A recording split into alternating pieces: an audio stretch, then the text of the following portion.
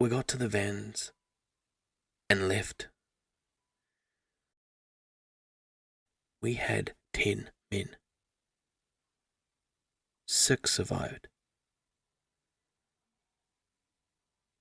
We are calling this creature the Stalker. This was the first unsuccessful hunt I have been a part of. I have been in bad hunts, but the bad hunts end with us catching and killing them. This hunt, either this hunt, rather than I'm going by the thing. I'm doing a job for many years ago.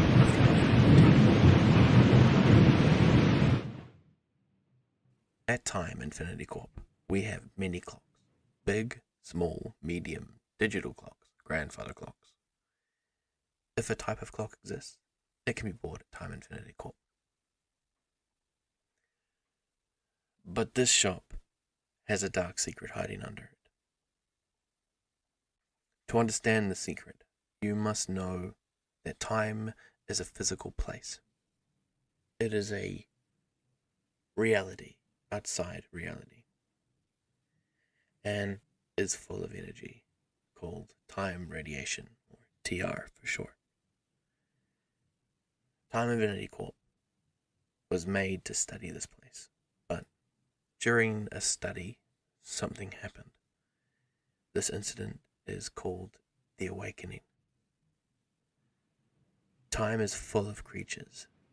One of these creatures is called a time squid, a giant squid that is blue and radiates high levels of time radiation. The Awakening was an incident that involved a time squid entering our world and releasing high levels of TR. Time radiation affects organisms in different ways, but basically, people and animals that come into contact with time radiation change.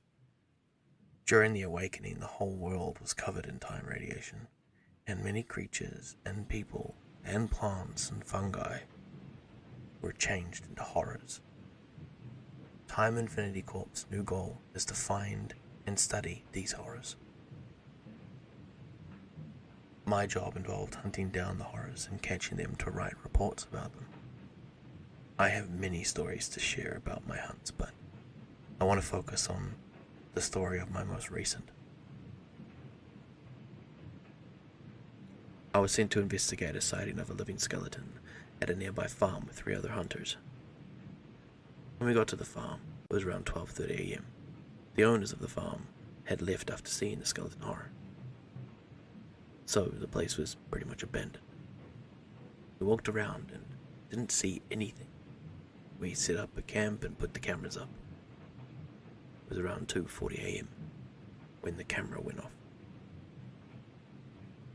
We jumped to action and found the creature eating out of a trash can. We approached it with caution. It looked up at us and watched us as we walked closer. We were able to get very close to it, and we surrounded it. It looked like a human, but it walked on all fours and had talons like birds.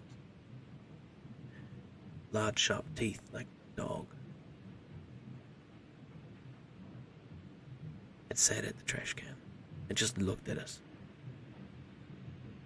Suddenly, it jumped out at one of the other hunters and started eating him. We had guns, so we fired, but it did nothing. The bullets did nothing. We tried to pull it off him, but there was no use. We had to retreat. This wasn't the first time a horror attacked and killed a hunter, but this was the first time a horror killed something and nothing affected it. We called for backup. Backup arrived at 4 a.m. and now we had 10 hunters. We had guns, flamethrowers, swords, and all other types of weapons that we could get our hands on. We approached the trash can where it was, and it was still there. The hunter killed was nothing but blood-covered bones. We approached and used the flamethrower to push it back. Nothing. We fired shots at it. Nothing. We used everything we had, and it just sat there and watched. Nothing was affecting it. We ran out of bullets. We were going to retreat, but suddenly it jumped at another hunter and slashed his throat, and then jumped to another hunter and another. All we could do was run, and it followed. We got to the vans and left. We had 10 men. 6 survived. We are calling this creature the Stalker. This was the first unsuccessful hunt I have been a part of.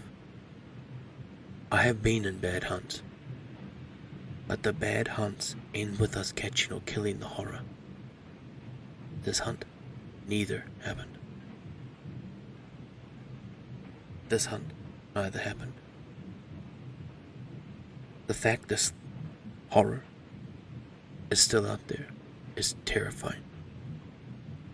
We've seen people to gather info about the farm from a distance, but we haven't got any new info other than the fact it avoids mushrooms at all costs.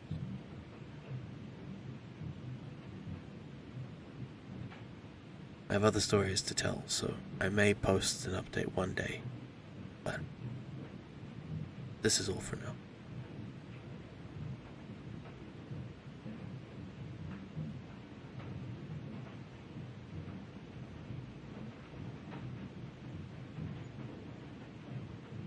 Well, that was a good story, wasn't it? Bit of fun. Nice and short, I suppose. Well, I hope you enjoyed it. And I will be doing the second one, because thankfully there was one. But yeah, do the usual if you want. Like, follow, subscribe. You don't have to, but it'd be nice to see you around.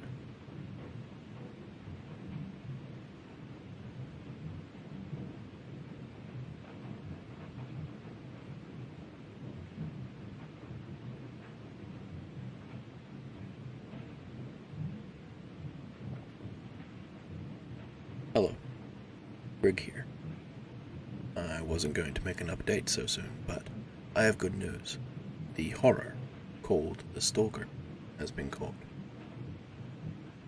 We used mushrooms to scare it into a trailer. Well, I thought I would share another story. This one has a backstory that predates me working for the TIC. A week after the awakening, when reports of unknown creatures started to surface, there was a report of a flying man with red eyes. The team went to investigate and didn't just find one, but a legion of these horrors. They were nice and friendly, even offered the investigators food and water.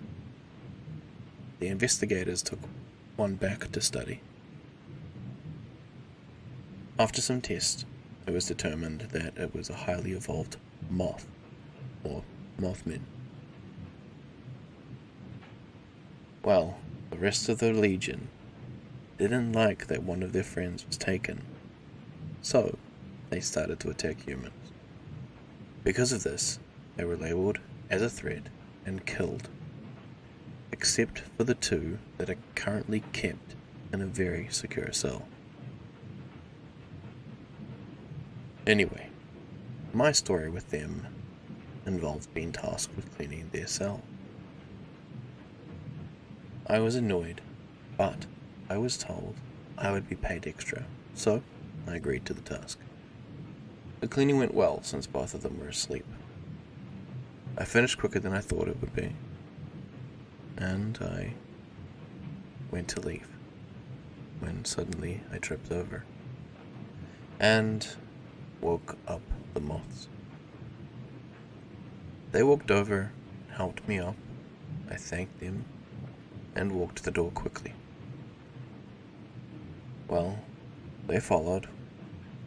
I got to the door and went to leave, but they got in the way and refused to let me out. One of them grabbed me and threw me to the ground. It then started to bite me. It threw me around, and the other one decided at some point to join in. They bit me, scratched me, threw me. They pulled on my limbs and bashed my head into the wall. It was around about an hour of beating when they stopped. I was covered in cuts and bruises, but I got up and I ran to the door. I escaped. I contacted the upper management and explained to them what had happened. They told me the Mothmen hate humans, so it wasn't unexpected. I was so angry. Why would they send me into a room with creatures that wanted to beat me up? I talked to one of my colleagues 2 days later, and they said that the uppers send people into the Mothman cell to be tortured, as it helps keep the Mothmen from becoming depressed and feeling helpless. I realized I wasn't being paid to clean the cell, but I was in fact being paid to be used as a punching bag by Mothmen.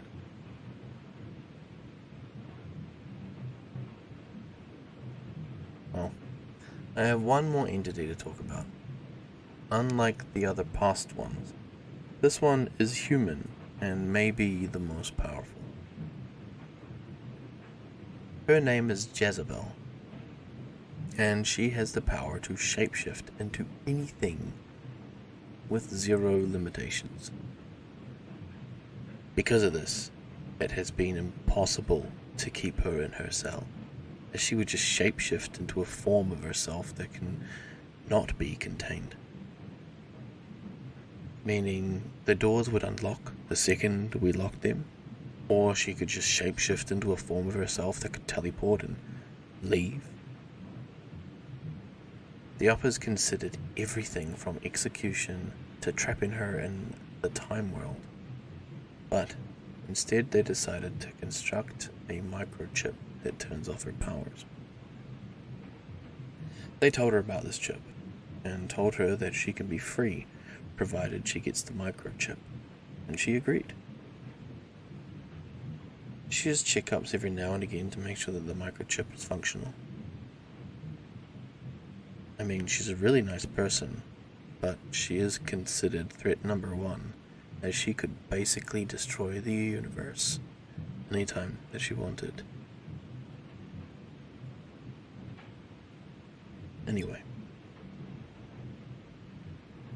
I may do one more update, but that may be really far into the future. Greg, signing off. Hey everyone, Grim here. Just gonna give a quick touch on base. This is something I've been thinking of doing since I started doing 1-part, 2-part series. I'm going to be combining them into one large file and uploading them as a singular video maybe once or twice a month, depending on how many of the stories have been completed. Every time I get a series or a new series, I'll release them out on a weekly basis, so you can keep being interactive with me, tell me if there's things you want to hear improved, and then after that's been done, I will release it as one whole. Now, I'm not going to take too much of your time. As always, be safe wherever you are, and this is Grim, signing off.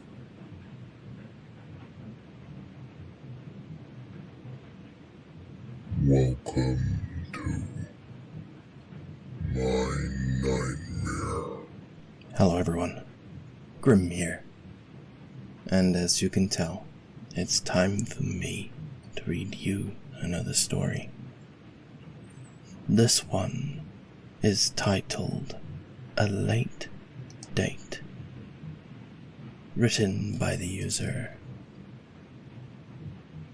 Funky Mike 32 and posted to the subreddit r/nosleep. So as always, sit back, relax, and enjoy. And there I was, waiting for a girl that would most certainly not show up. She was late, 2 hours late to be precise. She was one of my favorite co-workers at our job. Her name was Olivia, and I had only built up the courage to ask her out yesterday. To my surprise, she quickly accepted my invite, and I was happy that she was giving me a chance, especially after 2 years of being just friends. Olivia only agreed on going out with me if she was the one deciding where we would have our dinner. However, I must say that the choice for the place was rather interesting. The front door was shut and I had to enter from a shady back door for whatever reason. There were barely any customers inside except for an old couple and 2 lonely guys. The strong smell was probably due to the huge amount of cheap incense that were burning near the balcony. I sat down at a small table waiting for Olivia. I checked my phone about 10 times, but the last message she had sent me was from 6 hours ago, saying, "I can't wait to see you." Well, at least she didn't reject my invite. That would be a lot worse, wouldn't it? I was just about to leave, preparing myself to pay for the 2 glasses of beer I had to drink, when suddenly she showed up. Her dress was absolutely astonishing. I've never seen her being dressed up like that. My heart could barely stand it, and neither could my mind. She was gorgeous. She sat down, apologizing for the wait. She told me she had an issue with her dress. It was almost like a silly excuse, but I didn't bother asking about it. I was just happy she was there. We talked for a while and shared lots of dreams and ambitions. She told me how she would like to become an entrepreneur and start a business of her own. And so did I. We were getting along. Just before I started talking about my family, the waiter came with menu in hand. Olivia had quite an interesting and eccentric taste, at the very least for food, especially meat. While I had ordered a random meal and an expensive wine, waiting for her to pick the same, she just smiled at me and said to the waiter very calmly, "I want the specialty of the house, please." I didn't want to be rude, so I quickly changed my request and ordered the same as the lady. What I found odd was the menu didn't mention any special order, but, well, I like surprises. What could even go wrong? After 10 minutes, the food came. The taste was, as I had mentioned previously, very eccentric. It wasn't bad, but it wasn't good. It was different. I had never eaten anything like it before. Sometimes it seemed too sweet, especially for the piece of meat. But I ate most of it. I didn't want to ruin our first date by being rude to her. We spent a long time talking about how she was planning to move to a bigger house and change her lifestyle a bit. I loved the attitude. Then once we were finished, we left the restaurant. I paid the bill. Let me just say, it wasn't cheap. And we got in my car, and I drove her home. While I was driving, she wouldn't stop talking about how she enjoyed being with me and how beautiful the sky was during the night. I was feeling amazing. Suddenly, absolutely out of nowhere, she leaned over for what I expected to be in my ear, but a gentle kiss on the neck was what I received. I was so scared and very nervous, but I kept driving without even answering, besides smiling a little bit. She then said very calmly, "I know a spot in the woods. Mind driving there instead?" I thought like any other guy would in my situation. I instantly agreed and drove her to the place that she asked me to go. I thought I was getting lucky.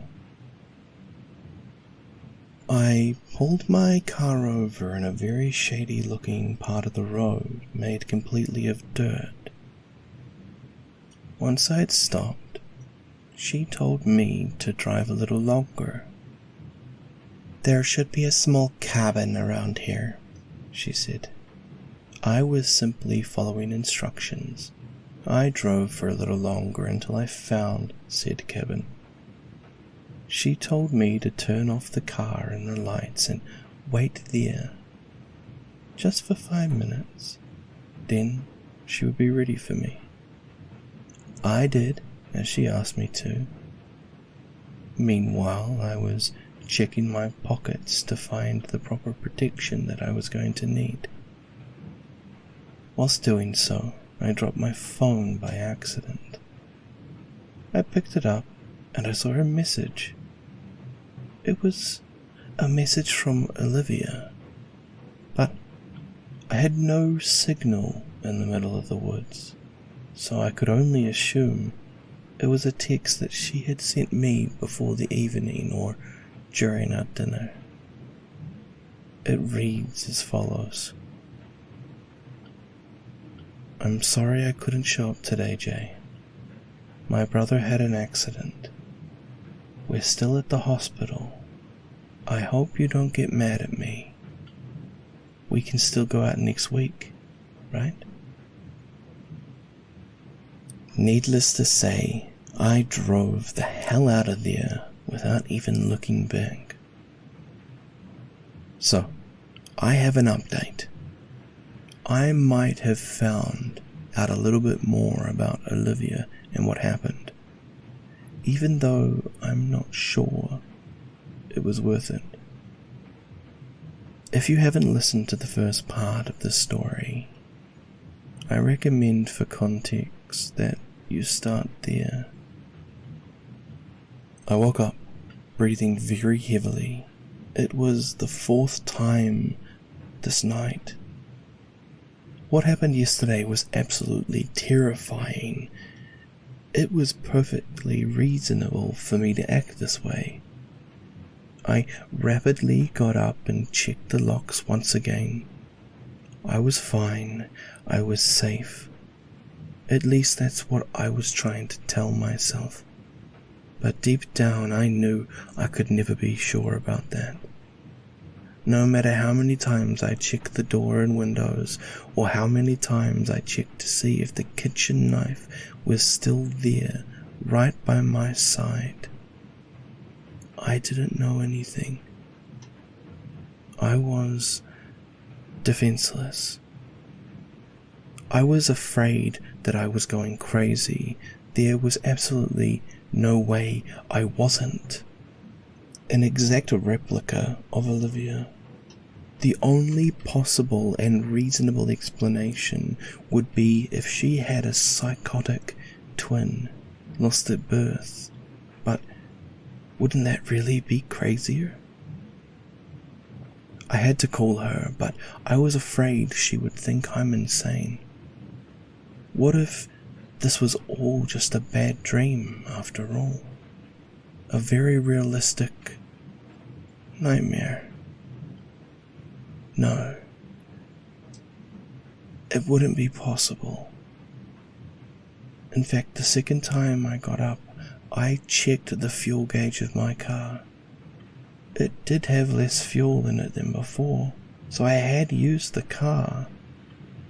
It was real, at least the driving part of it. I was waiting for the sun to rise before I left to meet Olivia. I would feel safer that way. Since I didn't want to freak her out, I just texted her the following instead of calling her. I'm sorry about your brother, but something weird happened. We need to talk in person. I'm not sure if I should text you this. Can we meet at your place?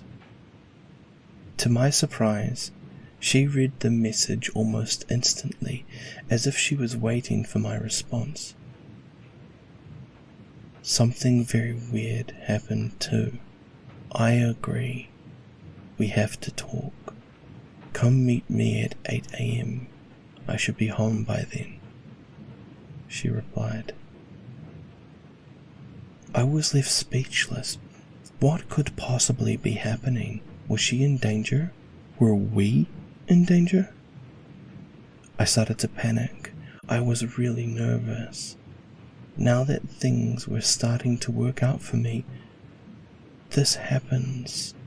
In fact, I was so nervous that my body started itching, especially my neck.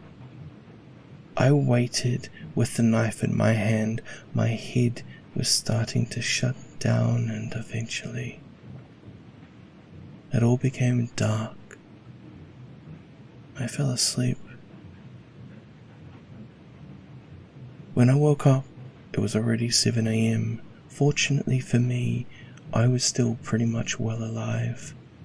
I checked the phone, no new messages, so I rushed to the car and drove to her place. I couldn't afford to sleep more than I had already slept. My body was feeling weaker and weaker as time went by. I could only relate it to the fact I barely had slept out of pure terror. My hand was shaking and the entirety of my body was sweating. I felt like I was slowly passing out again, but I couldn't. I had to be stronger than my urge to sleep. The adrenaline I was feeling at that moment was the only thing keeping me awake. I had to be awake.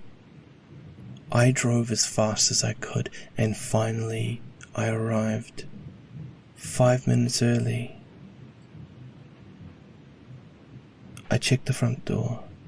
It was left open as if she wanted me to come in without making too much noise, and so I did.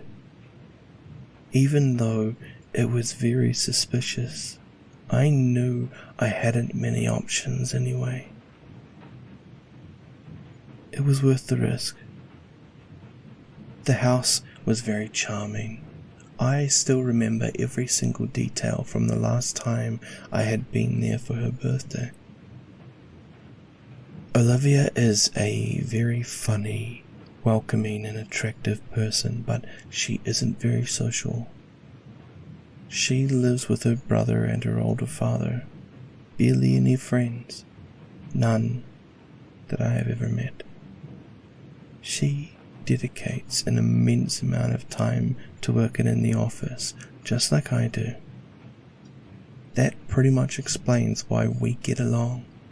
I admire her. Even if she is antisocial like me, at least she makes me happy, and besides that, the number of friends in your friend circle doesn't define you, does it? I was looking for Olivia, but I couldn't find her. I was starting to get anxious. Was she really here? Just before I headed to the kitchen, preparing myself to shout her name, thinking I had come here too early, I heard her voice. She was calling me from downstairs. Was she inside the basement? It almost felt like a trap, but I wasn't that stupid. I picked up one of the sharpest knives in the kitchen and followed the voice. If it was the replica, I was ready to fight for my life. I had to protect Olivia and myself from this creature. Crack, crack. The wooden stairs were making a lot of noise. Each noise was louder and louder. Now that I come to think about this, I don't remember having a basement the last time I came to her house. Once I turned on the lights, I stopped hearing her voice. She was suddenly silent. It was dead silent. As if that wasn't creepy enough, the basement door slammed shut. I heard footsteps outside, and suddenly I could hear sobbing. "Olivia, is everything all right?" I shouted. My neck was now itching even more. The skin was slowly peeling off. What the hell was happening here? The last thing I heard was, "I'm sorry. My sister is hungry. I just love my sister too much."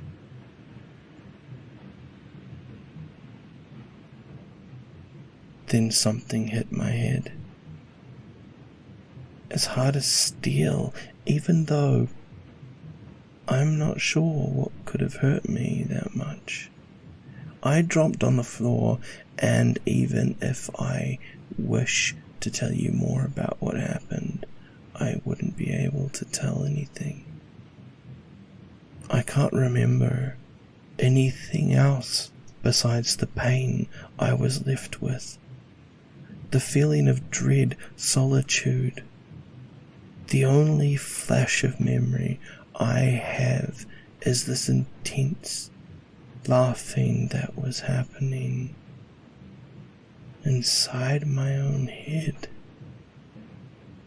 It was as if whatever hit me had access to it. I woke up in my house completely undamaged. The back of my head, nothing. Whatever hit me didn't leave any marks. I was completely naked. I quickly rushed to the mirror, and the only thing I was left with, besides despair, was a faceless figure. I could barely distinguish my facial features.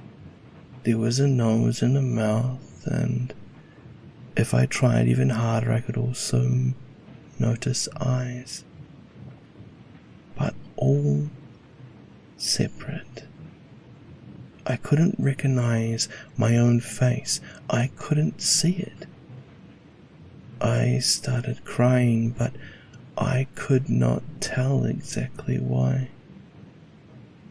I picked up the phone and looked at my pictures. I couldn't recognize any faces, friends, family, people I just knew. None of them were recognizable. None except for her face. I felt alone, and yet somehow I knew I wasn't. At least, not anymore. I looked at my phone once again to check the clock. My stomach was empty. Now, is it time for dinner?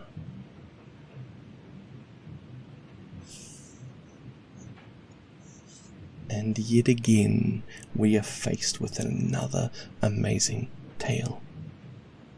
Now, I have to come clean here. I cheated a little bit with this one. It was initially 2 stories, but the first one was a little bit too short for my liking, and I couldn't put the book down, so I decided to read both as one. If you liked today's narration and you would like to hear more, please like and subscribe. Feel free to turn on the notification bell and do all of the other things that I suppose you're supposed to do. But outside of all of that, I have a little bit of a further thank you, I suppose. I have to thank each and every one of you for coming along on this journey with me. Now, by the time this video is released, I'm probably only going to have about 430 odd subscribers, but I just wanted to touch a little bit more onto the plan with the thank you video. Now, there's going to be 2 outcomes for this. Either my thank you has been completed and I've already released it, so it doesn't matter, or I'm still waiting for a couple of voices and it'll be out in the next time. My idea, however, is to get it to you as soon as possible. I don't like thank yous that are mainly just the narrator thanking people. I've done a couple. They just don't fit like me. So I've decided for this case I'm going to do a massive collaboration with some of my friends, some of my great friends in the horror community, and a couple of special guests. Now, if you've already heard this recording, then you'll understand where I'm coming from. But if you haven't, please wait. Turn on that notification and wait for it to come through. I promise you it'll be at least something to fall asleep to. Well, anyway, I've talked for way too long now, so I'll stop. As usual, be safe wherever you are, and have yourself a good night or day. And this is Grim, signing off.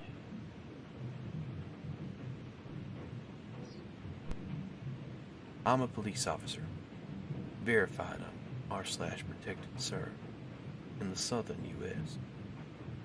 in a suburban department of about 100 sworn officers.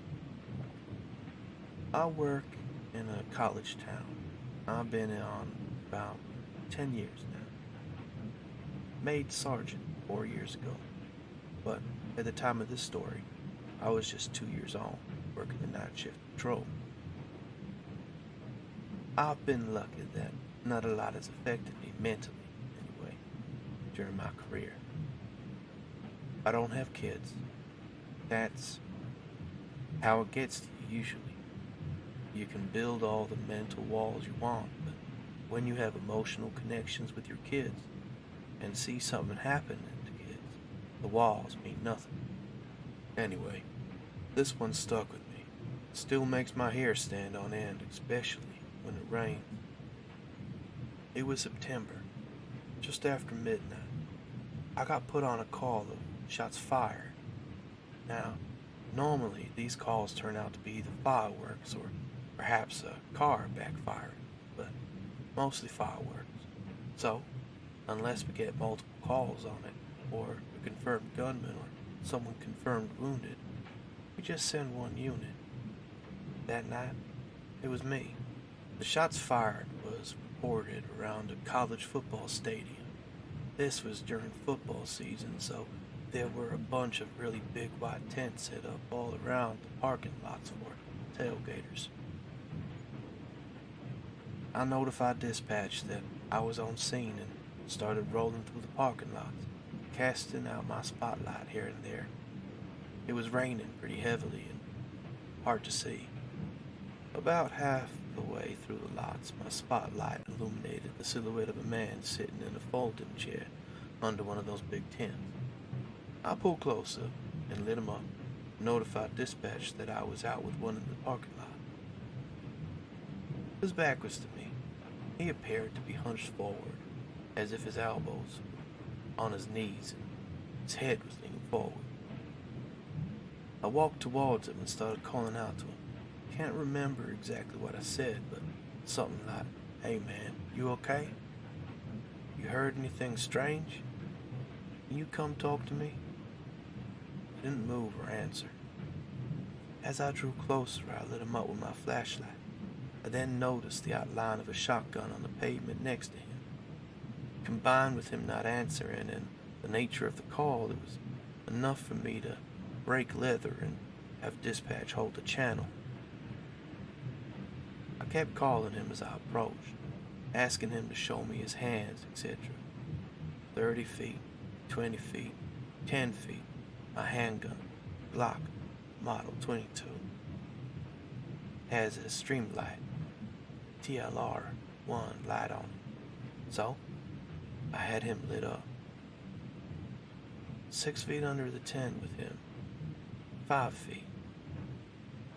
4 feet. Closed on him. Came around to the front of him. Shotgun suicides are difficult. Often, if they put the barrel under their chin, the blast from the barrel will blow the gun out from under their chin before the shot ever hits them. There was a guy in my hometown that succeeded in a shotgun suicide, only because he did it in front of a pond. Put the barrel under his chin, pulled the trigger, only managed to blow his face off. Coroner said he probably ran around screaming through a hole that used to be his mouth before he drowned in the pond. This guy succeeded. Blew his head clean off. You do this job long enough, you notice funny little details. His elbows were indeed resting on his knees.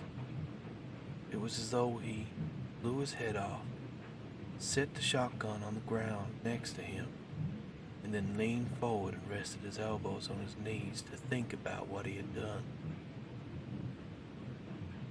About that time, I noticed that even though I was under the tent with him, it felt like it was still raining. And then I looked up. Hello everyone, Grim here, and today I'm going to be reading a story by the name of Please Don't Wave at Strangers, written by the user Wrong Definition 465, posted to the subreddit r/creepy encounters. So, sit back, relax, and enjoy. I went to the library yesterday to drop off some books that were due.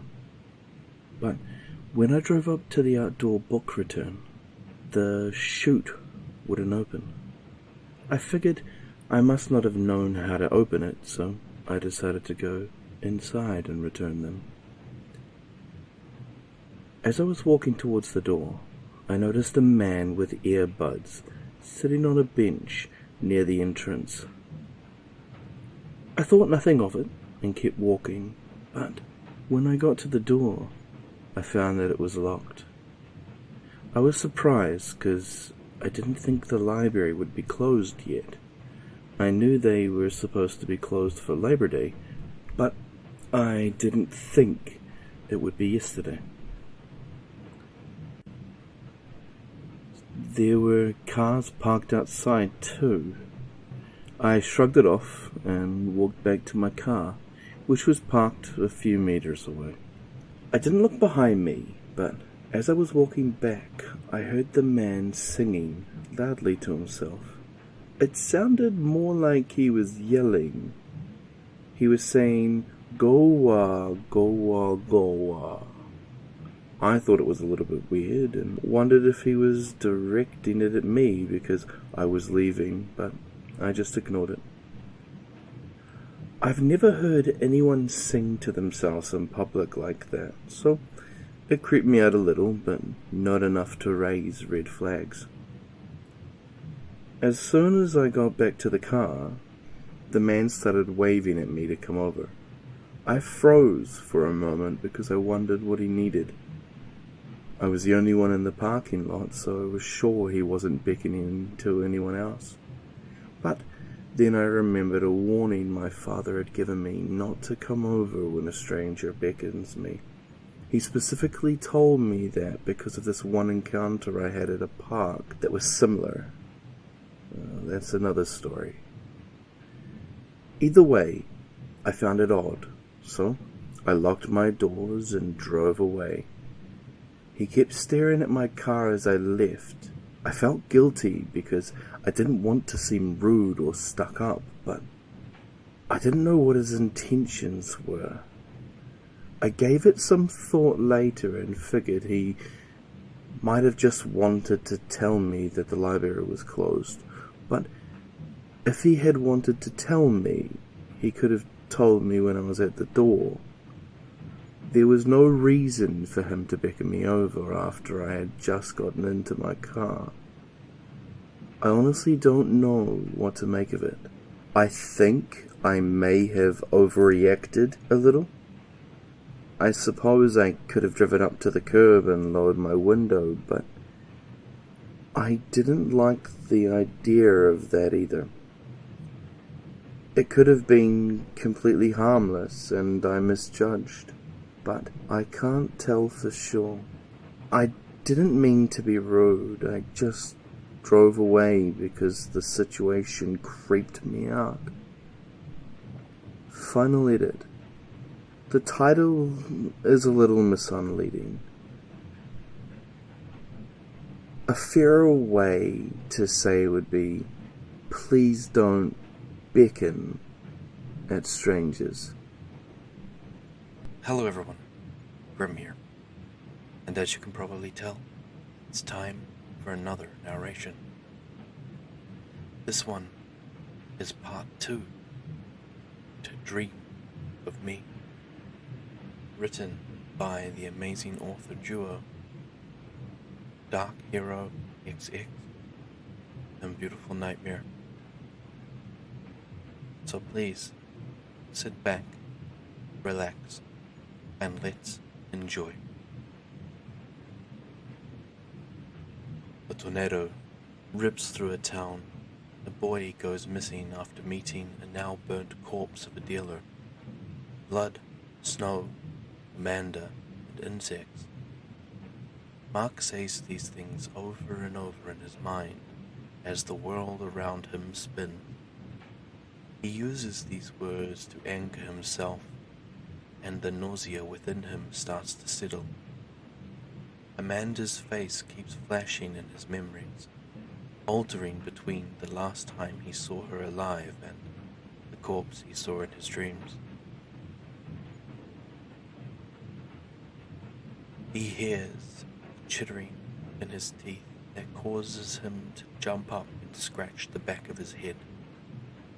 His whole body is shaking while the warmth of his run-down home thaws his cold skin. The man takes a moment to compose himself. taking in deep breaths and exhale as the spinning around him subsides. The world is still, yet his heart cannot stop racing. Mark grips his hands and mutters to himself. Hard-boiled detective my ass, letting stupid dreams get to me. Mark's hands won't stop shaking, and he knows what he needs.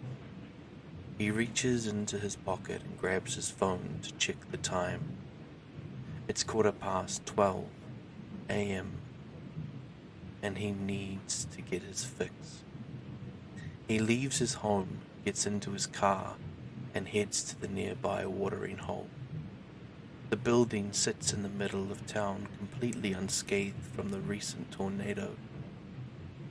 Cheryl's bar either has God's blessing or the devil's luck.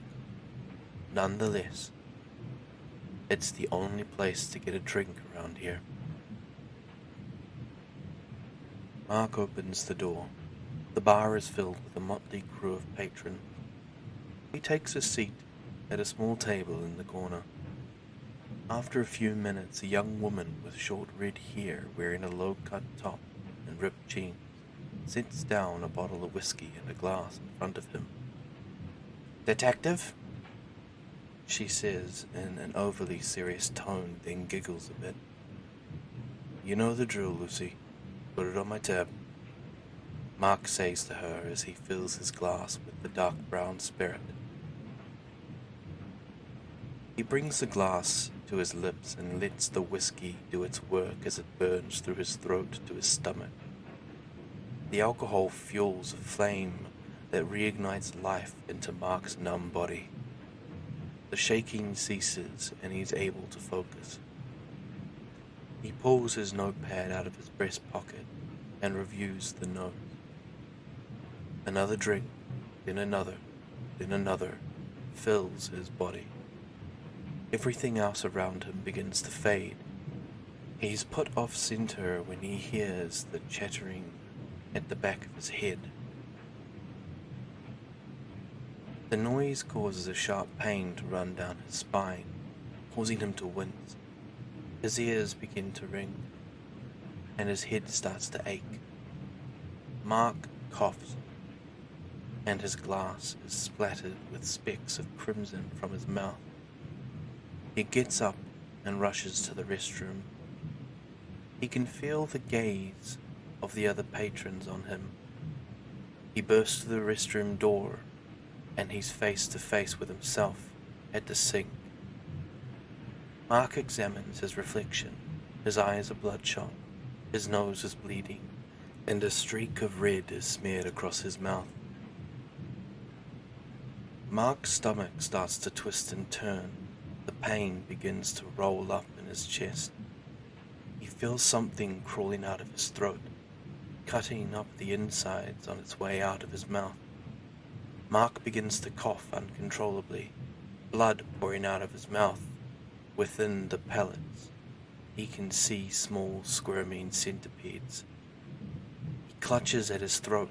The pain was becoming unbearable. Then a sudden rush of cold freezes his skin.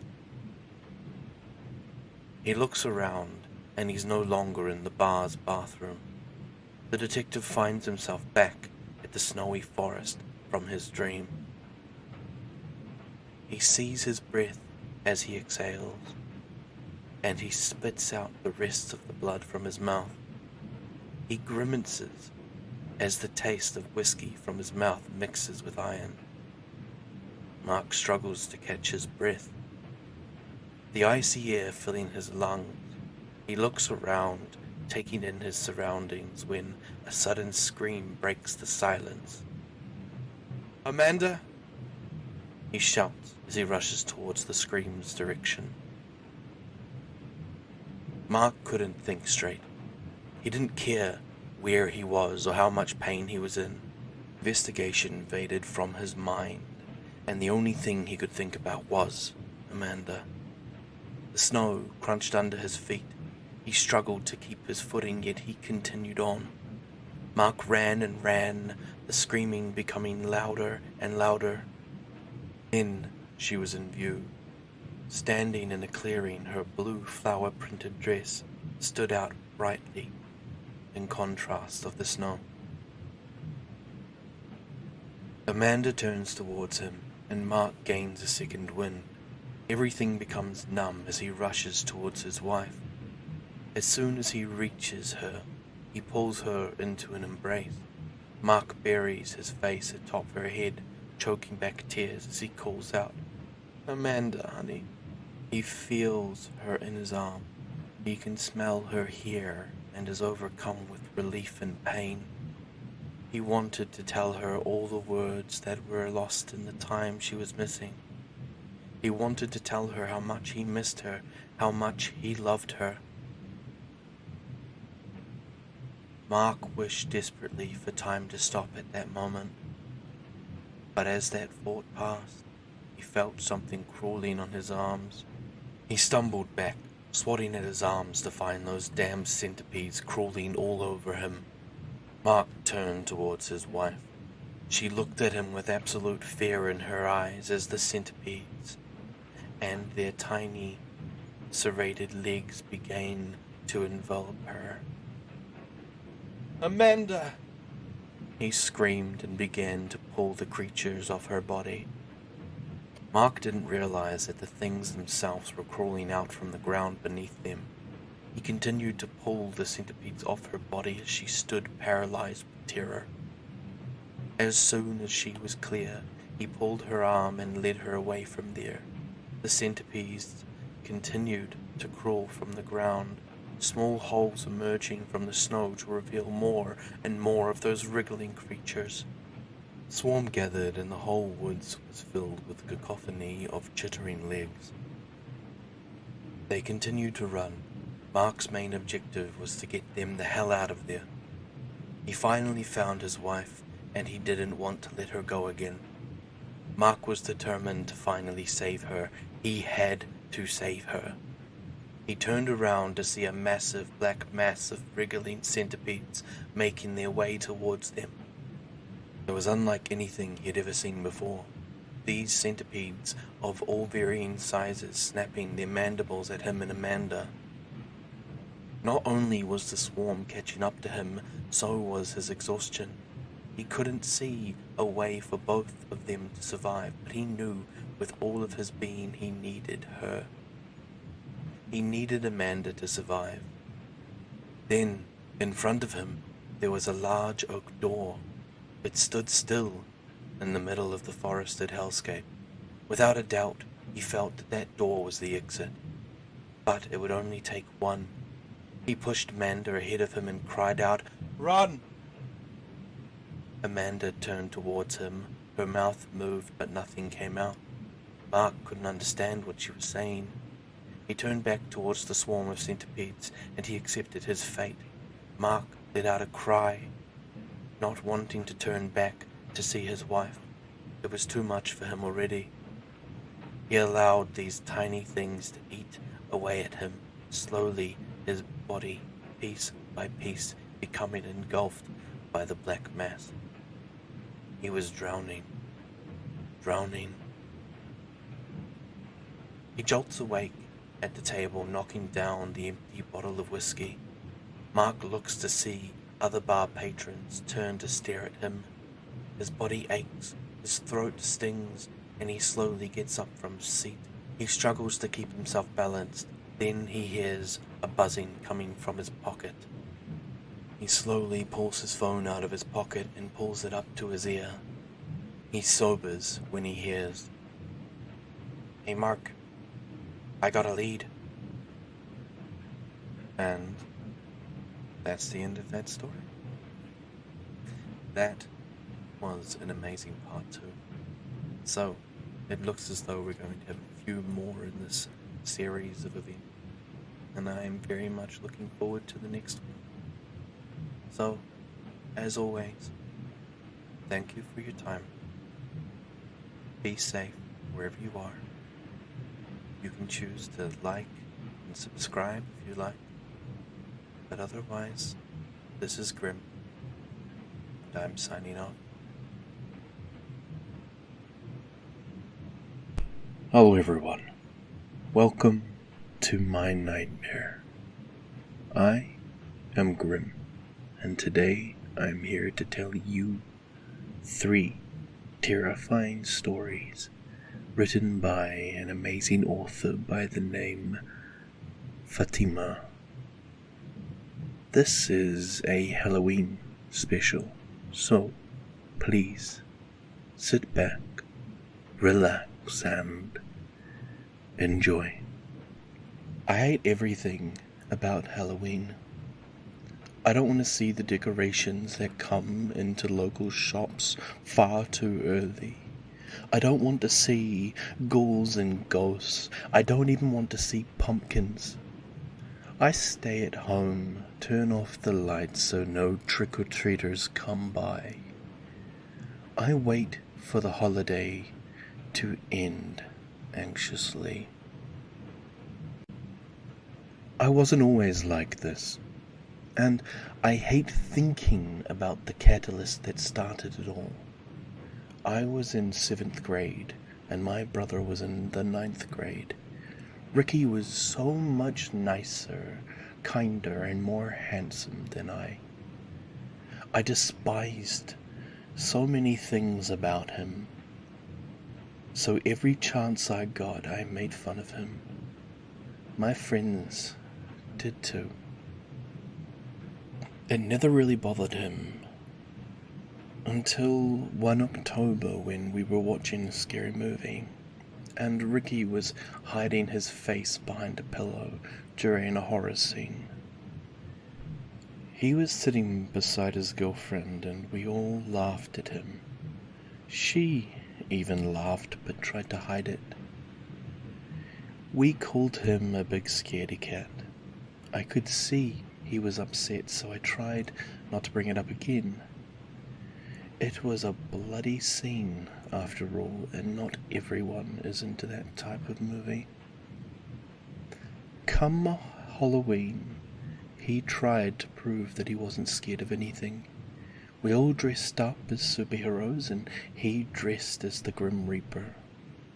I told my friends before we met up with Ricky and Sarah not to bring up the scary movie. Don't bring it up. Just leave him alone, I told them sternly. What if he screams like a little girl? Can we bring it up then? Denny laughed. I punched him in the arm.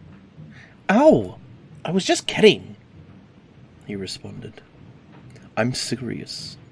Leave him alone tonight. I picked up my Captain America shield, and we headed down the street. Ricky was pretty quiet, and him and Sarah held hands the whole night. They didn't really trick-or-treat, but they watched us. Danny's little sister was there with us too. She was only in 4th grade. As we finished trick-or-treating in our neighborhood, Danny asked if we could go a little further into town. There were some more dangerous parts of town my parent didn't let us go to, but Ricky wanted to prove he wasn't scared of anything, and agreed to take us all. I told him we didn't have to go, and it's okay, but he insisted. Everything was fine for the first few houses, but then we knocked on one door, where we heard a couple fighting. We should go, I tugged Ricky's sleeve. No, it's probably an act for Halloween. Ricky knocked again. I have a bad feeling about this, Sarah said. Just then, the door opened and a body dropped in front of us. It was a man covered in blood. We all stepped back and off the porch, but Ricky stayed put. Danny's little sister began crying and Sarah held her. It's just an act, guys. Ricky laughed and knelt beside the body. He even dipped his finger in the blood and even tasted it. That's when his face changed. The guy, covered in blood, reached for Ricky and grabbed his collar. "Help me," he begged. and Ricky struggled to get the man off his shirt. As Ricky realized it wasn't an act, a tall woman in all black with blood on her face came up behind him with a knife. She tried to stab Ricky, but he walked back and fell down the stairs. The knife grazed his face, and we all began running. When we got home, we had to tell my parents what happened, and the police got involved. After the police wrote the report and left, I went to Ricky's room to see if he was okay. He wasn't responding to my knocks, so I opened the door slowly. He was sitting on his bed and staring at his hands that still had some blood on them. I tasted his blood. I thought it was candy. His eyes filled with tears. I laughed at a dying man. You didn't know. It's okay. I put my arm around him. I tasted his blood. He began getting loud, and my parents rushed into the room and held him. They told me to leave as they tried to calm him down. It's been over 20 years, but Ricky still has that scar and has never been the same since that day. He isn't the kind, happy-go-lucky person he used to be. He's afraid of everything and everyone. It makes me feel terrible that I am now married with 2 children, and Ricky won't let people come into his apartment. He does, however, dress up on Halloween and walks around on the same street that he got the scar on. People have reported him to the police, but he always tells them the same thing. I don't want what happened to me to happen to anyone else.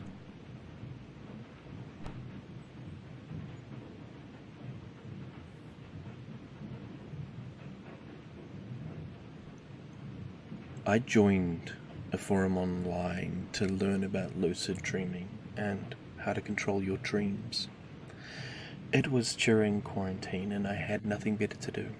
I always asked a question about things I was doing, like falling mid-flight or creating monsters and waking up out of fear.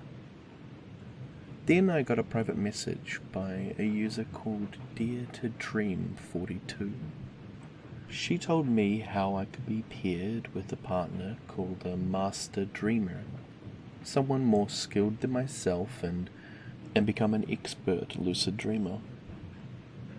Seeing as she didn't ask for money, I felt I had nothing to lose. You could meet up in dreams with a master dreamer to show you how limitless the possibilities are, she wrote. I thought to myself how this isn't possible, but let's see what happens. I mean, what endless possibilities for people to meet up with others in their dreams. The problem was you have to find someone you're dream capable with. The rules were simple. You can only speak in wake hours about lucid dreaming. No small talk, no getting to know one another, no sharing photos, and definitely no becoming friends. After your dream master helps you lucid dream on your own, you would no longer work or speak with them. Within a week, I was paired with a master dreamer. Cora was perfect, kind and understanding. She saw potential in me. I told her what things I absolutely didn't want to see in my dreams and all the reasons behind not wanting to see them. I mean, not wanting to see blood or murder didn't need an explanation, but I told her about my fear of spiders because of a traumatic experience as a child. I told her my fear of drowning and other things that I hadn't shared with others.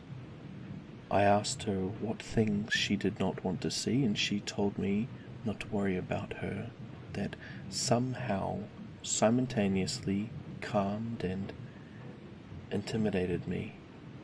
I was nervous, but also I felt like she knew what she was doing.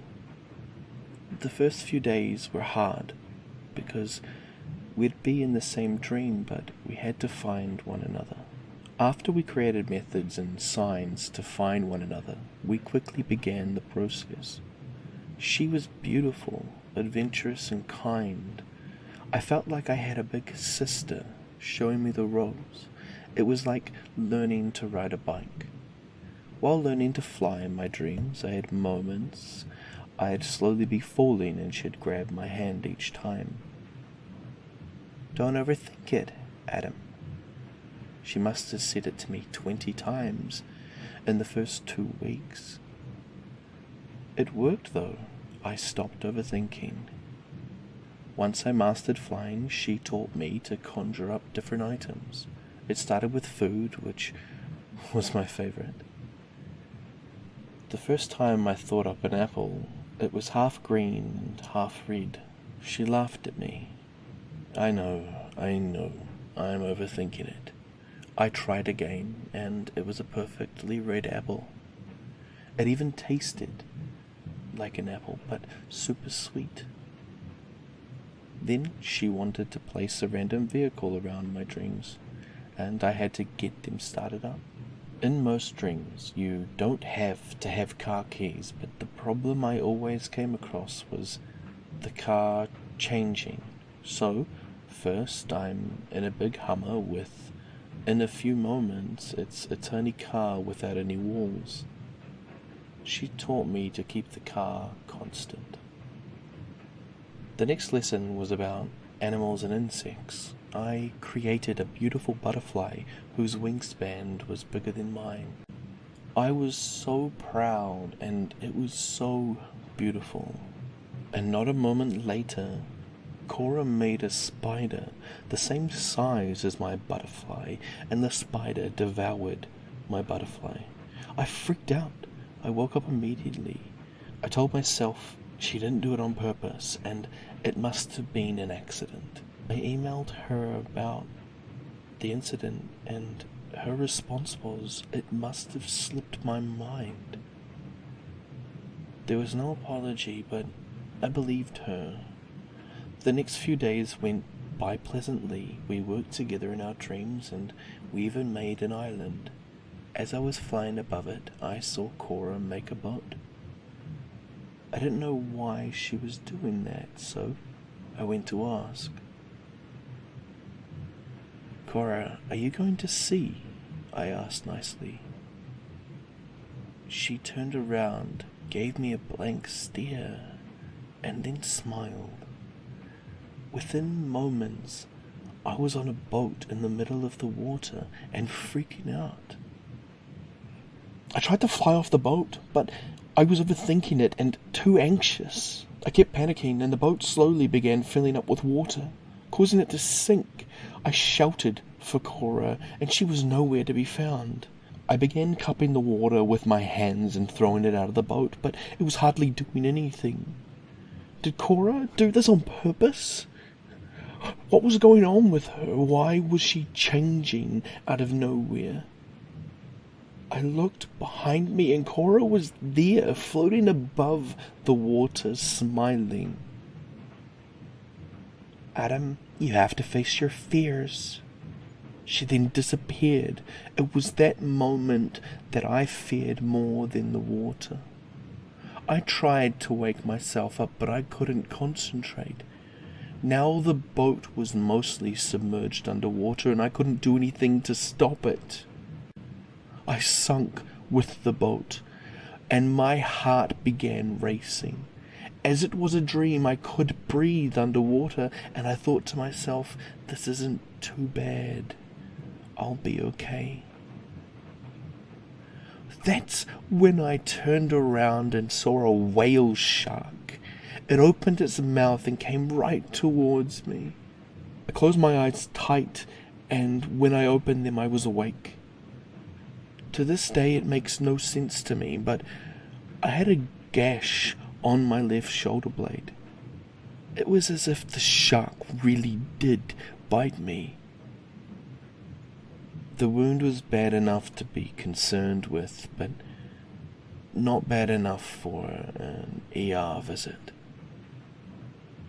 I wrote to Cora that I never want to see her again and that she cannot join me in my dreams. I was now incredibly fearful of my well-being, knowing that I could physically be injured in real life. I figured she'd back off and leave me alone, but she responded, "Someone's being dramatic." The next 3 nights I was afraid to go to sleep. I barely slept, and when I did, my entire dream consisted of me being on lookout. I was fed up and wrote in the dream forum about what happened to me. When I logged in later that day, I realized that my account had been deleted without any reason. I didn't know what was going on anymore. I was livid, and I was hurt, and mostly I was exhausted. I was tired of letting some stranger make me feel bad. That night, I went to sleep early and was ready to see Cora in my dreams. I called out to her and was ready to fight. I went from my bedroom to a dark, empty hallway. I heard her voice calling my name, but the echo came from many directions. Then the voice came directly behind me, and I turned around quickly. It was Cora, but she was a big spider. My anger made me overcome my fear. "I'm not scared of you." I grabbed a knife that I was holding and stabbed her directly in the stomach. She pulled it out and laughed. Then she grabbed me by the throat and lifted me off the ground, and then dropped me. She then disappeared. I began choking and coughing really hard. The hallway was slowly filling up with water. It now covered my hands. I was still coughing, and then I felt something come up my throat. It was a spider. I began choking up spiders. I kept coughing up spiders, and the hallway was filling up with water. I tried not to panic, but it was my 2 worst fears, and they were both happening worse than I could have ever imagined. I woke up covered in sweat and crying. That was 2 years ago, and I'm happily married with a baby on the way. I don't think about what happened often, but I'm writing this all to you now as it's 4 a.m. and I woke up abruptly. I went downstairs to get some water, and my wife had fallen asleep on the couch with her laptop on her chest. This normally happens when she has a big project coming up. I took her glasses off her face, folded them, and placed them on the coffee table. I then kissed her forehead. Then I picked up her laptop and wanted to make sure that what she was working on was saved before I closed it. That's when I saw it. She had logged in on a sleep forum, one that I used before I had even met her. Her username was Dare to Dream 42. My heart sunk, and I told myself that this can't be real. I wish I had found out that she was cheating because this is so much worse. I looked at her, and she was still fast asleep. Maybe I remembered Cora's username incorrectly. I looked at her past messages, and she had messaged multiple people about helping them with their lucid dreaming attempts. In some, she introduced herself as Corey, some as Cora. It was her. I'm married to my worst nightmare, and I have no idea what to do, or even how to bring this up to her, or even if I should.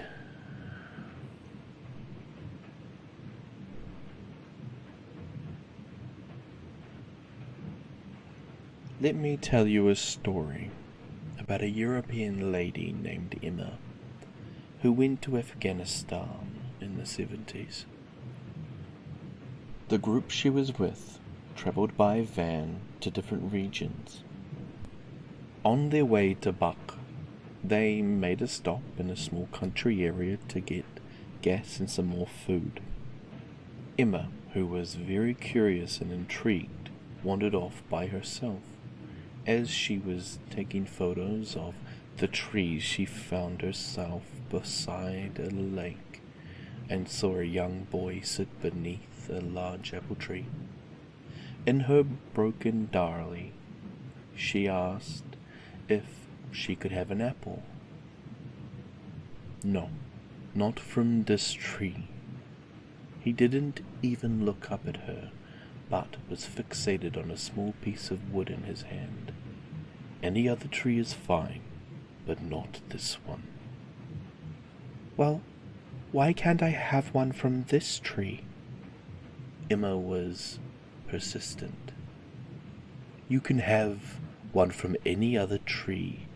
This one is important to me. Now he looked up at her. Trust me, you do not want one from this tree. She looked around at the other trees, but this tree had apples redder, fresher, and they even appeared juicier. She couldn't explain it, but she just had to have one from this tree. He warned her a third time that she couldn't have an apple from that specific tree. Then a woman's voice called out to him, and he ran home. Emma was excited. She didn't heed his warning. He probably just wants all these delicious ones to himself, she said as she began to reach for one. She grabbed an apple, washed it off in the lake, and took a bite. She closed her eyes and breathed in deeply. She had never tasted an apple so sweet. She grabbed a few more for the road and headed back to the van. Her friend, Margin, asked her where she had been, and she pointed at the tree. I made a friend. Margin didn't ask any questions, but looked over to where Emma pointed. The following day they had reached their destination in the north, and Emma had a throbbing headache. While everyone else was out shopping and sightseeing, she had to stay in bed. She was covered in sweat and had vivid nightmares all day long. It was the little boy from the tree, but he was half human, half animal. When she woke up and went to wash her face, she found leaves in her hair.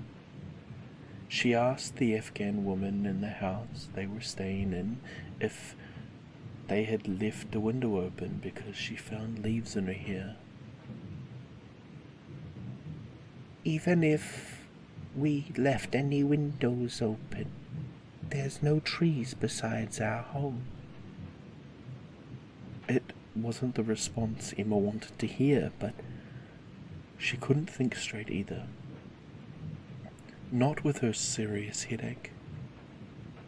After 3 days in this condition, Emma knew she had to go back to the apple tree. She even had 1 apple left. "I'll return this apple and everything will go back to normal," she tried to convince herself and calm down.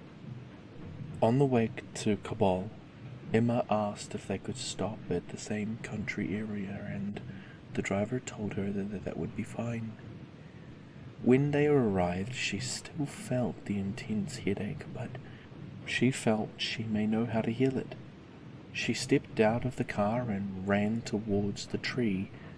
Immediately upon arriving, she did not see the boy anywhere. "Bakar-Jan?" she called out for him. "Bakar-Jan, I have the apple. I'm sorry. I'm placing it back on this tree." She put the apple at the bottom of the trunk beside the roots. The apple shriveled within seconds and turned black. Emma gasped. Her headache got worse and she felt the water in the lake may help her. She stepped into the lake and immediately felt better. She began swimming and her headache left immediately. She began laughing and singing. The water felt so good on her skin. She never felt freer. After 30 minutes, she tried to get out of the water, but she felt she got stuck on something. She looked up and the boy was there. He was crying. He covered his face with his hands. "I tried to warn you," he cried. "I told you. Why did you do it?" "What do you mean? What's happening to me?" Emma began to panic. Then his mother called out again. He ran home, but now Emma realized his mother's voice wasn't coming from a distance, but rather the big tree with apples. She tried to get out of the water faster, but now her fingers had gotten hard, almost like a rough texture, and she had no grip. She felt something on her face. It was another leaf. She pulled the leaf from her hair, but this time it was painful to pull.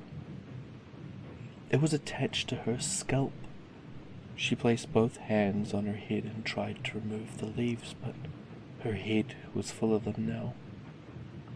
Margin, who saw her go towards the lake, went to check on her, but when she arrived, she screamed in horror. Emma was now sprouting apples and had leaves for hair. She ran and tried to help her out of the lake, but it was too late, as her feet had turned to roots and were intertwined with the other tree's roots. When she pulled on her arm, it felt as rough as tree bark. Some pieces of bark even came off her arms. "Please don't leave me, Margin. I'm scared. Please don't leave me." "I'll be right back, I promise. I'm coming right back. I'm not strong enough to get you out by myself." Margin pulled away from her and Emma cried harder. "Please don't leave me. Please." Emma's voice began changing. She didn't sound like herself anymore. Her voice was becoming more hoarse.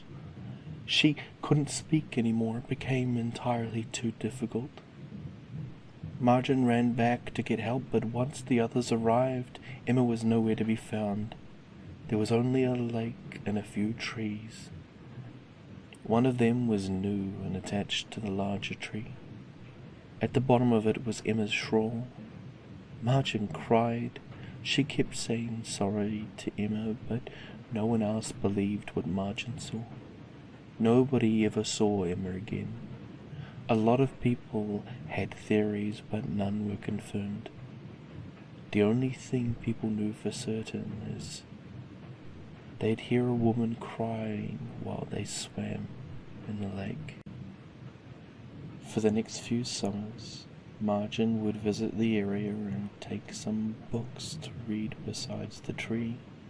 She wasn't the only person that did this, and she saw some children, some men, and some women bring books, games, and even food to the trees surrounding the lake. Every once in a while, Margin felt a gentle breeze, and she closed her eyes to think of Emma. Now, weren't they some terrifyingly amazing tales? And I can't believe that I was given the honor to read them. If you liked today's video, please feel free to like and subscribe. Anyone who jumps on will undoubtedly help make my life that little bit brighter and my nightmares a little bit less dull. But alternatively, if you'd like to check out my social medias, you can find them in the description below. Just follow my Linktree. I'll say this to everyone listening: be safe wherever you are, and happy Halloween. This is Grim, signing off. Hello everyone, Grim here. And as you can probably tell, it is time for me to read you another story. This one is titled, I Met a Demon Named Gary. He Really Sucks at His Job. Written by a familiar face. I live for scary stories. Now this story is special as I've been wanting to read it for a very long time, but I also have an amazing guest coming along with us. I'd like you to welcome Phoenix Fire. So let's sit back, relax, and enjoy.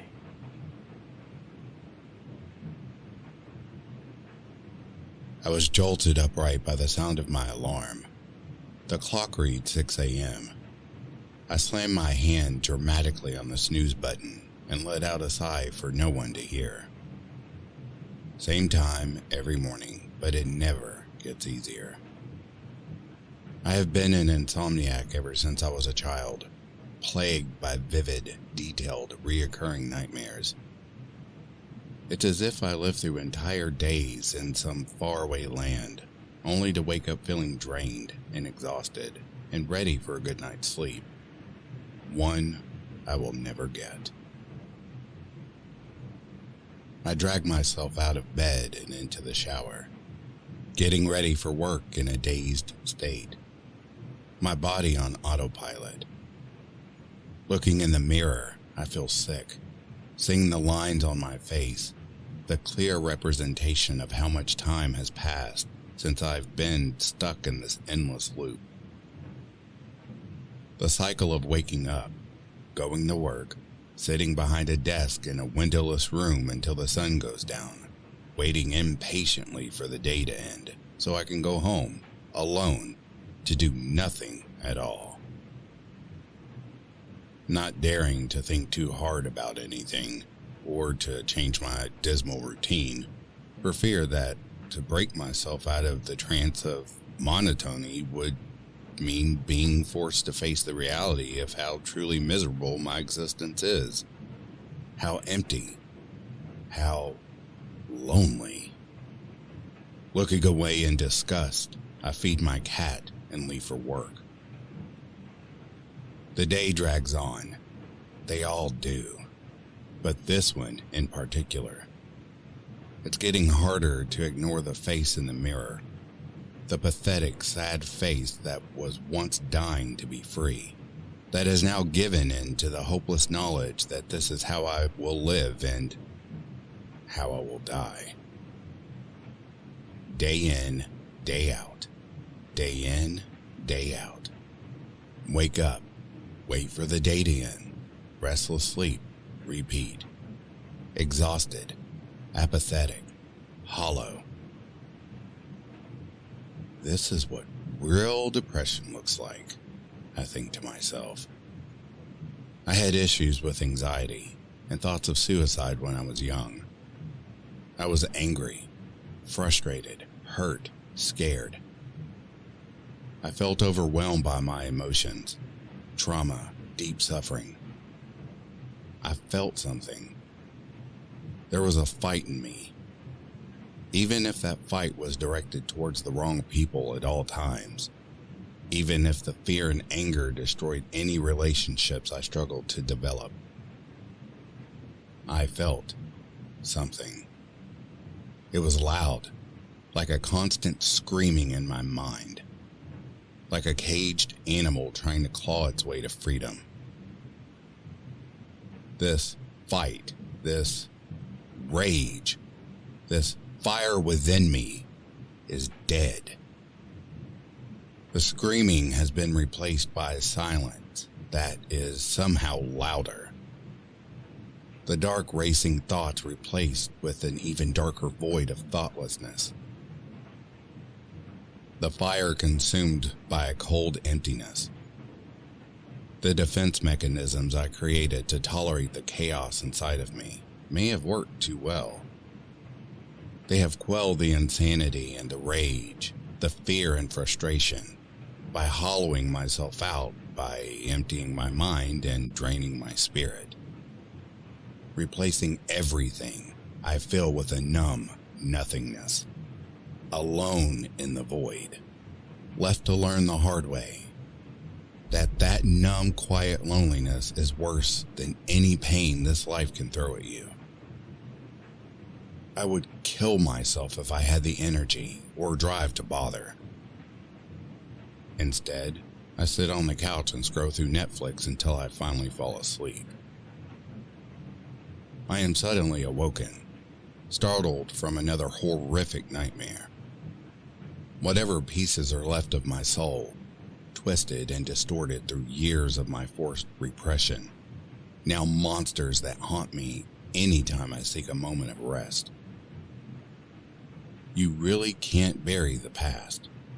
You can try, but it will crawl its way out of the grave to hunt you down. A much greater enemy now than it was when you buried it. In a sudden moment of impulsivity, I grabbed the sharpest knife I own and began filling the bathtub. This is how it really happens, I think to myself. Less of the drawn-out, planned scenario they show you in movies. The reason why most surviving friends and families talk of a loved one's suicide being sudden and without warning. It is hard to fight the survival instinct, ingrained deep in the primal mind of all creatures. The more time you have to think about it, the harder it will be. The guilt will creep in. The fear will overtake the desire to end it. It's a moment of impulsivity, when the fire inside you, the need to be free, the soul that you drowned out through sorrow and a cold apathy towards life, finally wakes up screaming, urging you to make a move, to do something now, before you fall back into the half-asleep and half-alive state of being you've grown so unfortunately accustomed to. I hold the knife to my wrist, trying to gather the courage to make sure I succeed. The last thing I want is to wake up in a hospital, everyone crying and doting over me. All the worst imaginable kind of attention for someone who lives such a solitary life. Just fucking do it already! I scream at the face in the mirror. Yeah. Just do it. Another voice suddenly chimes in. Ah! I let out a shriek as the knife drops to the floor. I pick it back up and turn around, holding it out into the air, an empty threat in an empty room. Who's there? I ask through a shaky, panicked voice. Who said that? Who fucking said that? Fear becoming frustrated anger as a weak attempt by my subconscious to force my body into fight mode. Go on. Do it. Kill yourself, you miserable bitch. Look at yourself. You're pathetic. What do you have to live for? Just a waste of space on an overcrowded planet. One less sad fuck in the line at the grocery store. Do the world a favor, you sad little shit. The voice that spoke was like none I had ever heard. Raspy and harsh, like someone who managed to live 300 years smoking a pack of Marlboros a day.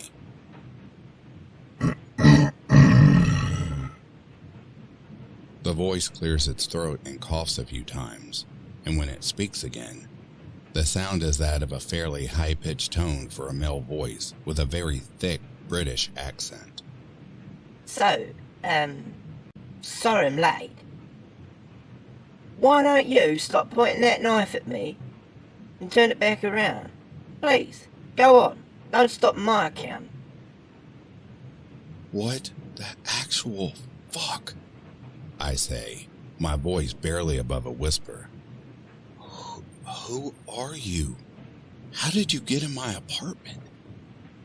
Well, I'm not in your apartment exactly. See, it's more like a space between worlds in a realm of total chaos, and I have owned in on your location by the beam of your external misery, so I can sort of fuck with you from the earthnetic plane. Yada yada. I honestly don't know exactly how it works above my pay grade. Yeah, okay, right, and why are you fucking with me from the etheric plane or whatever the fuck? It's my job. Right, it's your job? Yep, I'm a demon.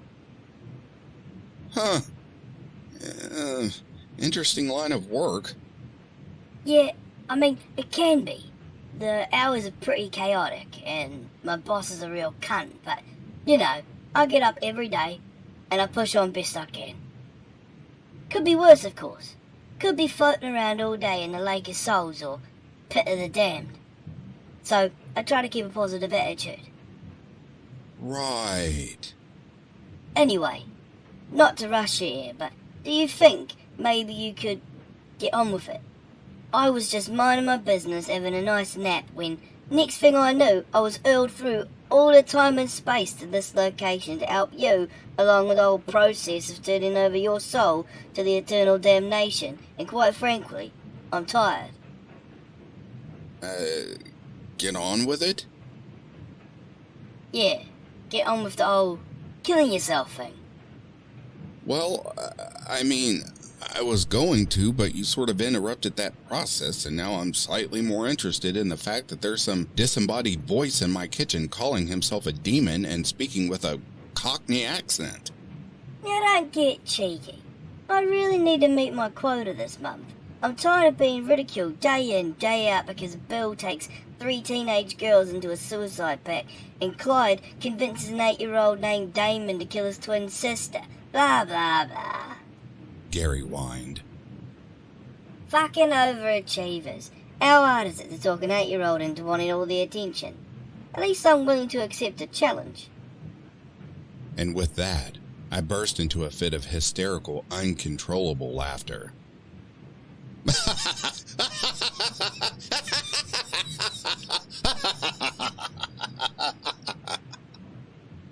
Tears suddenly streaming down my face. Not even sure what I found so funny, but unable to stop even when I ran completely out of air. Stop that! What's so funny? The demon asked, clearly annoyed. This, all of this, it's just so ridiculous. Gotta hand it to that human survival instinct. I was so ready to end it this time. So ready. I guess my subconscious figured its last-ditch effort to keep me alive was to manufacture the hallucination of some demon who's total shit at his job, just to confuse me long enough to keep me from going through with it. Whew, my brain really is fascinating. I should have studied psychology. Whoa, hey, kinda harsh. Maybe I'm not bad at my job. You're just shot at killing yourself. This made me laugh even harder.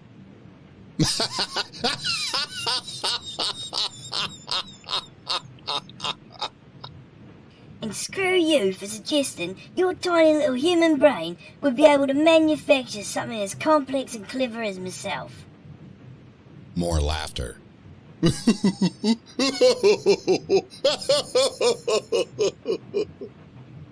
I'm glad you're finding this all so amusing, but seriously, I have a quota to make, and if I lose another bit to Bill and Ted at the office, they'll never let me live it down. I'll be demoted to shit shoveler in no time. Just shoveling shit into the pit of souls. I'm pretty sure you called me a good-for-nothing cunt. Who should do the world a favor, but I guess we'll just let that slide. Actually, I think I called you a pathetic bitch, but I told you already, I'm just doing my job. Gary said, becoming increasingly frustrated. Yeah, well, definitely not well. I think I'd have to agree with Bill and Ted on this one. You may want to put in your 2 weeks' notice. Wait a minute. Are there really 2 demons in hell taking bets on your failure whose names are fucking Bill and Ted? I asked him. There is. I immediately burst out laughing again.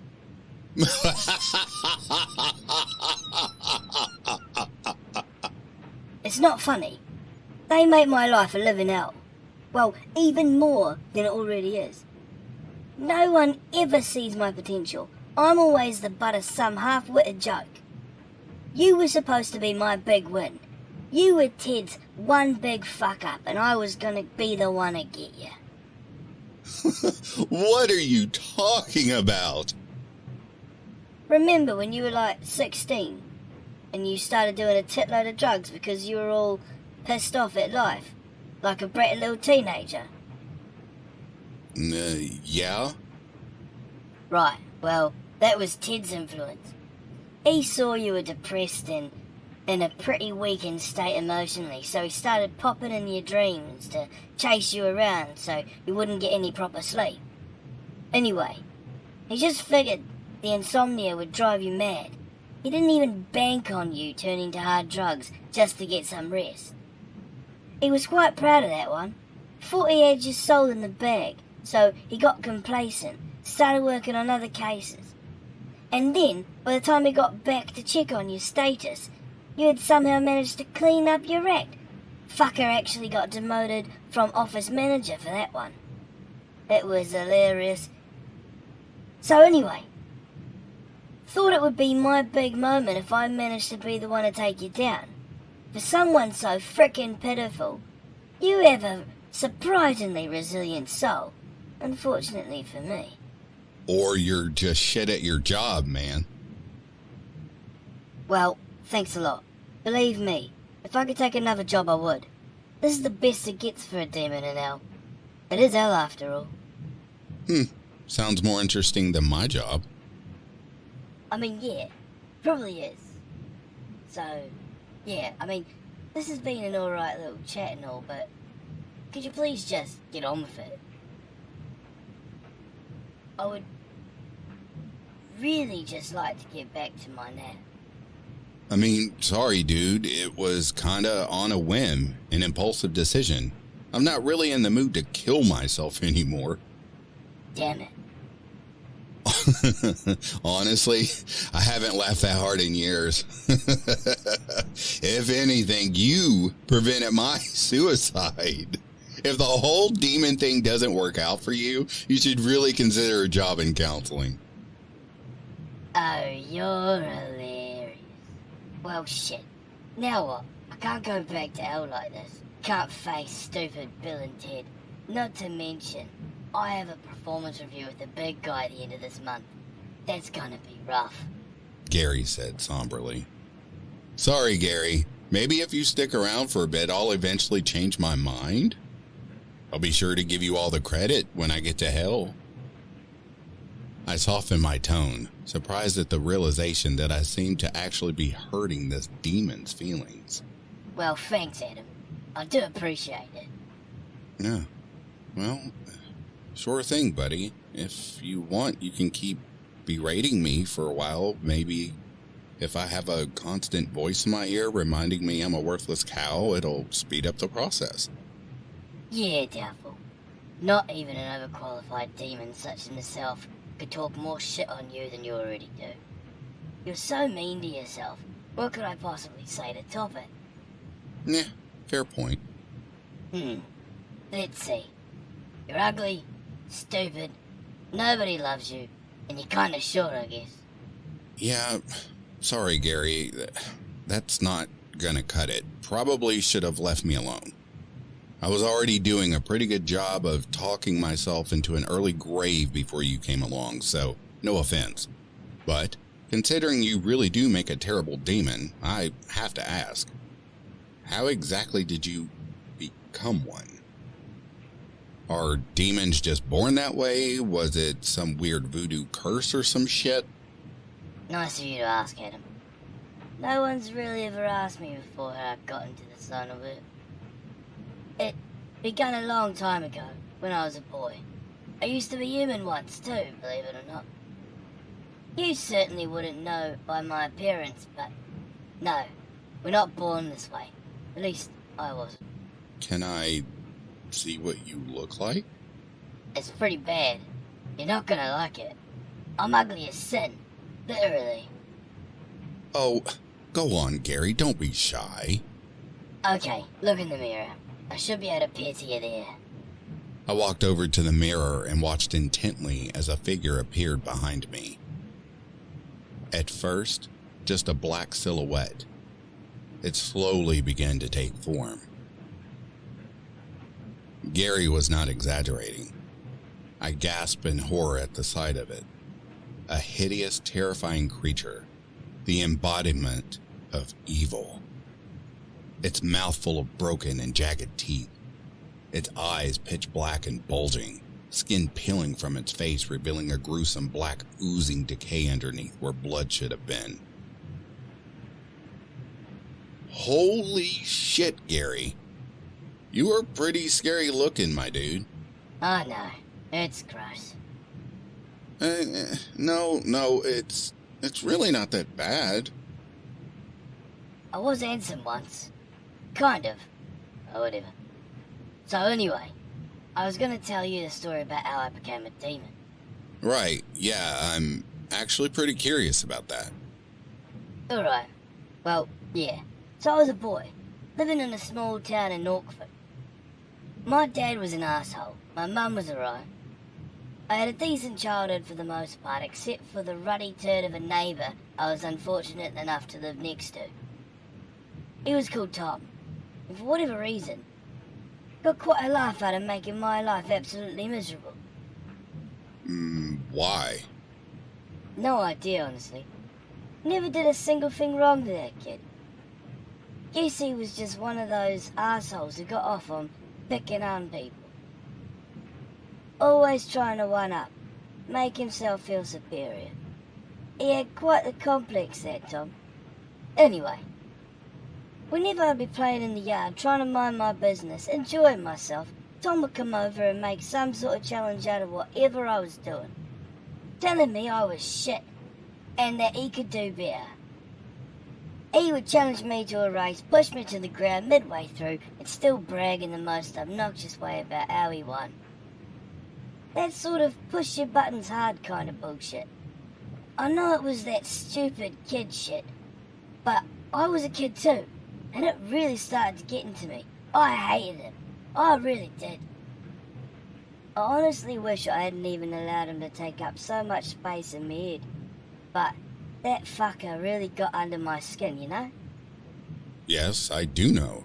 Some people just seem to think the smaller they make you feel, the bigger and better it makes them, I told him. Yep, that was Tom, always belittling me as if it somehow made him the better man. It was bad, but I could deal with it.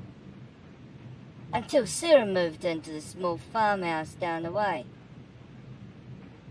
Sarah, from the moment I saw her, I loved her. She was beautiful, blonde hair, blue eyes, perfect. And she was kind too, very kind to me. We became friends instantly. We would take long walks together, we would talk and laugh for hours. I loved her more than anything.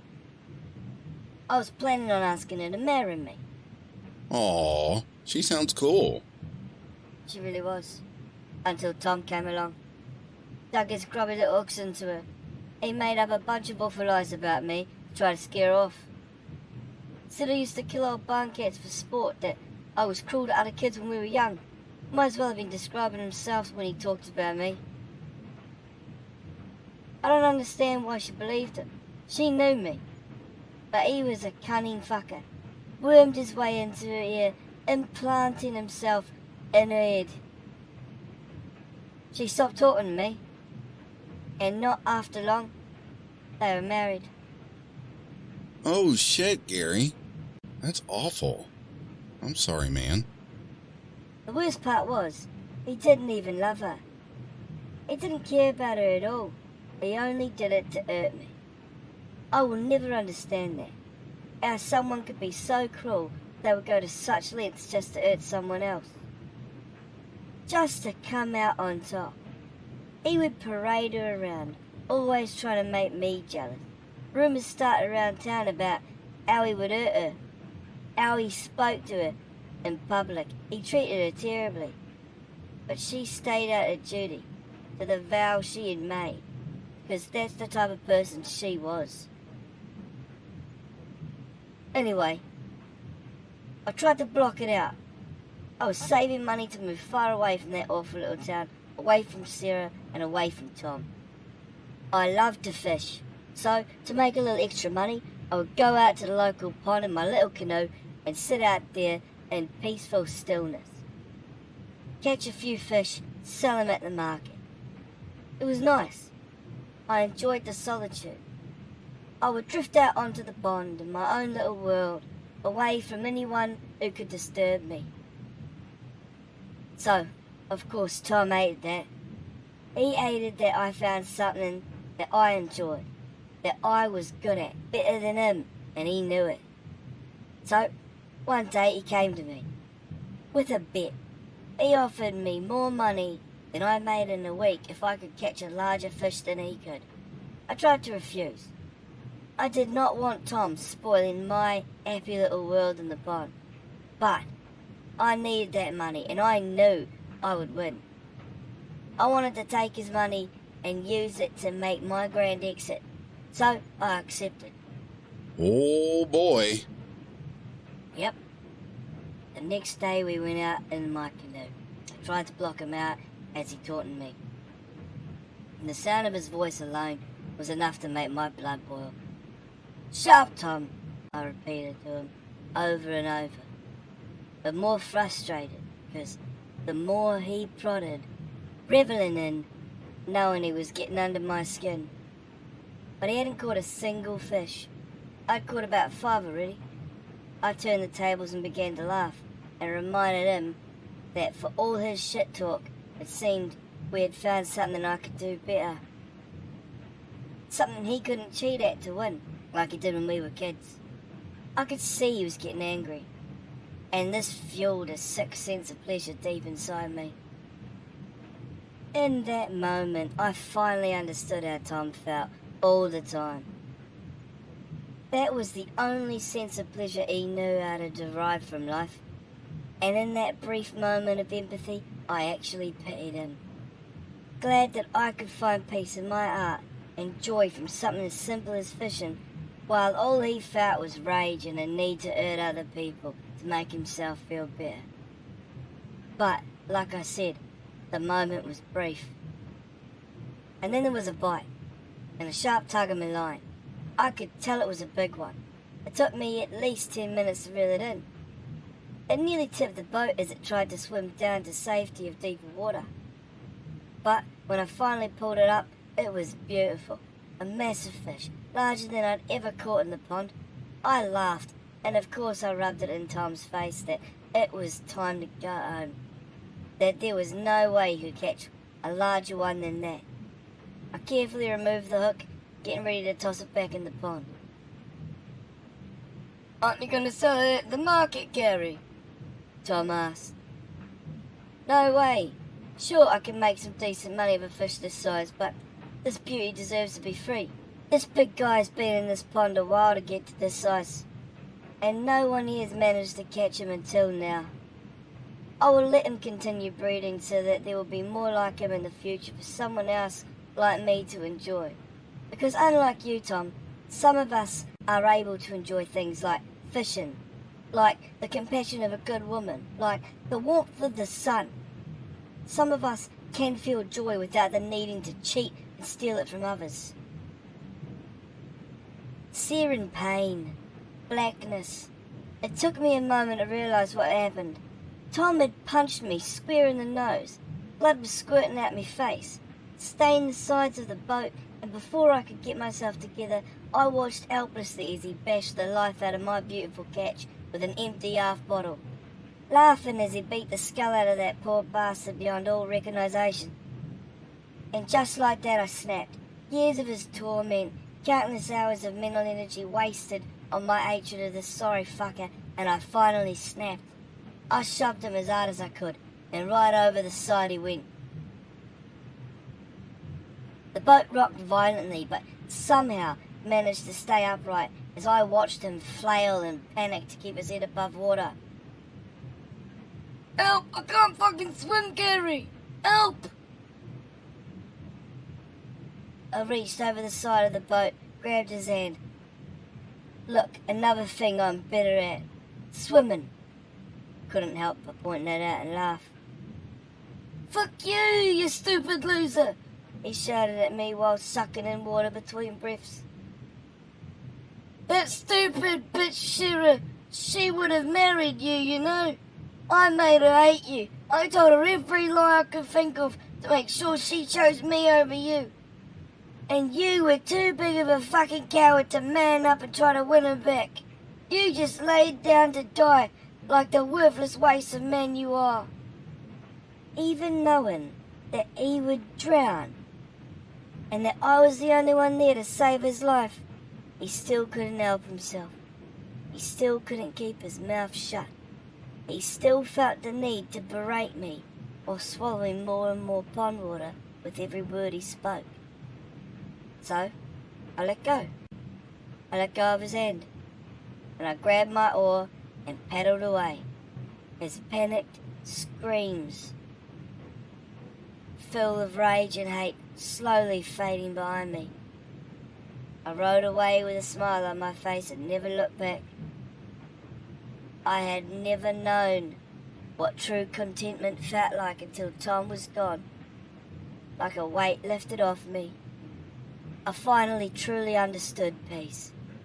But about a week later, I was trampled to death by a stampede of horses that were accidentally sprung from the corral of the neighbouring farm.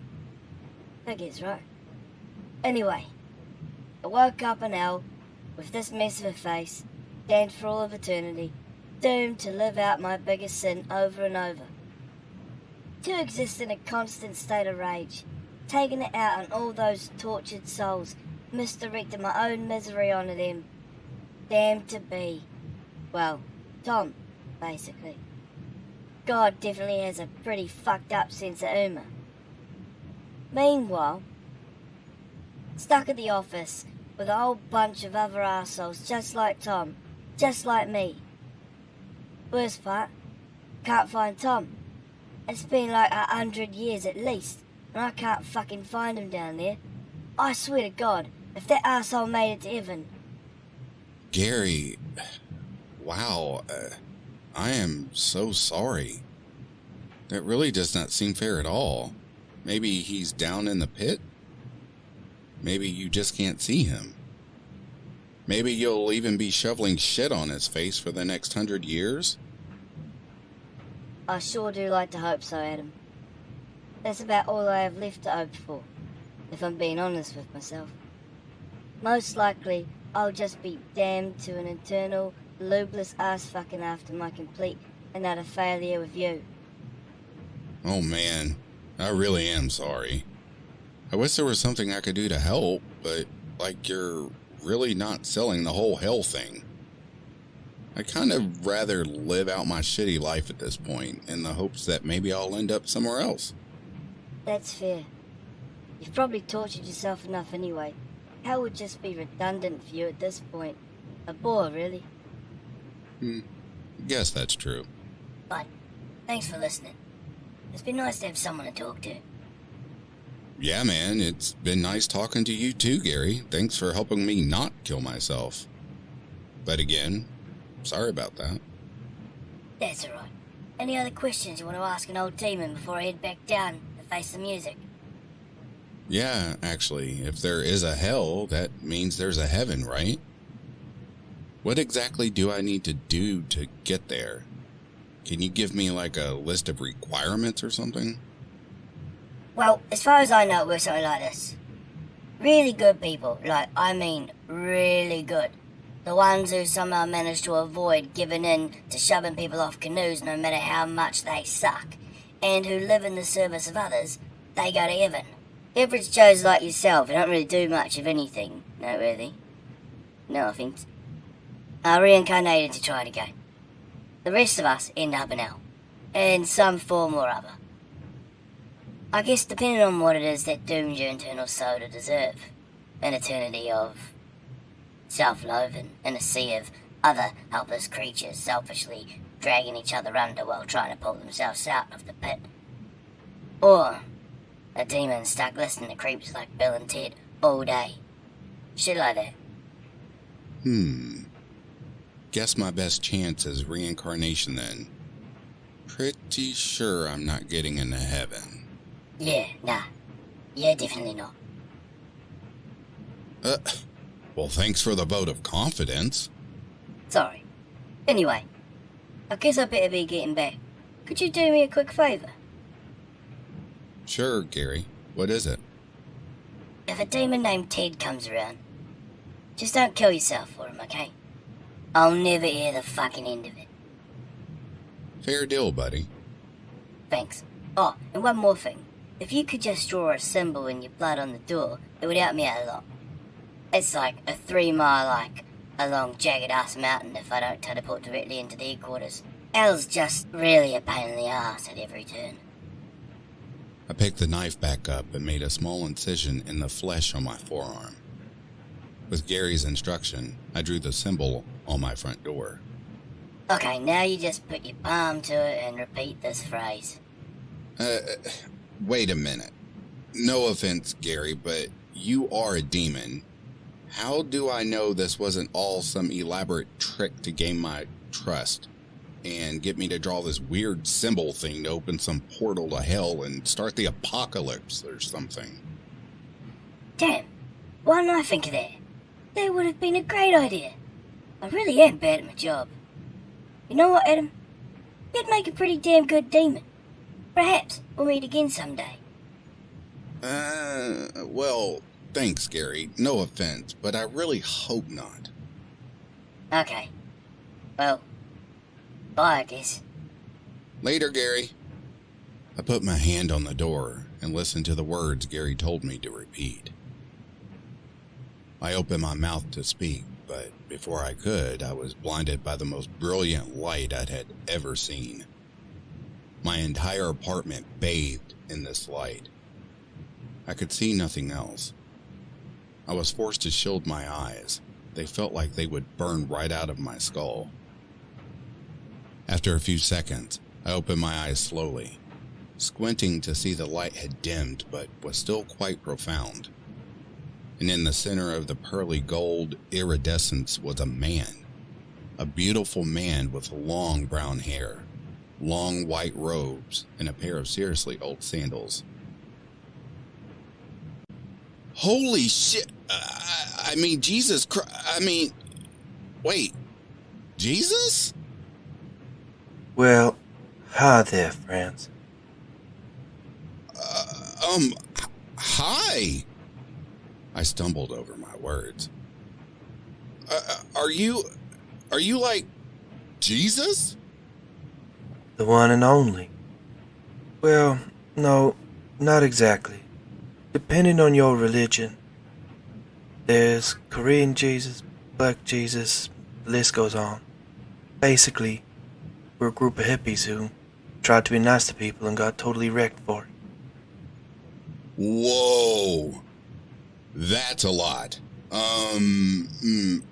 Why are you in my living room? Well, I was just hanging with some friends sharing a peace pipe with some forest critters in heaven, when a little birdie told me that there's a demon on Earth trying to talk you into killing yourself. Not cool, Gary. Well, wait, Jesus, he didn't. He actually saved my life, ironically enough. Yeah, that's what the little birdie said. You're pretty shit at your job, Gary. I'm so sorry. I truly am. Please, Jesus, have mercy. Please, forgive me. Well, buddy, that's my job. And I happen to actually be very good at it. It's you who needs to forgive yourself. Same goes for you, Adam. You guys realize you've been bigger dicks to yourselves than anyone else ever has, right? The room was silent. Neither myself nor Gary could find the words. We were awestruck, consumed in the glory that filled the room. We fell to our knees and cried our desperate apologies to the godly figure that stood above us. Oh, now, take it easy, guys. It's all good. As far as humans and demons go, you guys are pretty alright. The man knelt down and put a hand on both of our shoulders. A feeling of true peace, of calm warmth washed over me. I sobbed as my entire being was engulfed in a love that forced out all the pain and fear that had shacked me for so long to this miserable state of being. I felt true freedom. I finally understood. Well, everything. I understood the meaning of life, of love, of being. I understood the true value of myself and of everyone else through the eyes of this godly man.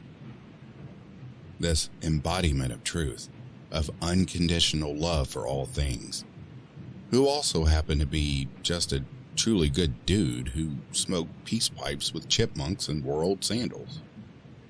Even the guilt and shame I would have otherwise felt in the face of this purity was gone, replaced with forgiveness. As for the first time, I truly forgave myself. I forgave myself for all the pain and suffering I had caused. Well, myself. And then I woke up to the blaring sound of my alarm. 6 a.m. It was all a dream? No. How? How could all of that been a dream? It was so real. I said my thoughts aloud, almost believing Gary could hear me. I began to sob, angry at my own mind for allowing me to feel such peace if it wasn't real to begin with. But as I got up, I saw the dried blood on my hand and a strange symbol on the door. I looked out my window and saw a little bird come to greet me on the windowsill. It sang its sweet song as if directly to me. I smiled at the little Jesus bird, the first real smile I had felt on my face in a long time. I decided, in that moment, that I would make it real.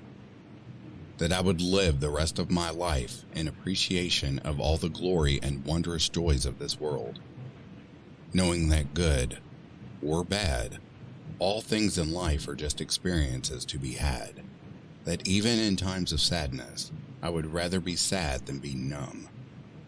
And in times of frustration, I would seek out the things that brought my joy and peace. I vowed to be kind to others and kind to myself. And I kept that promise. I decided to live the fullest life that I possibly could. I met a man and was married. I had 3 children whom I loved unconditionally. I had found a deep happiness inside myself that couldn't be broken, even in the face of hard times. For years, I volunteered at the local animal shelter. I had found the true sense of joy that comes from living in service to others. Broken free from the cage of solitude, I spent the start of my life in. I was truly fulfilled. But once in a while, I would think of Gary.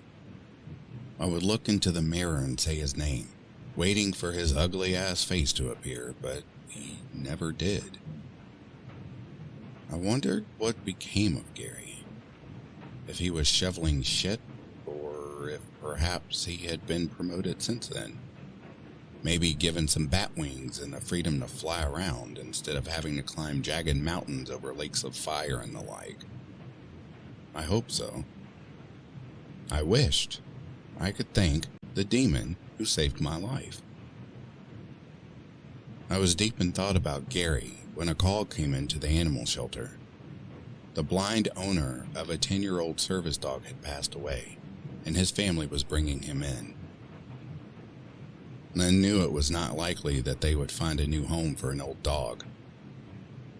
I tried not to be angry at the family of the man who refused to care for the dog of their lost loved one in its golden years. I chose a pen for him and placed a warm blanket and some toys and treats around the cage, trying to make it as comfortable as possible. I would make sure he felt safe and cared for, loved. The dog was brought in soon after, a beautiful black lab with brilliant, inquisitive eyes.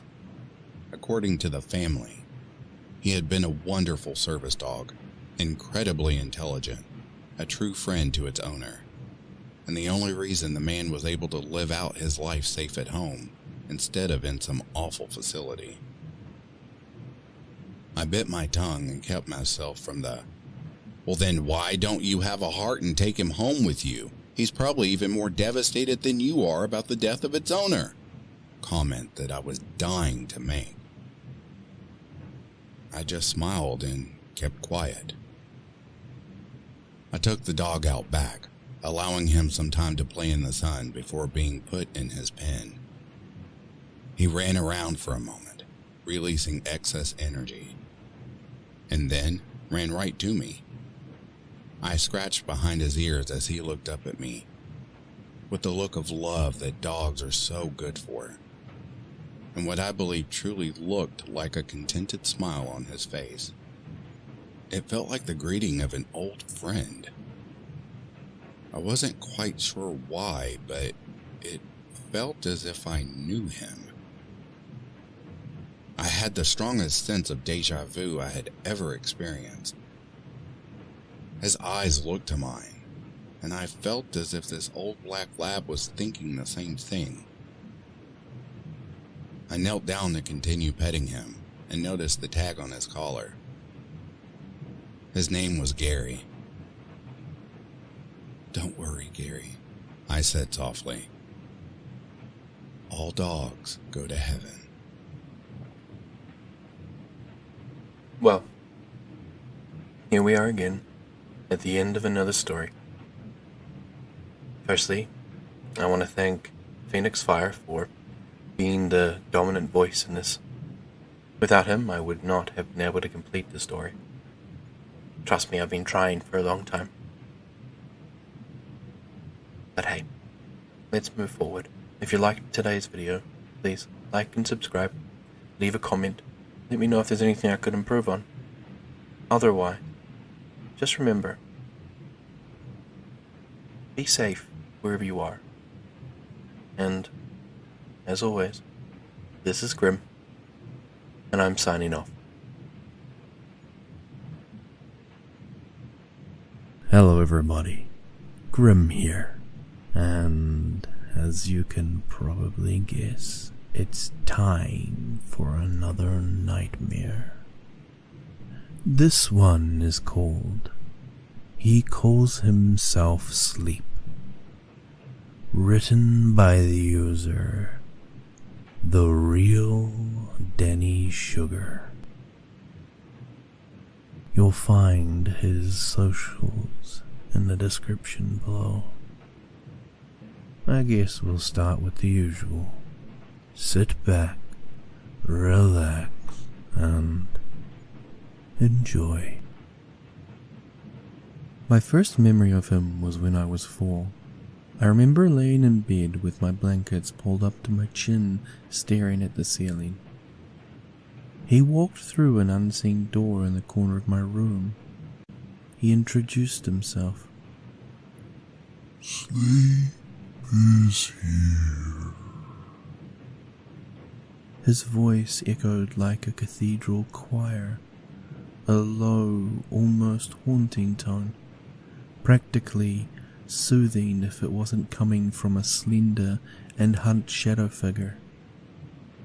Even though this was the earliest memory, I could feel that I've known sleep my entire life.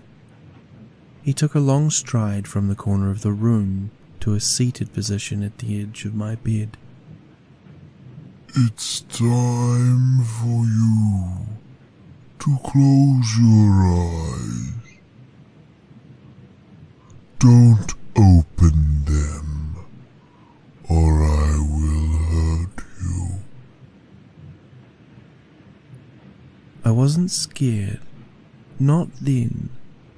This is how I slept. I waited until dawn. This was how all boys slept. The reason this particular memory of sleep was etched into my brain, though, was the curious reaction from my parents. 4-year-old me felt the sun touch my cheek.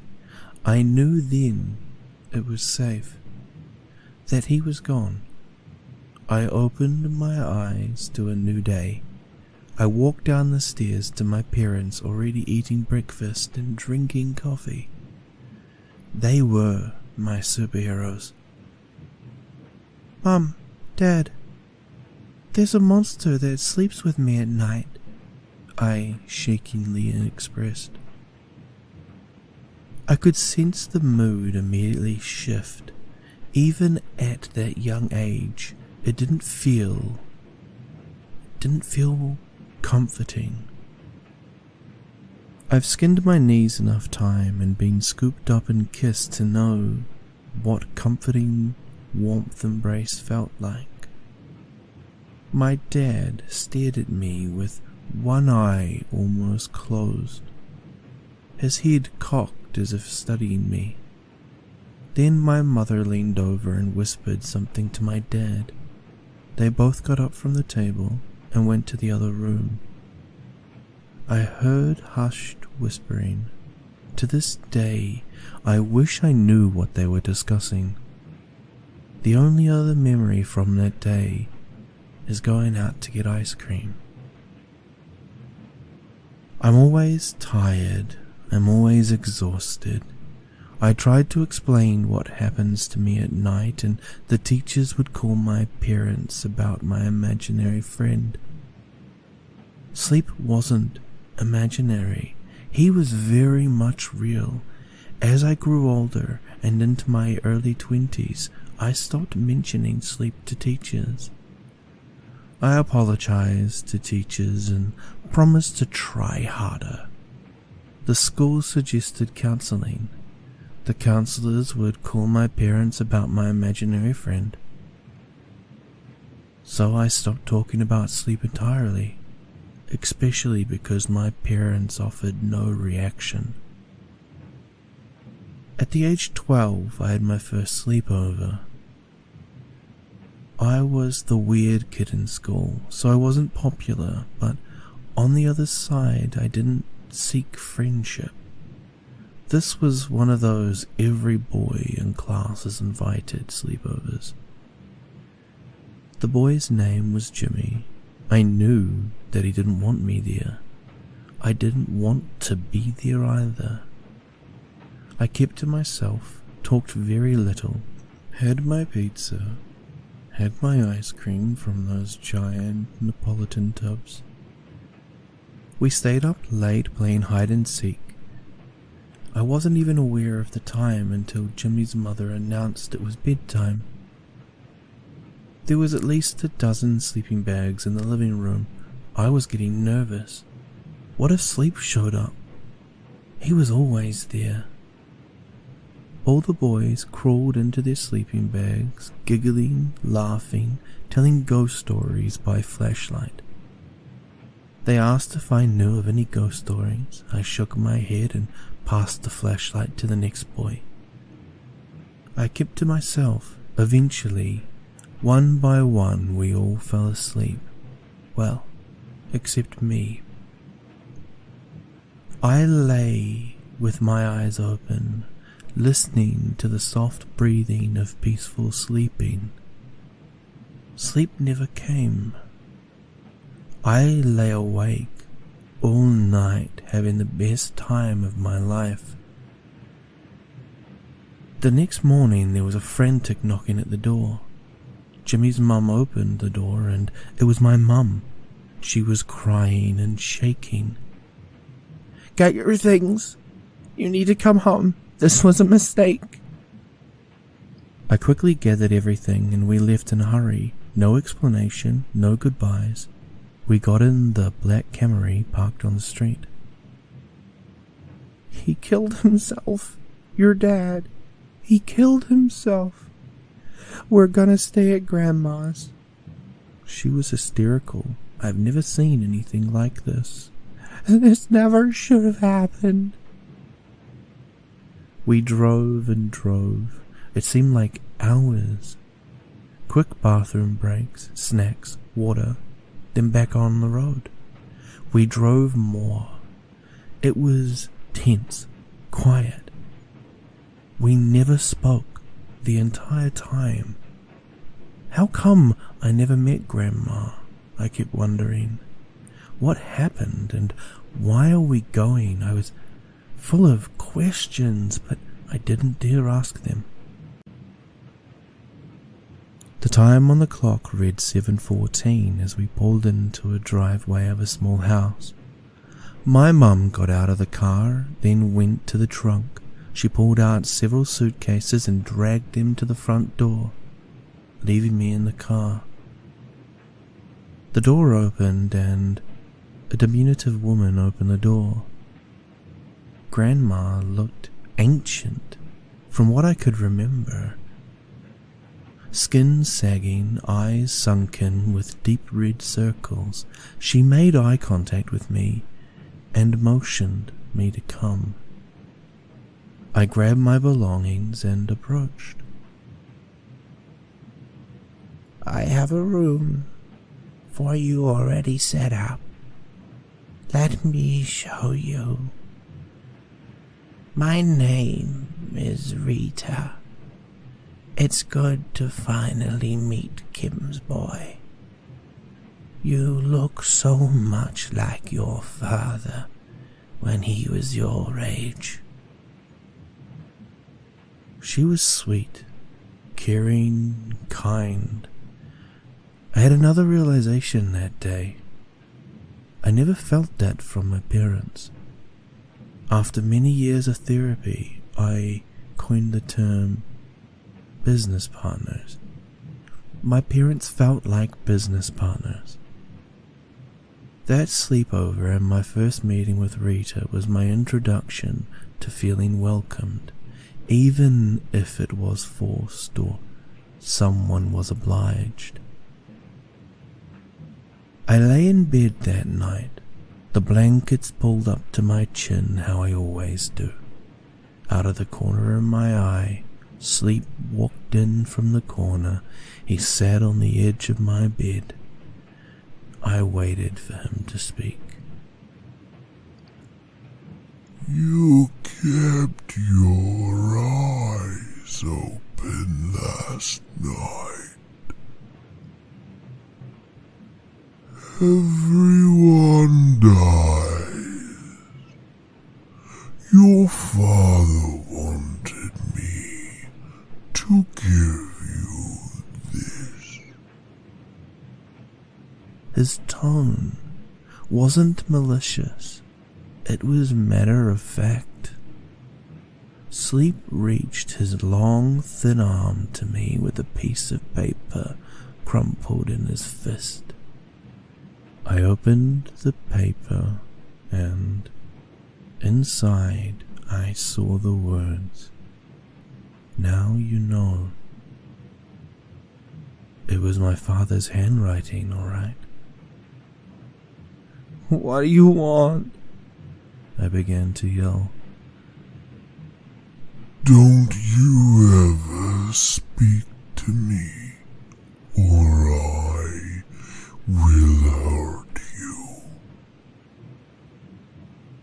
You will never escape me. He snarled. I sensed anger in his rising tone. "I'll find a way," I hurriedly shouted at him. No sooner after I finished, he reached out onto my hand with his own and then grabbed my index finger and snapped it. I cried out in pain, but he held his hand against my mouth and put his face to my ear. Close your eyes. Don't ever open them again. Tears streamed down my face as I quietly lay in fear. For the first time I felt afraid of him. He never hurt me, never did anything like this. I closed my eyes and waited. I heard a knock on the door. Rita was on the other side. "Your mother left for your safety, and for her own. I think it's time you understand. Get out of bed and meet me in the living room." I was so numb. I was overloaded. My curiosity was going to be satisfied. I showered, then got dressed and headed to the living room. Rita was sitting on a black leather couch with what appeared to be a photo album on her lap. "Listen to me. I will hand this to you. Don't ask me anything. I know you're young. This is now yours. It belonged to your parents. Now they're gone. It falls to you. We will never speak of this. You will never speak of this. No one will ever be hurt again if you keep silent. Don't keep this in your bedroom. Put it back on the shelf when you're done." She handed me the thick book and walked out. Inside was handwritten notes, letters, pictures, dates. I was just so tired. Black and white pictures of people I've never seen before, names, family curse, sleeping sickness, insomnia, decades, generations, cures. Don't have children. This was too much. I wanted to talk to Rita, but after what happened yesterday, I couldn't. I knew deep down something terrible would happen. Months passed and I learned more about my family. Grandma Rita was full of love and I felt like I belonged for the first time. She insisted on homeschooling me to protect me. I protested at first, but then she pulled out a newspaper from the town I lived in. My old school burned down. Everyone survived except my class. The cause was unknown, but I knew. I didn't ask any questions. I didn't talk about sleep. My 13th birthday came and Rita baked me a carrot cake.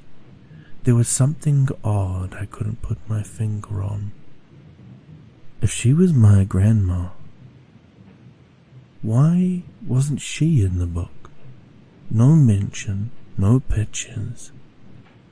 Deep in my heart I knew I couldn't ask.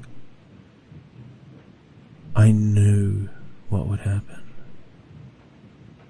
My birthday was still fun though, probably one of the more happier times in my life. That night was still the same as every other night. Sleep is here. Don't open your eyes, or I will hurt you. I grew older. Rita reached out to the school board, mentioned a medical condition. She was able to convince them that I should go get a high school diploma. I graduated high school. A week after that, Rita sat me down again on that familiar black leather couch. I'm going to die soon. I kept the promise to your parents, and now it's my time. Will you be okay without me? I will help you get a job. There is some inheritance, but not much, because, well, I'll help you out as much as I can. Promise me that if you do work, please only work in the mornings. Do you understand? Rita helped me get on my feet. I couldn't go back to my childhood home, but Rita promised I could have the house when she passes. I got my first job at a hotel working reception. I got a car. I started saving money. I was at a strange peace in my life, despite not sleeping, despite having this dark cloud over my head. He called himself sleep, but I could never sleep. Shortly after my 22nd birthday, Rita passed. She left the house, and I was suddenly alone. But I wasn't. I had sleep. I had my family book. I would go over it every month or so, seeing if I missed anything. This particular reading, a certain word popped out.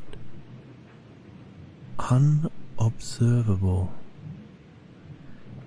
It was followed by another phrase, speak not and see not. I wanted to test something. I bought a video recorder from a pawn store several miles away and set it up in my bedroom. I turned it on and pointed it at my bed. That night, nothing. Sleep never came. The next morning I went over the footage. It was just me. No shadowy figure, nothing. I wrote my notes and theories down. Unobservable. See not. See not. I went back to the section where I saw that passage. Sleep only come when one is alone. If he knew he was being watched, or if others were there, he would not show up. Dire consequences would follow if he was observed. A chill ran up my spine, and at that exact moment I heard sirens speeding past. I turned on the local news. A raging fire broke out and burnt several stores down in a city block. In the center lay the wreckage of the pawn store. No survivors. That night, I waited for sleep. I had the camera turned off. Tricks won't work. You will close your eyes. Death will follow if you test me. I knew not to talk back, but I had another idea pop into my head. The next night, I hid the video recorder underneath laundry in the basket outside of the room. I moved the basket inside of the room. It was haphazardly pointed at my bed. Sleep came as he always does. Did you get it out of your system? You cannot escape me. Don't open your eyes, or I will hurt you. The next morning, I moved the basket out of my room. I dug through the laundry and hit the stop recording. I really didn't want to see the tape. I needed the right moment. I went to a nearby therapist's office and passed the receptionist a note about how I'm non-verbal and needed counseling over trauma. Over the coming months, I began building my case surreptitiously, note by note, session by session, weekly. I started with my sleep problems, my insomnia, bullying in school, my dad's suicide, my mum abandoning me at the woman's house that wasn't even related to me. I was slowly giving Mrs. Brown the puzzle pieces. After 6 months, I entered her office with a large bag containing the tape and my family history.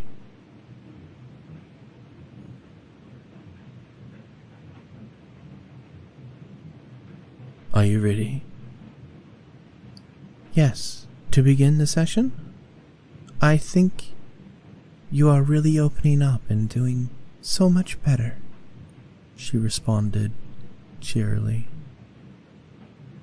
What I'm going to tell you, you can't speak it out loud. Promise me this. Okay, I promise. We will only communicate in notes. Please remain silent. I didn't want to scare her.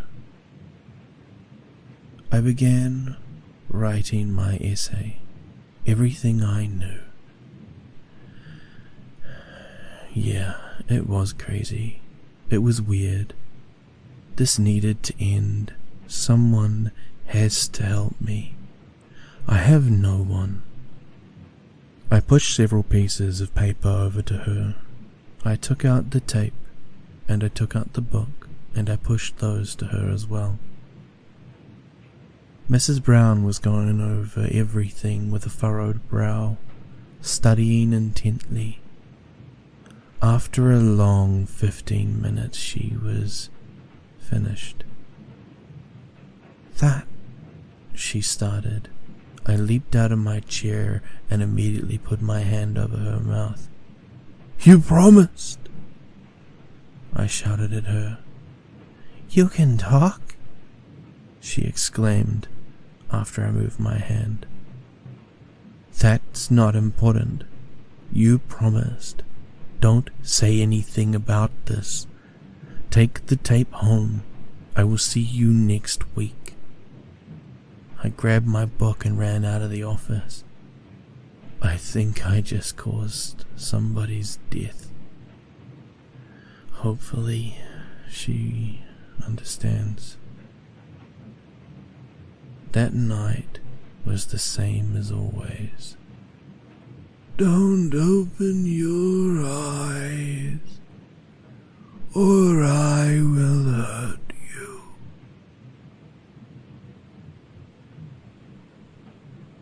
The next morning at 8 o'clock my phone rang. Probably a telemarketer. "Is this Rick? Hey, this is Deborah. Mrs. Brown? We need to talk." She hung up the phone.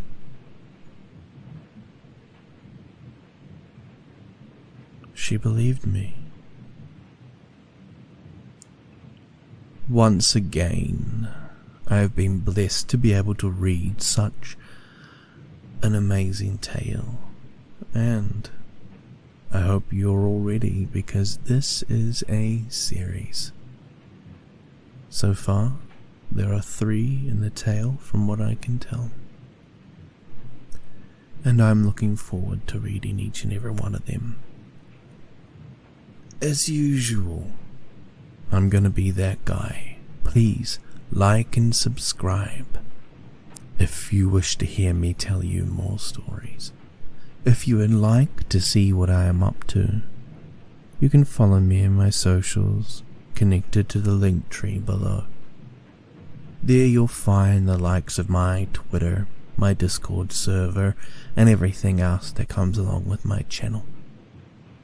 But hey, I'm not going to hold you up, so please, be safe wherever you are.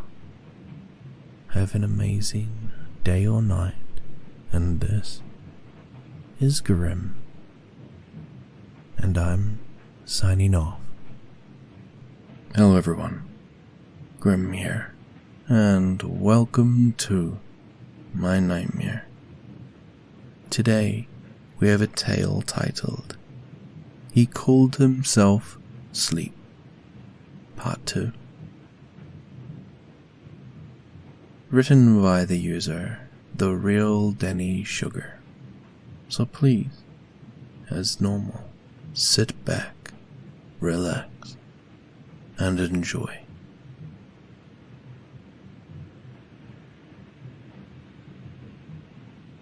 That evening I was feeling vindicated, powerful in a way that I haven't ever felt. I wrote down my thoughts, a brief layout of the experiment I wanted to conduct. I'm going to wait until I see Mrs. Brown next Wednesday. Speak not. Those 2 words felt like they had meaning. I got ready for bed, as I always do. This time I wrote a note and crumpled it up in my fist. When I got into bed, I pulled the blankets up to my chin. The blinds were open and the street illuminated by moonlight. I did what he told me to do 10 years ago. I opened my fist and reached out to him. "A gift for me?" He seemed surprised. I felt his long fingers wrap around the note, then heard him unfold it. Why me? There is no me. Don't flatter yourself. The words drifted lazily into my ears. He must have seen my forehead wrinkle in confusion. The arrangements from yesterday wears heavy on the child of tomorrow. Do you want a gift? Nod. I'm even more confused. How come no one in the family tried this? Have they? What is happening? I'm not sure what's going on. Last time I spoke more than 5 words, sleep snapped my finger in half. The fear is coming back. A lump formed in my throat. I swallowed hard and nodded meekly. Close your eyes, or this will hurt more. I felt a shift in the bed as he leaned over. Suddenly I felt a cold, damp palm on my head. I gasped out loud. 5 fingers wrapped around my skull. Slowly I feel the tips of his fingers sharpen into needles. They dug into my head and then nothing. I opened my eyes and I was in the middle of the woods. From my vantage point, I was off the ground at least 10 feet. My eyes pointed straight ahead. I had no ability to move. In my field of vision, I saw a naked man slowly entering it. He looked familiar. The man has long black hair to his shoulders with red streaks of what looked like paint running horizontally across his face and chest. He had a leather pouch on a belt tied around his waist. I couldn't figure out where I've seen him before. He undid his belt and set it aside. Then he began gathering twigs, branches, and dry brush. After a neat pile, he stood up again and walked away out of my field of vision. He came back again with rocks roughly the same size, then started arranging them in a circle. Where have I seen him before? All the wood and brush he acquired went into the makeshift pit. He squatted down and started a fire. Once the fire was roaring, he pulled out a kettle. He sat the kettle next to him and pulled out some plant material out of his bag. He put the plant material in the kettle, then suspended it over the fire using a handcrafted pot hook and stand.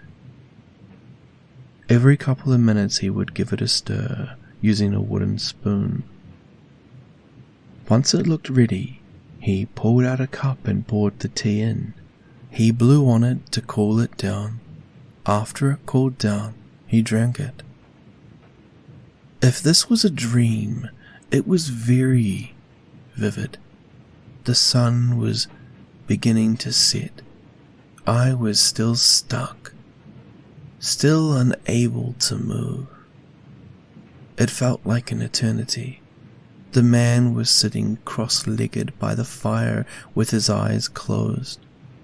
Time felt like it was being pulled and stretched at the seams. Seconds felt like minutes, minutes felt like hours. Suddenly the man's eyes flicked open, as wide as they could go. His pupils were dilated. Beads of sweat began forming on his brow. He started making a low, droning sound and began pounding on his chest rhythmically. Thump, thump, thump, The fire seemed to join in the song with crackles and pops. I wish I could have shouted out. I wish I could have yelled. Is this a dream? Where am I? Why can't I move? I was stuck watching a man, high out of his mind. I still had no perception of time. Maybe 10 minutes passed, and the man leaped up into a ferocious stance. He started sprinting around the fire and began yelling, I call you, I call you. I will let you in, I will let you in. I need your help. His shouting was earnest yet desperate. His body was drenched in sweat, and the strips were running. After a while of shouting, I felt something. The first something I could feel this entire time. My fingers wiggled in my right hand. I felt my right arm, and it entered into my field of vision. It wasn't my arm. Sleep reached his arm out and placed it on the man's shoulder. He stopped running, paused, then looked up to where I was standing. Tell Deborah I said hello. The man spoke, but it was Sleep's voice. I immediately woke up, drenched in sweat at sunrise. I felt something was wrong. I called into work and told them I can't make it due to a family emergency. I fixed my breakfast of yogurt and granola and waited for Mrs. Brown's office to open. Around 8:30 I received a phone call. Is Rick there? The receptionist was holding back tears, I could tell. This is him. Mrs. Brown passed away in her sleep. I have to cancel your appointment. Her husband mentioned that he found an envelope with your name on it. He'll drop it off at the office for you. Please come by in the afternoon to pick it up. No, I'm really sorry. I shouldn't have. This is my fault. I'm sorry. I really am. I sighed deeply. I can't reach out to anyone. I am all alone in my struggle with sleep. I took out the book of my family history and stepped outside. The cool air felt great. I felt sick. I'm so dumb. I knew this would happen. The image of the naked man was seared into my brain, though. I had to move on, figure out what to do. An arrangement. Did that man make an arrangement with sleep? How do I factor into this? I flipped through the pages and all of my family pictures, studying each face. There were pictures decades back. On one of the pages I found a family tree of sorts. I looked towards the top of the tree. Each name had an arrow pointing away from it, drawn in Sharpie and connected to a note. Died in fire, died in their sleep, died by strangulation. The first name there was circled, Joseph. I followed the arrow towards the note.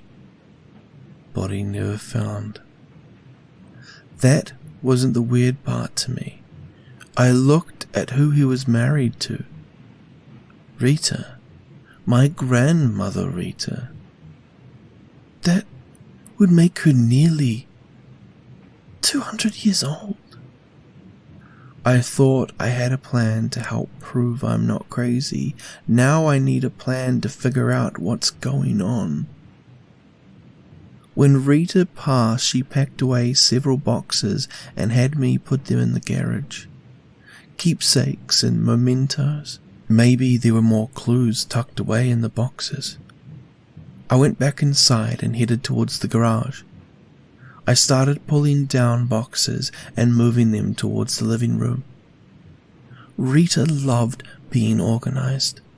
She had written in black Sharpie what each box contained. Journals, mementos, photo albums, tribal. No one ever mentioned this to me.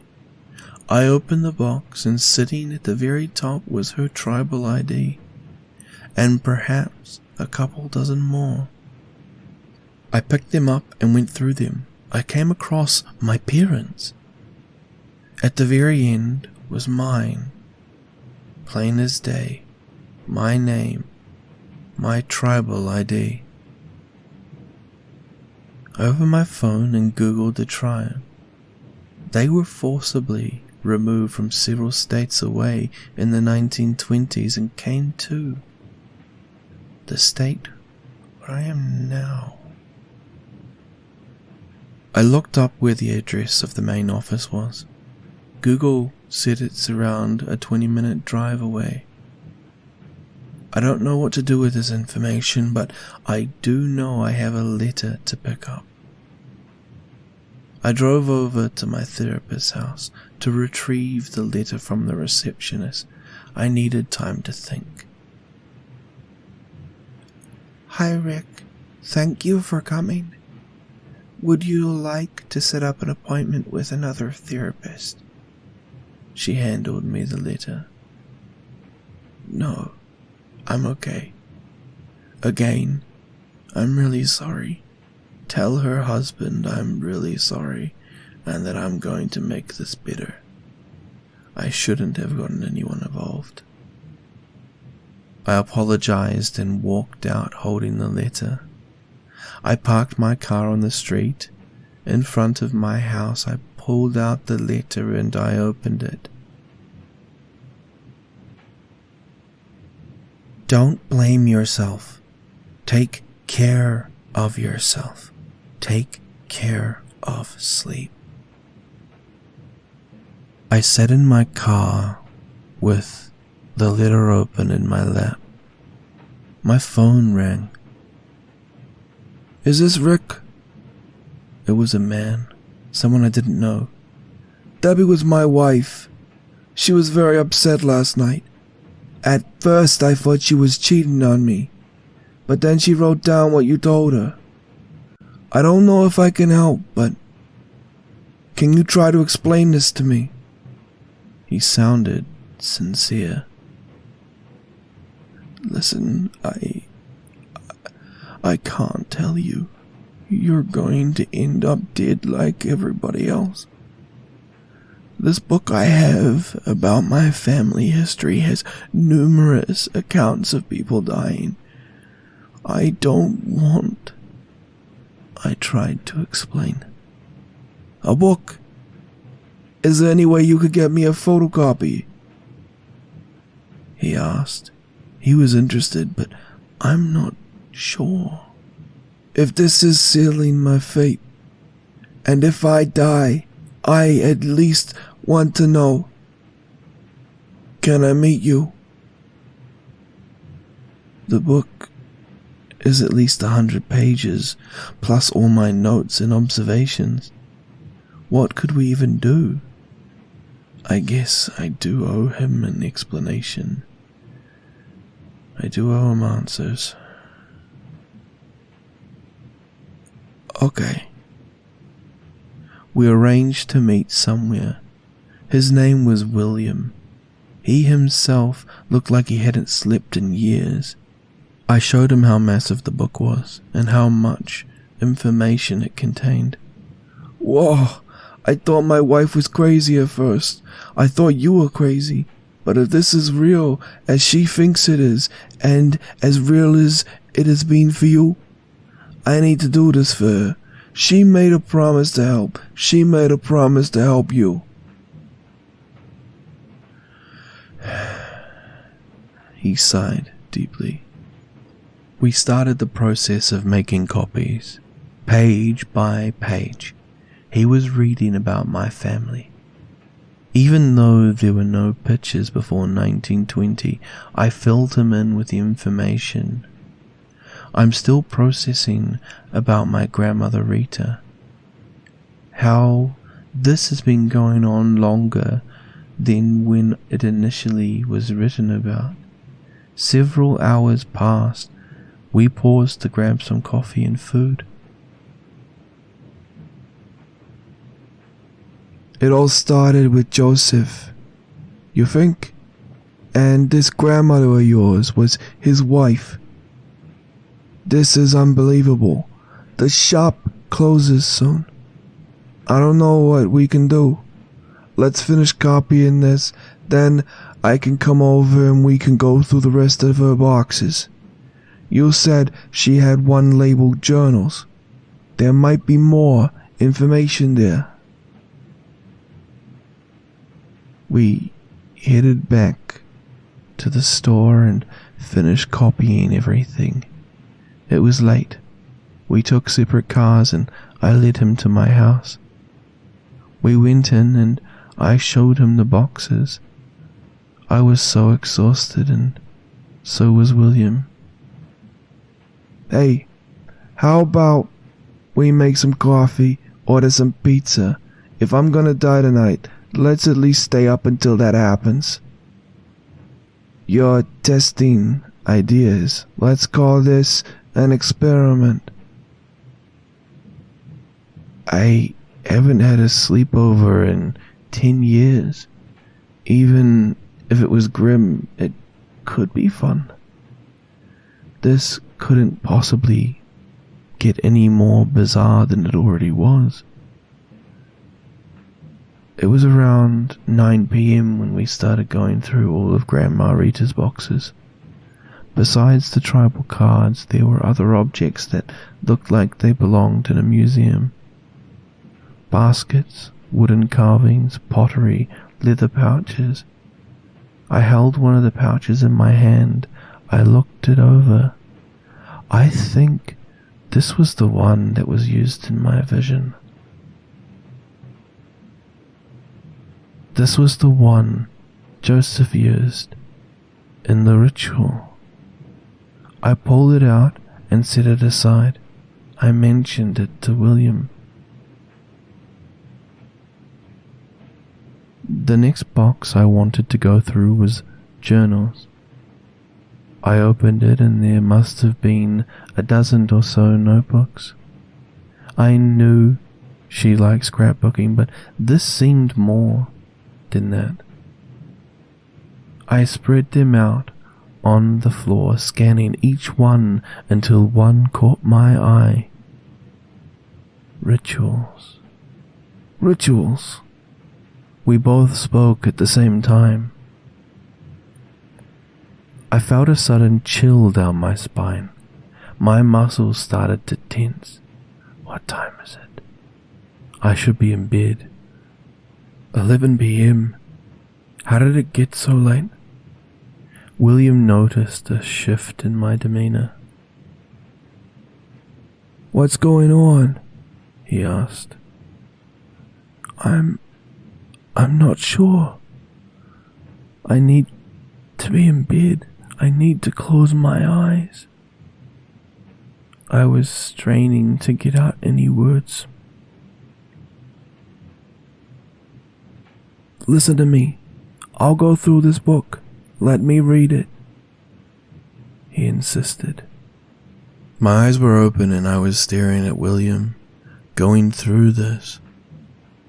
He was reading out loud and partially musing on what he found. Paint lines on the body to assist opening yourself up. Chant or beat a drum. My head started to feel fuzzy. Call out and be clear what you need. The room was beginning to spin and became disoriented. Let the witnesses come one by one. I was starting to fade.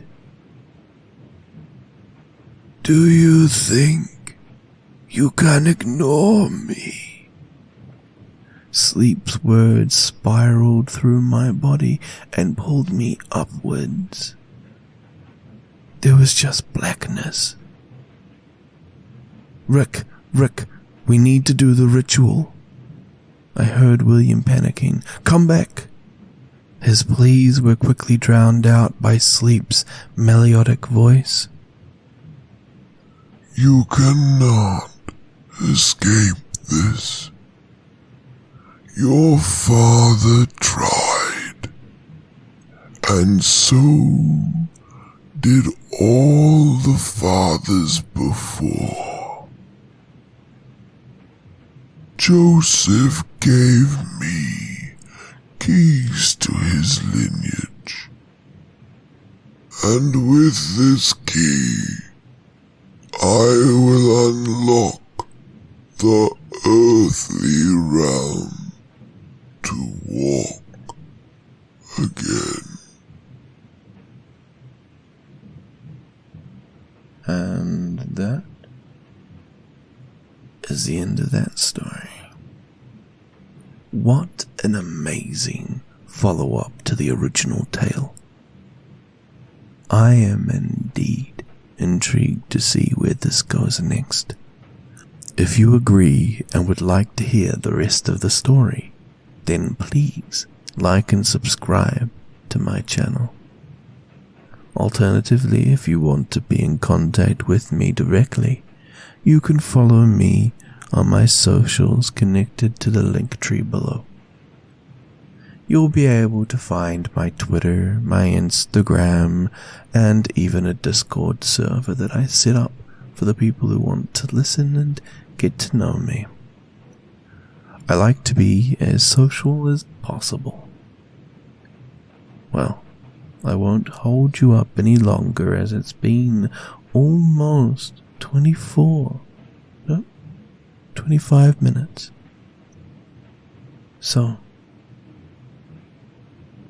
be safe wherever you are. Have a good night or day, and this is Grim, signing off. Hello everyone, Grim here, and welcome to My Nightmare. Today we have part 3 of the amazing tale He Called Himself Sleep, written by the user, The Real Denny Sugar. Now as always, please sit back, relax, and enjoy.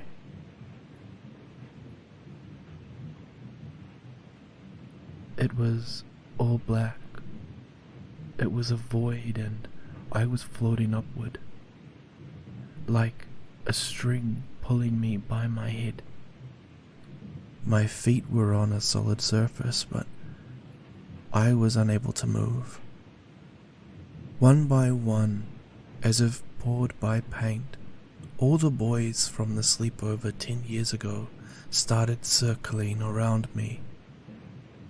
Once all 12 stood around me, then one by one they all burst into flames.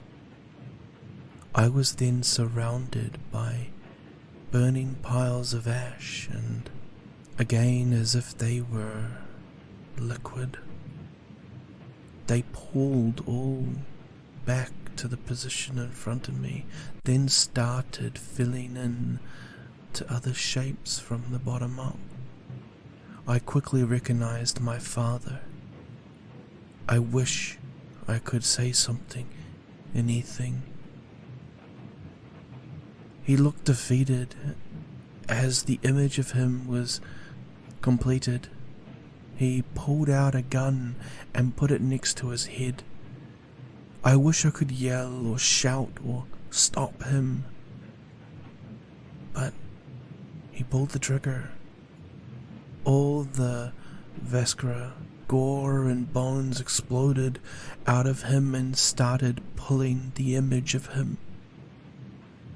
It was like a hose spraying, and where all the gore and the rest of him landed started to form another image from the bottom to the top. It was my mother. She abandoned me, gave me to Rita. Was it for her safety? Was the cross too heavy for her to bear? She looked panicked and disheveled. Her long brown hair was matted with leaves and twigs. The flowers on her dress were stained with mud. Her knees looked scuffed and bruised. I saw her running, then every so often changing direction. She was being chased by something or someone. My mother stopped. Someone had grabbed her hair and was pulling her upwards. A small slice appeared on her forehead with surgical precision. It went all the way around and yanked her scalp. A thick layer of her skin came off, revealing a skull with blood pooling around it. Her eyes turned jet black as she fell to her knees. With a huge, blunt impact, the unforeseen force cracked into her skull, cracking it like a watermelon.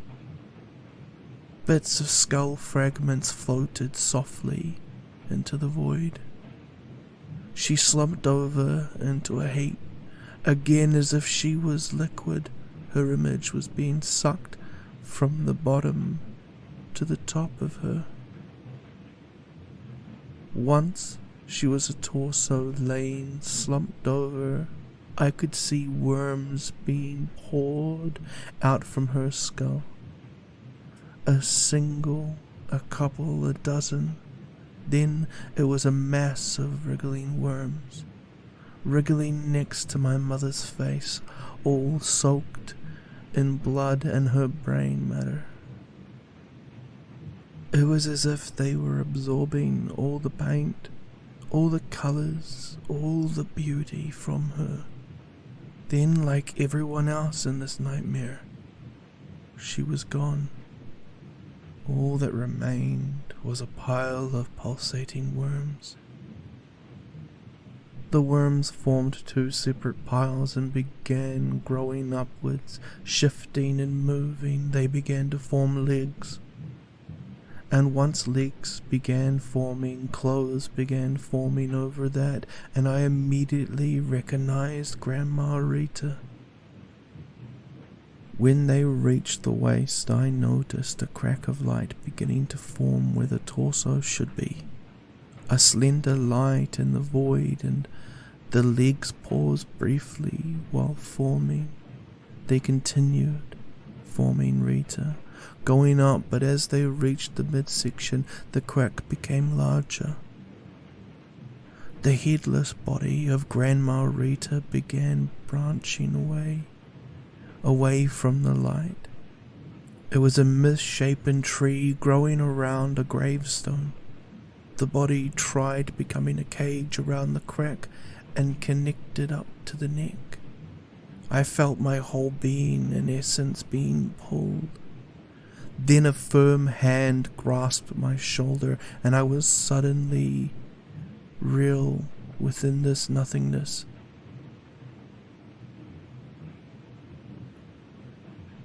You will never. I will give you the sleep you always wanted.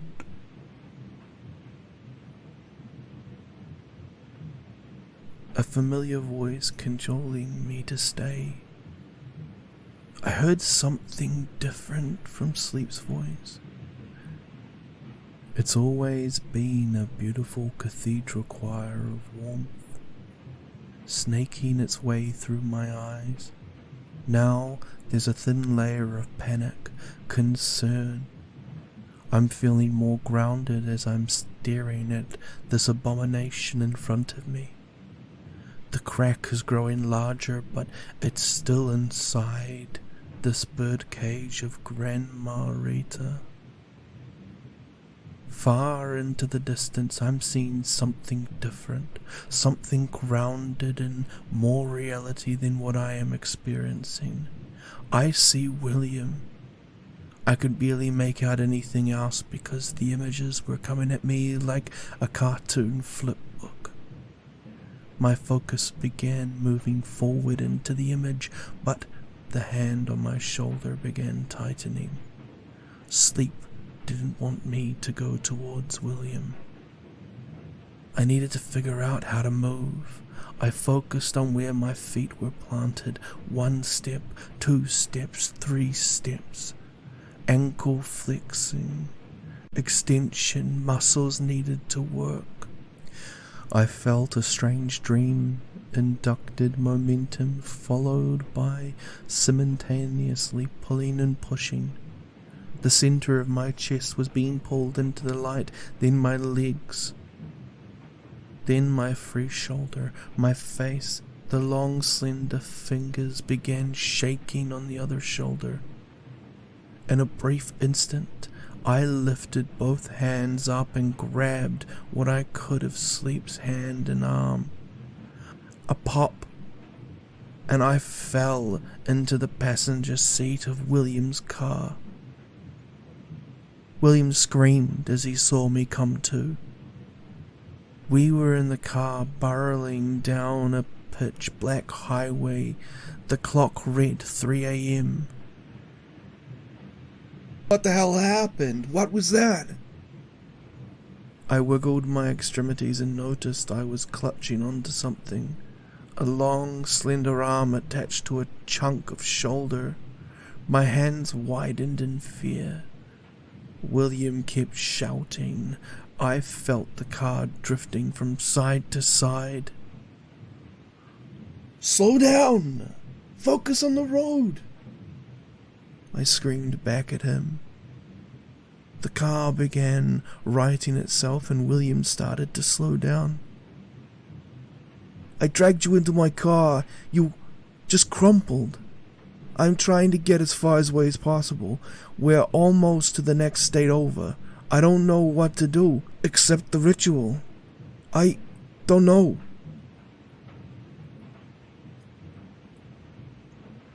William shouted faster than the speed of the car.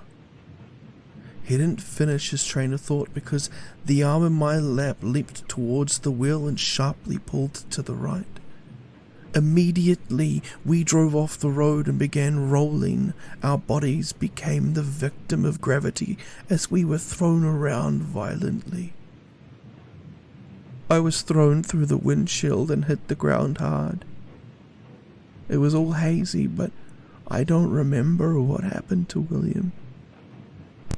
I must have been knocked out for some time, because I woke up in a concussed daze. The car was ablaze. I opened my eyes and stared up at the night sky. The fire crackled and danced around me. My head pounded. Thump, thump, thump. I felt like there was a huge puddle collecting in my chest. I couldn't move my right arm, so very gingerly I took my left hand and touched it. It was cold and sticky. I'm going to die. Sleep promised me. The sleep I always wanted. I closed my eyes and was at peace with the universe.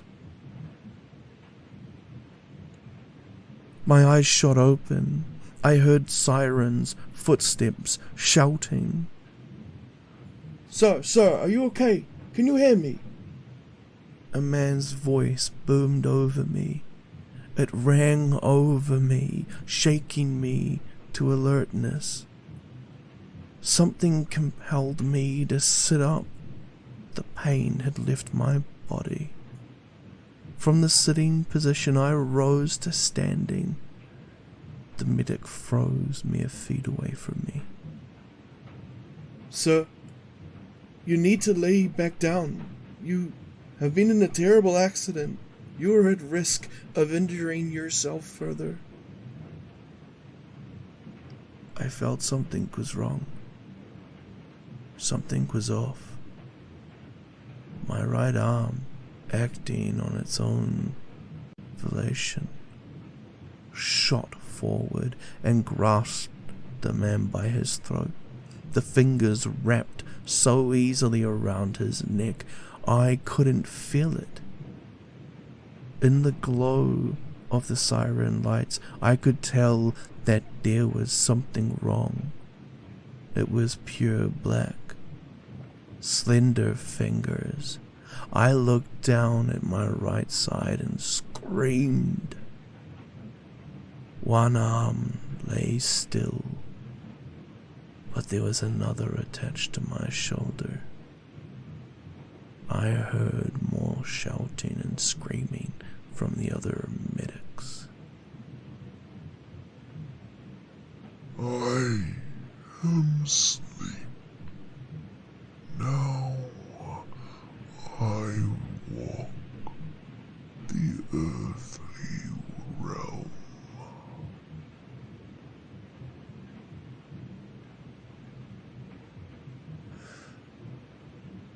Wow. And that's the end of the 3-part series. Now, by the sound of that, we may get a sequel, which I would most definitely look forward to. But otherwise, I feel it left off in a very intense way. As always, thank you very much for sitting through my narration. And if you would like to hear more of my storytelling or sharing of my nightmares with you all, then please like, subscribe, and turn on the notification bell. Alternatively, if you want to talk to me, supply me with your own stories or tales, you can find my information in my link tree in the description. It's got everything: Twitter, Instagram, and a link to a Discord server that I've set up. So, I won't hold you up any longer. We've pushed this one out long enough. So be safe wherever you are. Have a good night or day. And this is Grim. And I'm signing off. Hello everyone, Grim here. And as you can tell, it's time for me to read you another story. This one is titled, I'm Filipino, and our culture is heavily influenced by the creatures that lurk in the dark. Written by Favorite. Posted to the subreddit r/nosleep. Today I'm going to have a special guest narrating along with me tonight. They go by the name Ban Ban, so please give them a warm welcome. And let's begin. When I was 3, my family migrated to the US. We lived a comfortable life and I had a happy childhood. My parents were a bit superstitious, so we had a few strange traditions, and they would always tell me stories about the Kapres, Aswans, Mananangals, Tikbalangs, Tianaks, and the likes. We moved back to the Philippines when my grandmother got sick. I was only 16 at the time, and I had to readjust to a new way of living. She died 3 years after we moved there, but we decided to stay. My grandmother lived in the province, so everything was completely different from what I was used to. My neighbors would always go back into their homes before dark. There was no town curfews set in place, but they did it anyway. I was taught to say tabi tabi po every time I passed by an anthill or a big tree. Whenever my friend visited, he would always say, "Ta'opo," at the door. We weren't allowed to sweep the floor at night. Basically, there was a long list of things we should or shouldn't do. I never really understood why everyone found these things so important. I just followed along out of respect, but I wouldn't necessarily call myself a believer. So, when I finally moved to the city for college, I was more than ready to live a life without these weird superstitious beliefs. That was a few years ago. I recently graduated with a degree in marketing. I also met my fiancée, Myra, in college, and I was finally ready to take her home to meet the family. I had no debt, and I already had a job lined up for when I got back to the city. Life was good. Are you sure they're gonna like me? My fiancé asked as we were driving to the province. "They're gonna love you, baby. There's nothing not to love," I reassured her. She gave me a soft smile in return. Myra was born and raised in the Philippines. She never even left the country. We were extremely different, considering I was pretty westernized. We disagreed on a lot of things in the beginning, but we eventually found some middle ground as we learned about each other more. She was more on the conservative side, so a lot of things I was used to bothered her. Let's just say, when she found out I watched porn, there was a lot of screaming, and not the good kind. Maybe a bit of the good kind when the fight ended. But we got past all of that, and got to a pretty good place. I was proud of how much our relationship grew. There were a few other strange things about her, but I didn't really mind much. Sometimes in the middle of the night she would go to the bathroom for half an hour or so. I really noticed her get up, but when I did, she would just tell me she had a stomach problem. Another thing was how she always wore this weird necklace. She never took it off, not even in the shower or when she went to sleep. But those were just little things I eventually got over. "We're here," I said as I parked the car. I unloaded our luggage and headed towards the door of my grandparents' house. My mother greeted me and my father took our bags inside. Luis, what's this? My mom inquired upon seeing Myra behind me. "Ma, this is Myra, and we have something important to tell you, but we'll need the rest of the family too," I said eagerly. Myra smiled at her and gave her a small wave. It's nice to meet you, ma'am. For some reason, my mother didn't look so pleased. She pulled me aside and whispered, I don't like her, anak. She has no manners. "What are you talking about? She just got here, and you haven't even gotten to know her yet." Anak, listen to me. That woman will bring nothing but misfortune to us all. "I can't believe you're saying all this right now. At least give her a chance." I walked towards Myra, took her hand, and practically stormed into the house. My whole family was there. My father, brothers, sister, grandfather, cousins, and my aunts and uncles. They all looked surprised to see me drag some unfamiliar woman into the house. "Everyone, I'd like you to meet Myra. She is my fiancée," I announced. My announcement received mixed reactions, mostly confusion. My sister, Clara, was the first one to speak up. She plastered on a huge grin and said, Well, welcome to the family. Clara walked over to Myra and intended to give her a hug, but was stopped short. I'm sorry.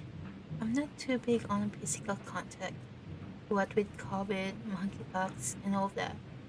But I do appreciate the gesture. Myra stated, and gave her a smile instead. Oh, yeah, totally. Everyone else followed suit with their congratulations, and we ended the day with a family dinner. We had some champagne to celebrate the news of our engagement as well. My mother remained quiet the whole time, but we had a good time nonetheless. Around 3:15 at night, Myra had gone into the bathroom again at some point. I tried to go back to sleep, but I heard a strange, fluttering noise in the backyard. I went outside to investigate. I know. Big horror movie trope. The Asian dude goes somewhere alone, dies first. But my life wasn't a movie, so I didn't see the harm. I saw Myra, standing behind a wall. It looked like she was observing something. I inched closer to see what she was staring at. What I saw would forever be burned into my memory, like hot iron branding a mark right onto the surface of my brain. I thought it was a chopped up log or something at first, but then I saw the legs, and it started to move ever so slightly. It was the lower half of a human body. I nearly screamed at the sight, but Myra saw me and shoved her hand onto my mouth. She gestured to me to go back inside and lock the door behind us. Once we were inside, she put her finger to her lips as if to say, "Quiet." She then disappeared into the kitchen to grab me a glass of water and help me walk to the bedroom. Louise, I need you to listen very carefully. What you just saw, you weren't supposed to see that. But there are creatures far beyond our understanding that share this world with us. Sometimes they walk this earth like they're one of our own. Myra explained this to me as I occupied myself with drinking from my glass. Look, the province, it's different here. The culture is heavily influenced by superstition. A lot of that culture is lost in the city. It's safer there because of the number of people and the lack of belief, while being superstitious can help the people in the province in some way. Since they know how to ward them off, their belief is also what gives these creatures power. She continued. So, what was that thing? I asked her, still in shock from the sight that I had seen earlier. I think you knew. Your parents told you, right? The stories of beautiful women who turn into monsters at night. The ones whose bodies split in half, the upper half going off to feed on its prey. Manananggal? Yes. They're one of the more dangerous ones, especially to people like us. Like us? We're about to be newlyweds. They usually feed on pregnant women and newlyweds, but they're not limited to that. Sometimes it could just be someone who fell asleep with their window open. Why newlyweds? Pregnant women make more sense, I guess. I know monsters tend to like fetuses. I'm not sure. There are a lot of different iterations. One of the more popular ones states that they were left at the altar, so they seek out new grooms or grooms to be, I think. That's why your mother wasn't too keen on the idea of us getting married. She knows whose the Manananggal is, probably trying to protect it. Why would she try to protect one? They're monsters. Not really. It's more complicated than that. You see, they're human at first, or at their core would be more accurate. It's kind of like a parasite or an infection. What do you mean? Legend says there's a chick inside of a Manananggal. It's created inside another Manananggal and given to a woman to eat to pass on the infection. How do you kill one? It's not that easy. You can't kill the actual Manananggal because the chick would still be alive. You can, however, get rid of the chick and therefore get rid of the infection. But again, it's not that easy. So, we're just gonna have to find out who it is and get rid of the chick? If it's someone your mother knows, then she probably knows this method, but hasn't been able to execute it. You have to catch the upper half of the Manananggal, tie it upside down to a tray, and make it vomit out the chick. I can see why he hasn't been able to do it yet, but with the proper help and materials, she can probably pull it off. Do you have the proper materials? Well, not yet, but I can gather them. I'll need help from an albulario and maybe 2 other people. I had a difficult time processing all this information. Honestly, I couldn't even believe I was having this conversation. I thought I would just wake up the next day and this would all have just been some terrible nightmare, but it wasn't. The next day, right after breakfast, Myra was asking around about an albulario, some sort of witch doctor who practices folk healing. My mum was still avoiding me. I almost wanted to go right up to her face and tell her that I knew her secret. But Myra told me I should hold off on telling my mother until she fixed the problem. I know that my mother was just trying to protect me, but I couldn't get over the fact that she was also trying to protect this thing. By midnight, we were stalking out the little shed we had in the backyard to reveal the identity of the Mananangal. I thought I was shocked the first time, but to say I was unprepared for what I saw tonight would be an understatement. Who is that? Do you know her? Myra asked me. Yes, it's my grandmother. Well, what an amazing story. It was indeed enjoyable to narrate, and I had a lot of fun narrating with Ban Ban in this. You'll hear her again. We've got 2 more of these to come through. So her voice will become probably a staple in the channel, knowing how things can work. But ultimately, outside of everything here, I thought I'd give you guys a heads up. If you like this, you can like and subscribe, and maybe turn on the notifications to be notified on videos that I may release. But outside of that, I also thought that I would make it a bit easier for you if you do not know what a Mananangal is. There is a video from a friend of mine that explains that, so I've linked it in the description below. Feel free to go watch that video before the next video is uploaded. That way at least you'll have an idea as to what a Mananangal is and probably get a bit more into the story. But ultimately, outside of everything here, I don't want to hold you up for too long. I've talked a bit too much already. So, as always, be safe wherever you are, and this is Grim, and I'm signing off. Hello everyone, Grim here, and as you can probably tell, it is time for me to read you another story. This one is titled, I'm Filipino, and our culture is heavily influenced by the creatures that lurk in the dark. This is the part 2. So, as in the last time, I will be having Ban Ban voice the important part, and I'll narrate the rest. So, again, a warm welcome, and please, sit back, relax, and let's enjoy. Hey guys, it's been a few days since my first post, and I'm writing now because we've hit a wall. Some of you gave a few suggestions on how to kill them on an Mananangal, but Myra said most of them didn't work. I'm also not sure I want to kill my grandmother because she apparently was never dead. I'll explain this later. After we found out the identity of the Mananangal, we decided to go through with our first plans of expelling the chick and possibly end Lola's misery. Myra said she needed a few more days because we hadn't found an albulario yet at that time.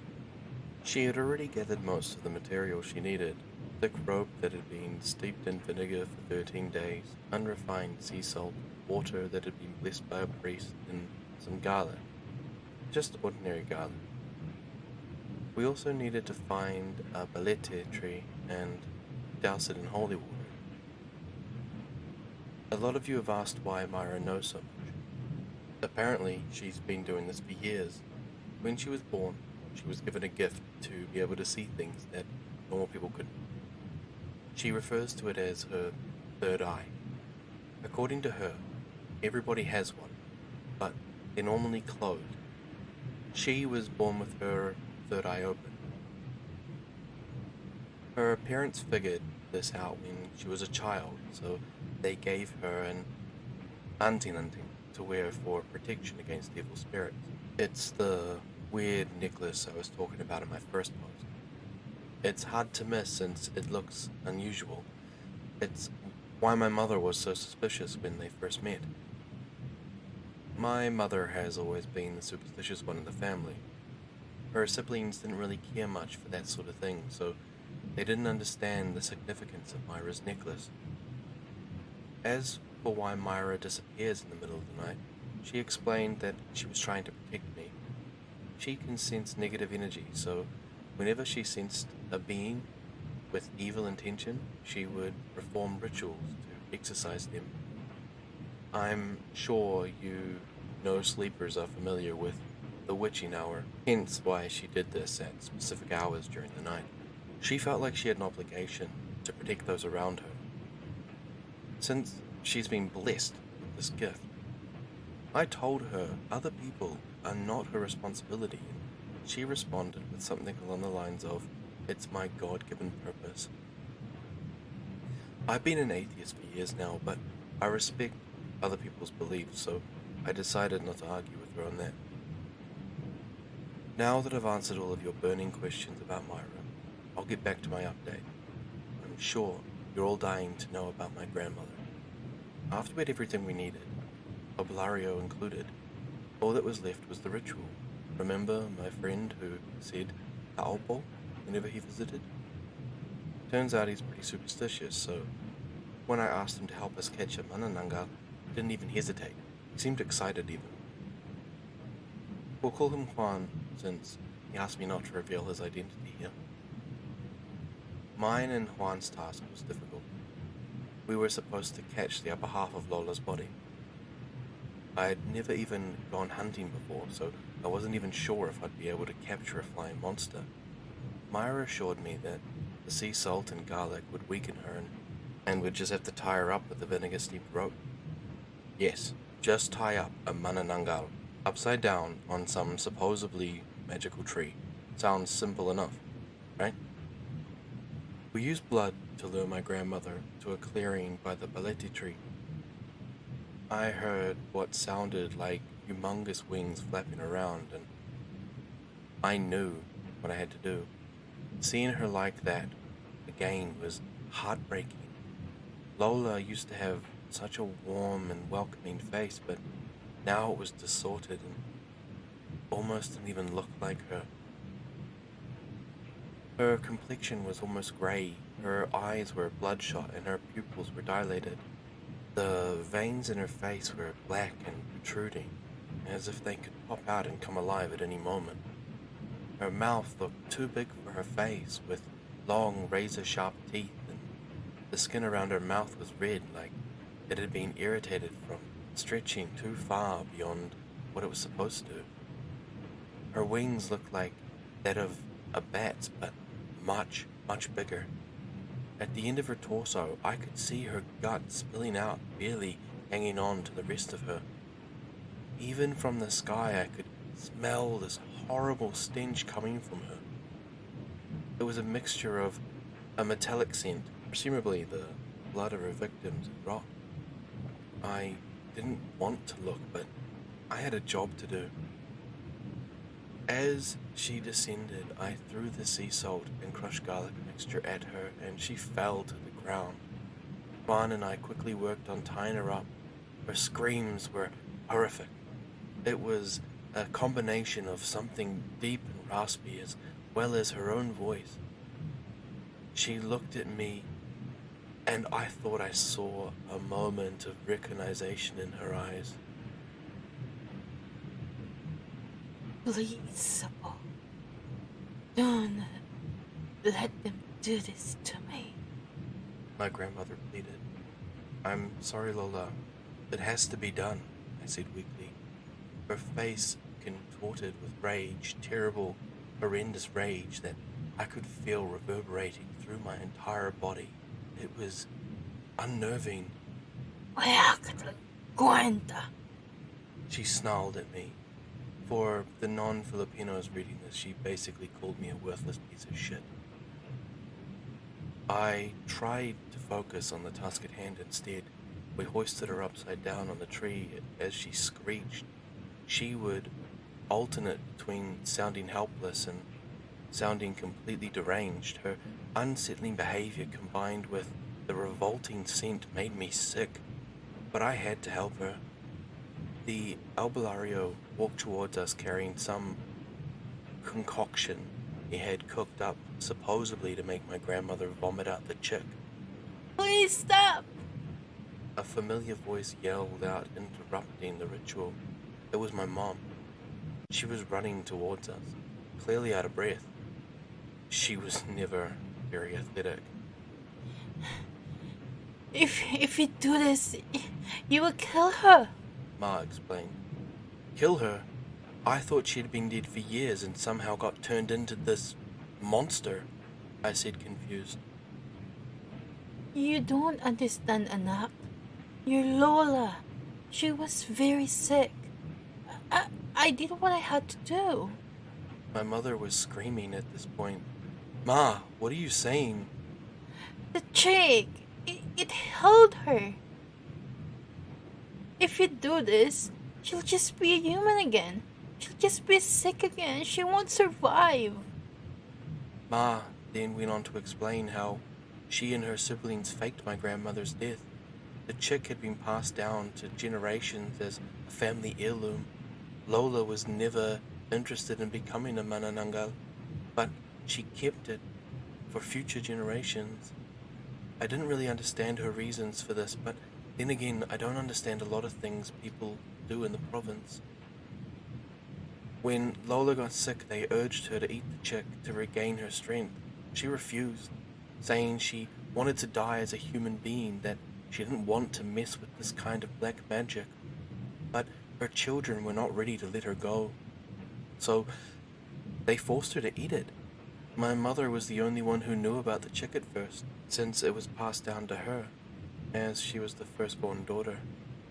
When she told her siblings she knew of a way to save their mother, they told her to do whatever it took. The grown-ups were all in on it. They told everyone in town that my grandmother had died to avoid suspicion. They hid her in my uncle's house during the day and allowed her to go off to feed at night. I don't know how to explain it, but I felt betrayed. The family I had known and loved were not the people I thought they were. They almost seemed more terrifying than the monster hanging by the tree. For context, all the houses shared the same backyard, and she would leave the lower half of her body there when she went off to hunt. Filipinos don't normally leave their family home, but as my uncles and aunts had more children, it got too cramped. They decided on a compromise and built houses on the same property instead. Lola had a closed casket funeral, except there was nothing in there. Me, my siblings, and my cousins had no idea at the time. We just thought her condition had rendered her corpse to look unpresentable. We didn't know we were mourning an empty coffin. I was angry, hurt, and disgusted. I'm sorry. I didn't know what else to do. There was a way to save her, and so I did. My mother said. Save her? You didn't fucking save her.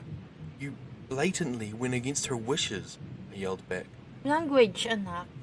Screw that. You're all fucking sick in the head. Myra decided to chime in and try to calm me down. Louise, I think we should save this for another night.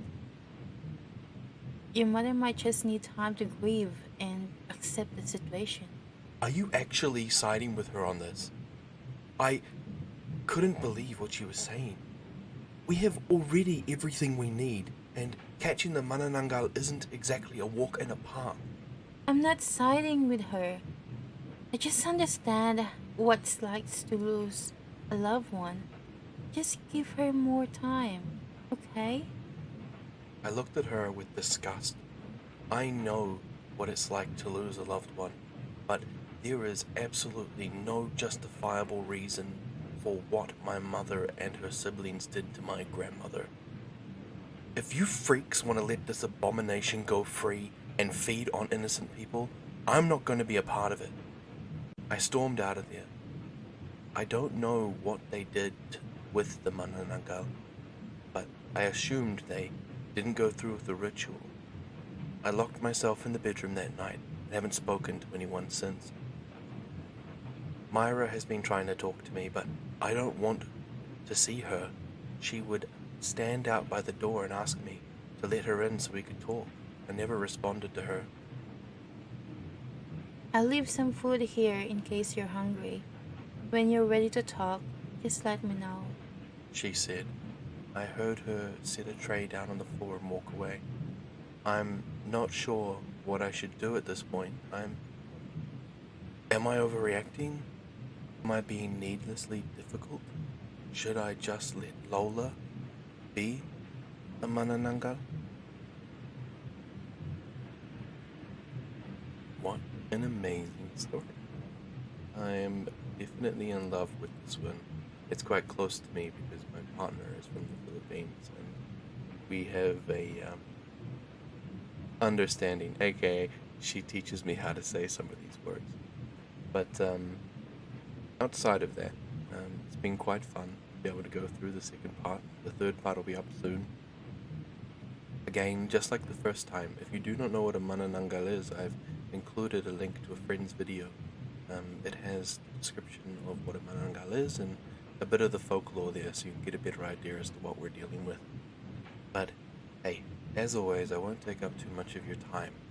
Instead, I will just sign off as always with my usual. Make sure you're safe wherever you are. And this is Grim, and I'm signing off. Hello everyone, Grim here. And as you can probably tell, it's time for me to read you another story. This one is titled, I'm Filipino, and our culture is heavily influenced by the creatures that lurk in the dark. This is the part 3, written by the user Faerun, posted to the subreddit r/nosleep. As the last two, I will be using an amazing voice actor along with me. They go by Ban Ban, so please give them a warm welcome. Sit back, relax, and let's begin. Hello once again.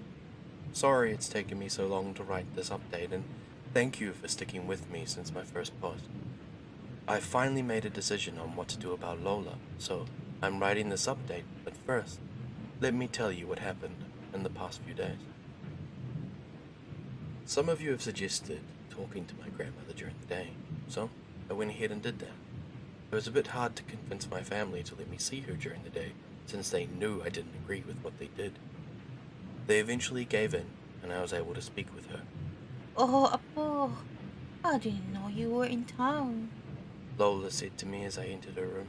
She looked worse than I imagined, as if all the light and life in her had been drained. She had lost a lot of weight and her skin looked like it was just barely hanging on to her bones. Her eyes were sunken and had dark circles around them. It was clear to me that my family didn't care what kind of state she was in, just that she was alive. Yeah, sorry it took me so long to come see you, Lola. How are you doing? I asked hesitantly. I've seen better days. Do you know what they did? She frowned slightly. Yes. I asked them not to. How did you know about this? I saw you last night. I was trying to expel the chick from your body. She turned to look outside the window. There was a long pause before she responded. I love my children. I know they had good intentions in the beginning, but they need to let me go. My time on this earth should have ended a long time ago. Is there anything I can do to help? Kill me. The request stunned me. It took me a moment to think of the appropriate response. What? Do the expelling ritual. Let that fucking chick die in the sun. And leave my body to die along with it. Nobody should have access to that kind of magic. I shouldn't have kept it with me. Screw tradition and trying to appease my ancestors. Get rid of the damn thing! I was surprised to hear my grandmother use that kind of language. I think she was just so done with everything at this point. Although it's understandable given everything my family has put her through. And don't tell those entitled brats about your plan. Lola continued. Okay, I'll do it. I have everything I need for the ritual, I replied, determined to help my grandmother end this nightmare of a curse. I headed back to my bedroom to see if Myra had returned. At some point to stash the materials in there. Luckily for me, she did. It was all in a black duffel bag, practically begging to be used. I stuffed it in my empty suitcase that had one of those combination locks. I was getting hungry, so I decided to go to the kitchen to fix something up. Myra was there, grabbing a drink from the fridge. I still didn't want to talk to her, so I tried sneaking away. Food can wait. Louise? I heard her call after me. Oh, Myra, hey, didn't see you there, I said as I turned back around to look at her. She rolled her eyes at me. Honey, lying was never your strong suit. Anyway, we need to talk. About the wedding? Yeah. There's this cake that Can you stop trying to avoid the subject, please? I sighed. Babe, I get it, okay? You understand where my family is coming from, which I personally think is stupid, so there's nothing to talk about. Let's just agree to disagree. I do get where they're coming from, but it doesn't mean I agree with what they did. What they did to your grandmother and to you, your siblings, your cousins. It wasn't right. I just wanted to give them some time to process the fact that they're going to lose their mother for good now. Does that mean you're still going through with the ritual? Yes, in a few days. Things have changed now. I spoke to Lola. I told Myra about my grandmother's request and my plan to execute it. She didn't like the idea of being part of actually killing someone, but she agreed to help, although she wasn't exactly enthusiastic about it, to be fair. Neither was I. We waited for midnight for Lola to come out, as usual, and started towards the clearing near the aleti tree. My heart was pounding in my chest, threatening to jump out of my ribcage as we waited for her to take the bait. I wasn't sure if this was going to go well since we didn't have anyone else with us. I was tempted to just go back home to the city and forget all this happened, but I couldn't let innocent people die. I had a responsibility to this town now, and it was weighing me down like a sack of bricks. We spotted Lola around half an hour later, her large wings creating a breeze above us. I threw the salt garlic mixture at her and down she went, just like last time. Myra and I tried to tie her up, but it proved to be more difficult this time around. My grandmother struggled against Myra's grasp, shrieking as she thrashed around. Ow! Myra yelled. Lola had bitten her arm and the blood started to gush out. I let go of the rope in a panic, and Lola took this opportunity to grab a handful of my hair. Leave me alone. The creature howled in a fiendish voice. I searched around in my pocket for the salt and garlic mix with my free hand. Fortunately, I still had a bit left. Shut the fuck up, you freak! You literally asked me to do this, so just... I threw the mixture at her face and continued. Calm down! Lola let out the most horrific scream as she went down once more. Got on top of her to pin her down as Myra tied her up. We hoisted her up to the tree while she yelled in protest. Are you okay? I asked Myra as I grabbed the first aid kit from my backpack. Yeah, it just stinks a little. Myra said and let out a dry chuckle, the way she always tried to seem tougher than she actually was. I applied pressure to the wound with a piece of gauze to stop it bleeding and disinfected it with some antiseptic. Is this like a normal wound, or are mushrooms gonna pop out of your arms now? I asked, trying to lighten the mood. Nah, it's gonna be fine. The only real threat is a potential infection. But You already made sure that wouldn't happen. She smiled warmly at me. Damn, I only just then realized how much I missed her. I know I was the one who was avoiding her, but in my defense, I was caught up in the whole Manananggal business. I forgot what normal lives we used to lead before all of this. But it wasn't the time to reminisce. We needed to end this once and for all. I grabbed the concoction from the duffel bag and walked towards the creature hanging from the tree. I'm sorry this happened to you, Lola. You deserved so much better, I said to her. I spilled the concoction into her already open mouth. She tried to spit it out at first, but you know that thing you do to dogs to make them swallow a pill? I didn't really know what else to describe it as, but that's what I did. My grandmother snarled at me as I forced her to swallow the magical drink that would inevitably be the death of her. She started throwing around profanities in Filipino, but I decided to ignore her. She eventually vomited out the chick and it fell to the ground. I kicked it away from her in case she tried anything. It was a disgusting little thing covered in bile and mucus. It looked like a regular chick, except it had black feathers and red eyes. Now we wait. I started to get sleepy at around 4 a.m, but I needed to wait this thing out.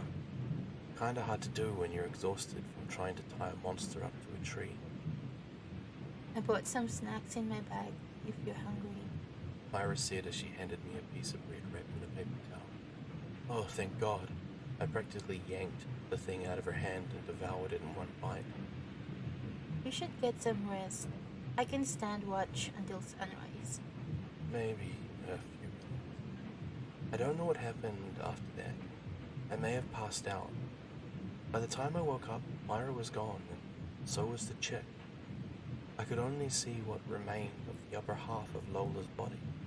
It had been around an hour since sunrise, give or take, so it was mostly just ash. I ran to the house to check on the lower half, hoping to run into Myra at some point. It was in the same state as the upper half by the time I arrived. Everyone was still asleep, so I had a few minutes to try to think of what to say to them when they would inevitably discover what I had done. I decided to search for Myra in the meantime. I looked just about everywhere, but I couldn't find her. Maybe the chick dried up before the body did, since it was smaller, but that wouldn't explain why Myra had gone missing. I eventually gave up and headed back home to get some sleep. I think my family got the gist of what happened. The lower half of the Manananggal was gone and there was no trace of ashes. As per usual, they decided to sweep it up under the rug, a trash can.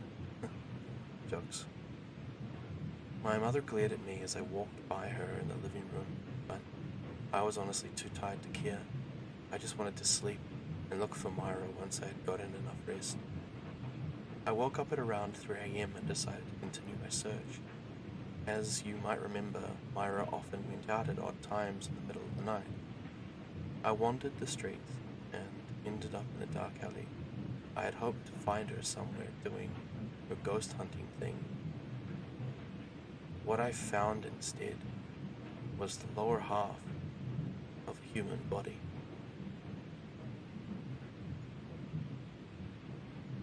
And that is the end. What an amazing 3-part series. I don't know if there's going to be more to that, but I think there should be. Just an FYI to the writer. Outside of it all, I had a lot of fun narrating it. I don't know if I made mention of it earlier, but my partner is from the Philippines, so there is that cultural relationship here. Well, I won't hold you guys back any longer. You just make sure you look after yourself. Be safe wherever you are.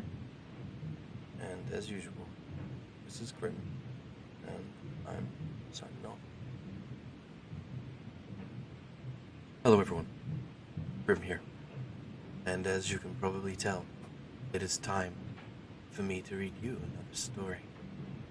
This one is titled Left Behind, written by the author Dark Hero XX, posted to the subreddit r/nosleep. So, sit back, relax, and let's begin. I used to drive for Uber on weekend nights in a well-populated city. I had a job as a server at a cafe in the mornings, and I didn't really sleep much anyways, so I decided to work for Uber for some extra cash. The Monday was great, and most of my passengers were all extremely kind, so I really enjoyed my job. Driving on the weekends, I'd pick up some drunk partygoers, but those drives away ended up with funny stories. Things were going great until the night I picked up this couple. This happened a couple years ago, but I still can remember every detail of that night. I can close my eyes and be instantly teleported back to that moment. It was a little past 1:30 a.m.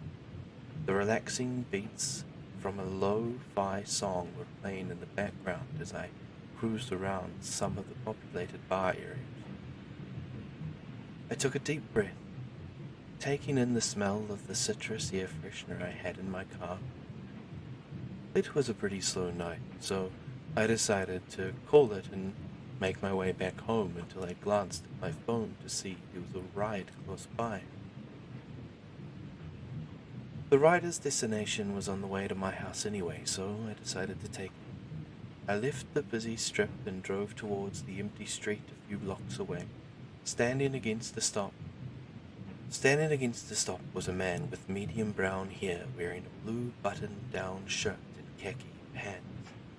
Standing behind him was a woman with long red hair with streaks of blonde.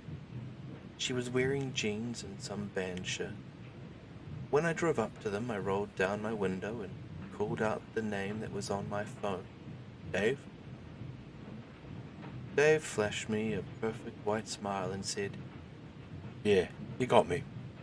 I unlocked the car while I confirmed the route to take from here, the car shifting a bit as I climbed into the back seat. I glanced into the rearview mirror to get a closer look at them. Dave looked back at me with a big grin, and the girl just stared off through the window.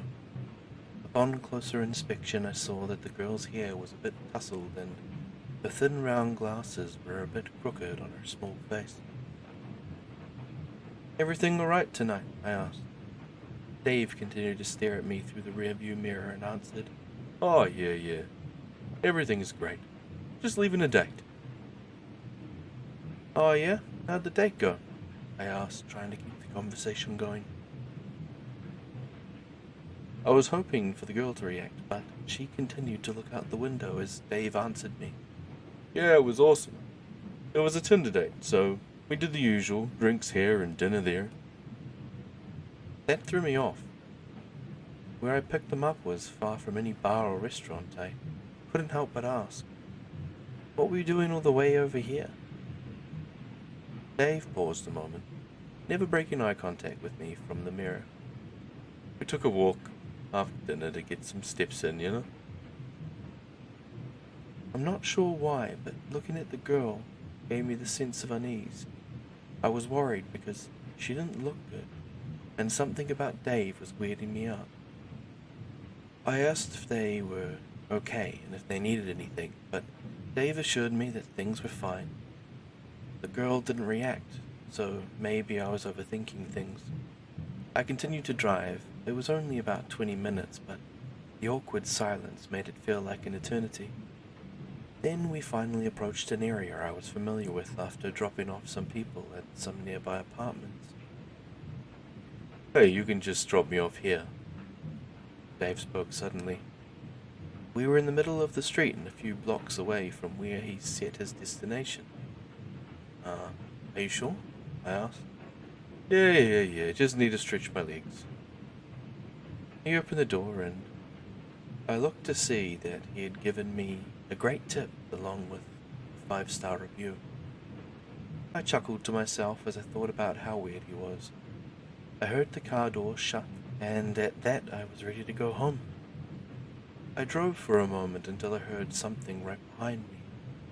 It was the sound of a woman sobbing. My eyes shot back to the rearview mirror, and sure enough, that girl was still sitting in the back seat, tears rolling down her cheeks. She looked out the window. I slammed on my brake and let out a few choice words in my shock at seeing her. What the hell was that girl doing in my car?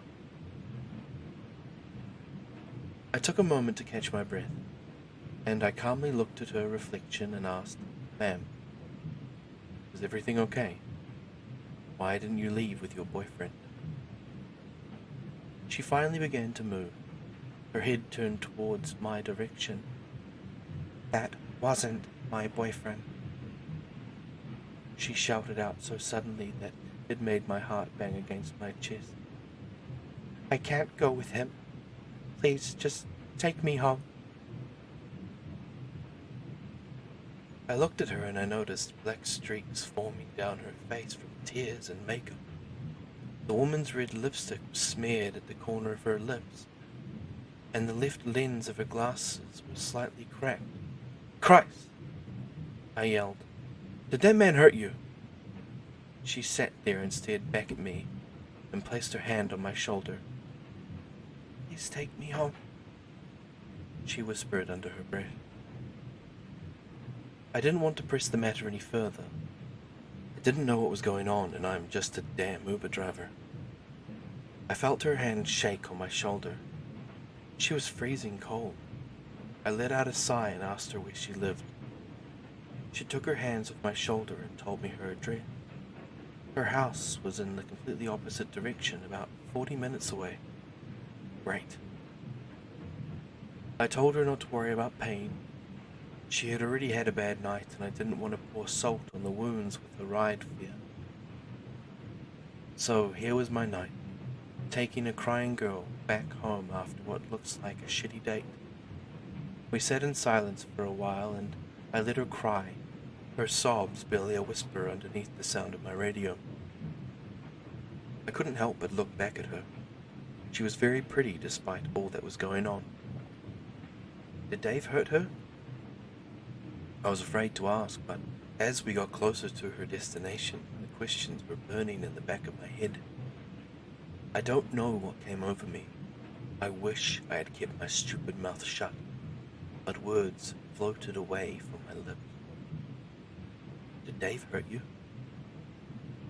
My question was met with a cold silence that chilled the air around me.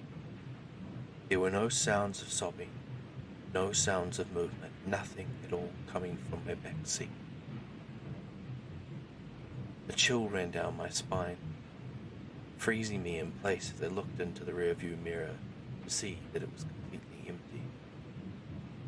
I slammed on my brake again and shifted to park. I turned around to see that the car was empty aside from me driving. My heart began to race. The thumping rocked against my ribs, and I started to sweat despite how cold I felt. Where had she gone? Did she jump out of my fucking car? Was I losing my shit? I hopped out of my car in the middle of the empty road and looked all around, but there was no sign of the woman inside.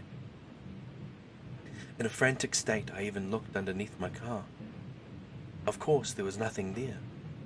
I got back into the driver's seat and popped my head against the steering wheel.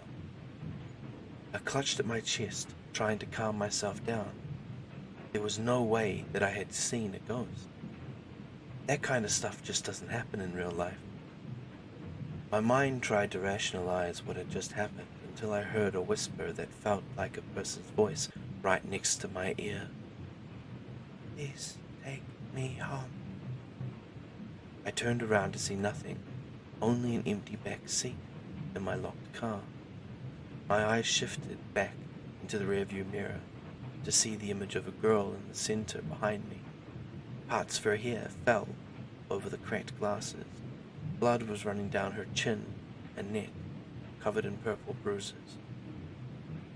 I just sat there and stared as she began to writhe in her seat.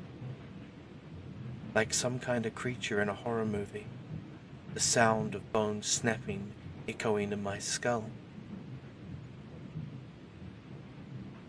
Her arm snapped, and grabbed at the headrest of my seat, and the one next to me.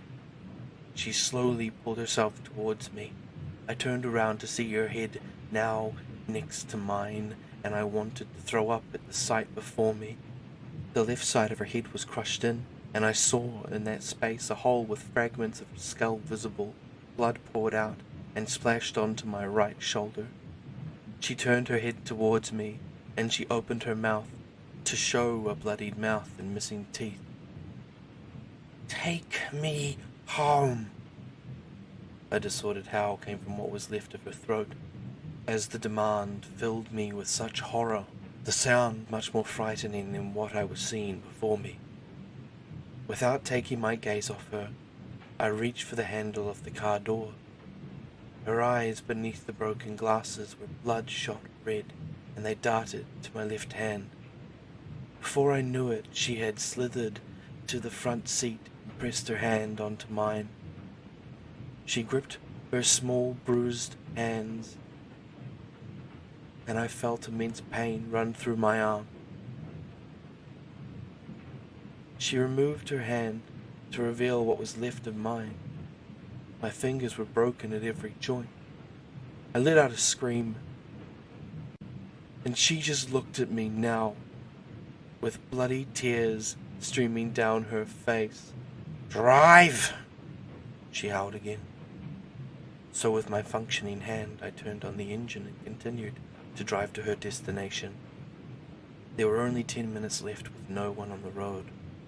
I wanted to leave, but I didn't think she would let me, even if I tried. I kept driving despite the pain of my broken fingers, despite her bloody tears dropping onto me, despite the snapping noise of her neck as she tilted her head back and forth, back and forth, back and forth. I couldn't help but think to myself, what did I do to deserve this? We were finally in front of a house, a simple house, a beautiful family home, and I slowed to a stop. I was shaking in my seat so badly as I looked at her staring at the house. I wanted her to go. I brought her to her destination, and I shouted, my mind, "Please, go!" But I sat there and stared at this entity next to me as it just stared out the window. She slowly turned her head back to me. She was now back to how I first saw her, and she whispered to me, "I can never go home again." I blinked, and as soon as my eyes opened, she was gone. I sat there for a moment longer, hoping that whoever was living here wouldn't see me parked outside their house like a weirdo. I looked at my left hand. It was normal.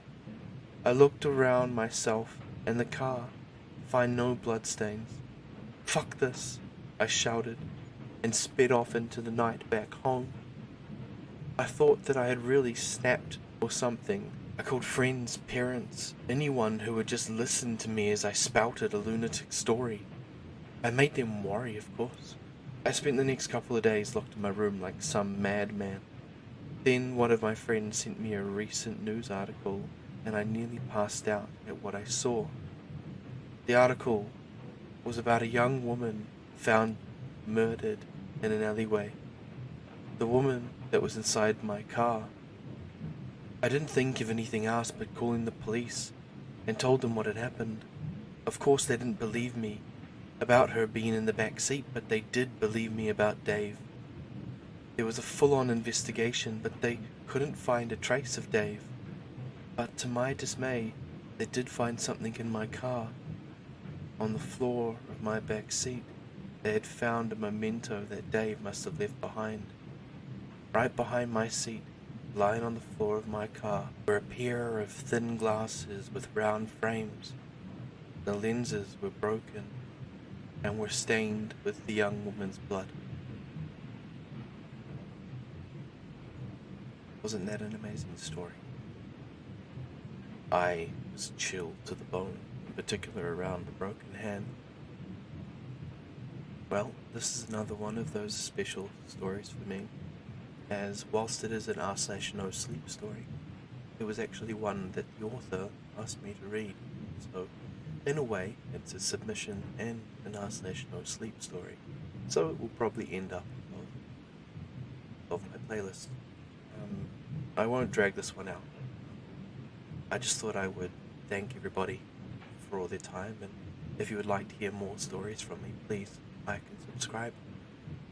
It has been a pleasure and a joy bringing some sort of enjoyment to the rest of you around. Anyway, be safe wherever you are. And as normal, this is Grim, signing off. Hello everyone, Grim here, and as you can probably tell, it's time for me to tell you another story. This one is titled Left Behind, written by the user Dark Hero XX, posted to the subreddit r/nosleep. So as always, sit back, relax, and let's enjoy. I used to drive for Uber on weekend nights in a well-populated city. I had a job as a server in a cafe in the mornings, and I didn't really sleep much anyway, so I decided to work for Uber for some extra cash. The money was great, and most of my passengers were all extremely kind, so I really enjoyed my job.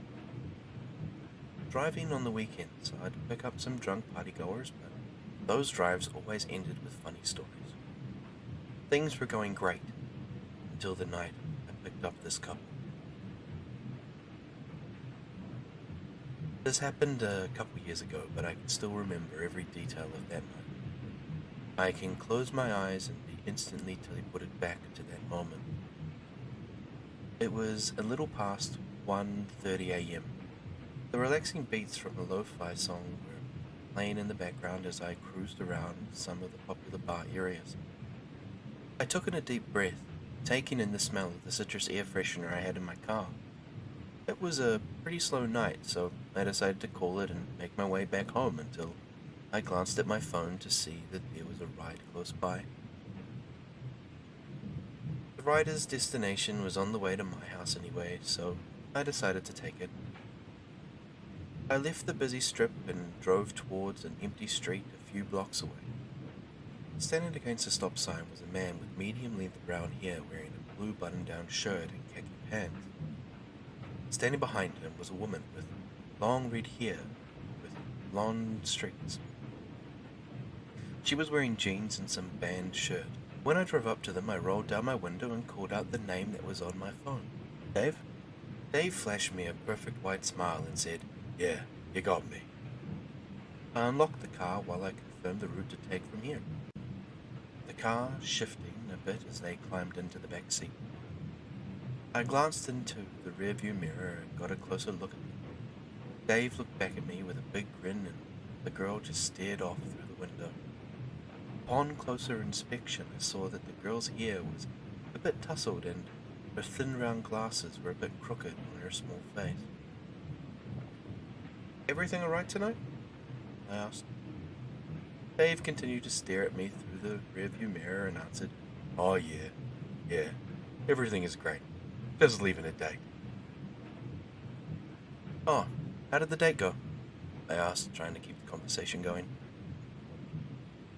I was hoping for the girl to react, but she continued to look out the window as David answered me. "Yeah, it was awesome. It was a Tinder date, so we did the usual drinks here and had dinner there."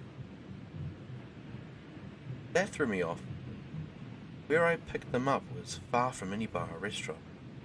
I couldn't help but ask, "What were you doing all the way over here?" Dave paused for a moment, never breaking eye contact with me from the mirror.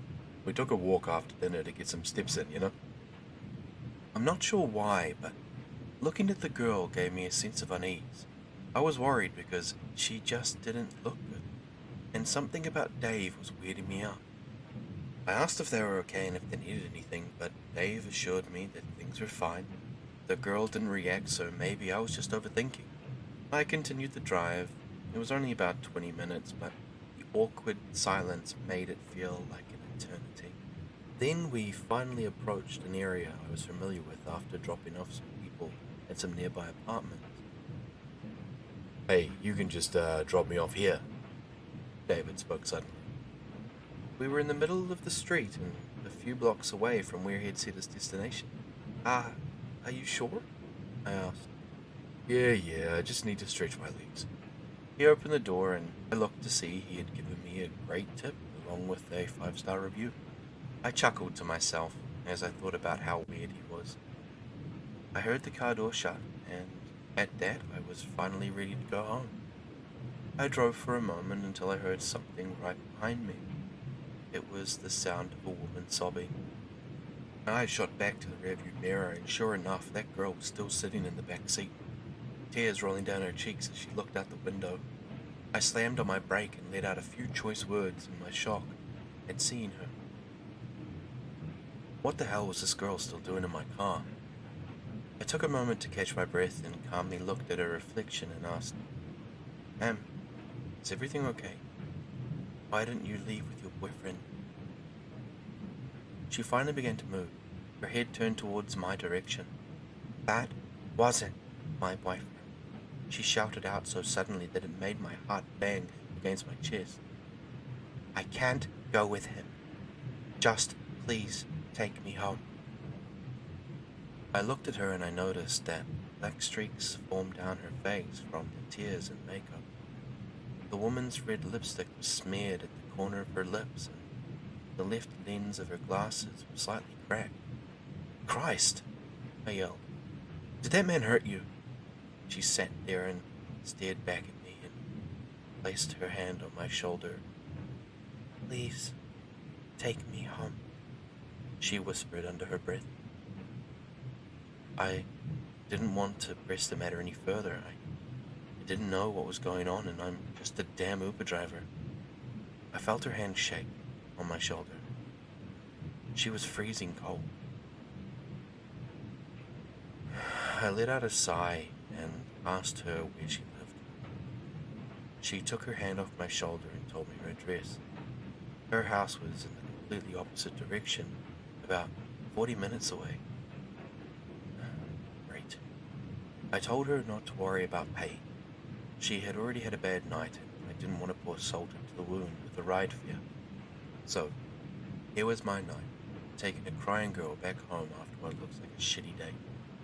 We sat in silence for a while, and I let her cry, her sobs barely a whisper underneath the sounds of my radio.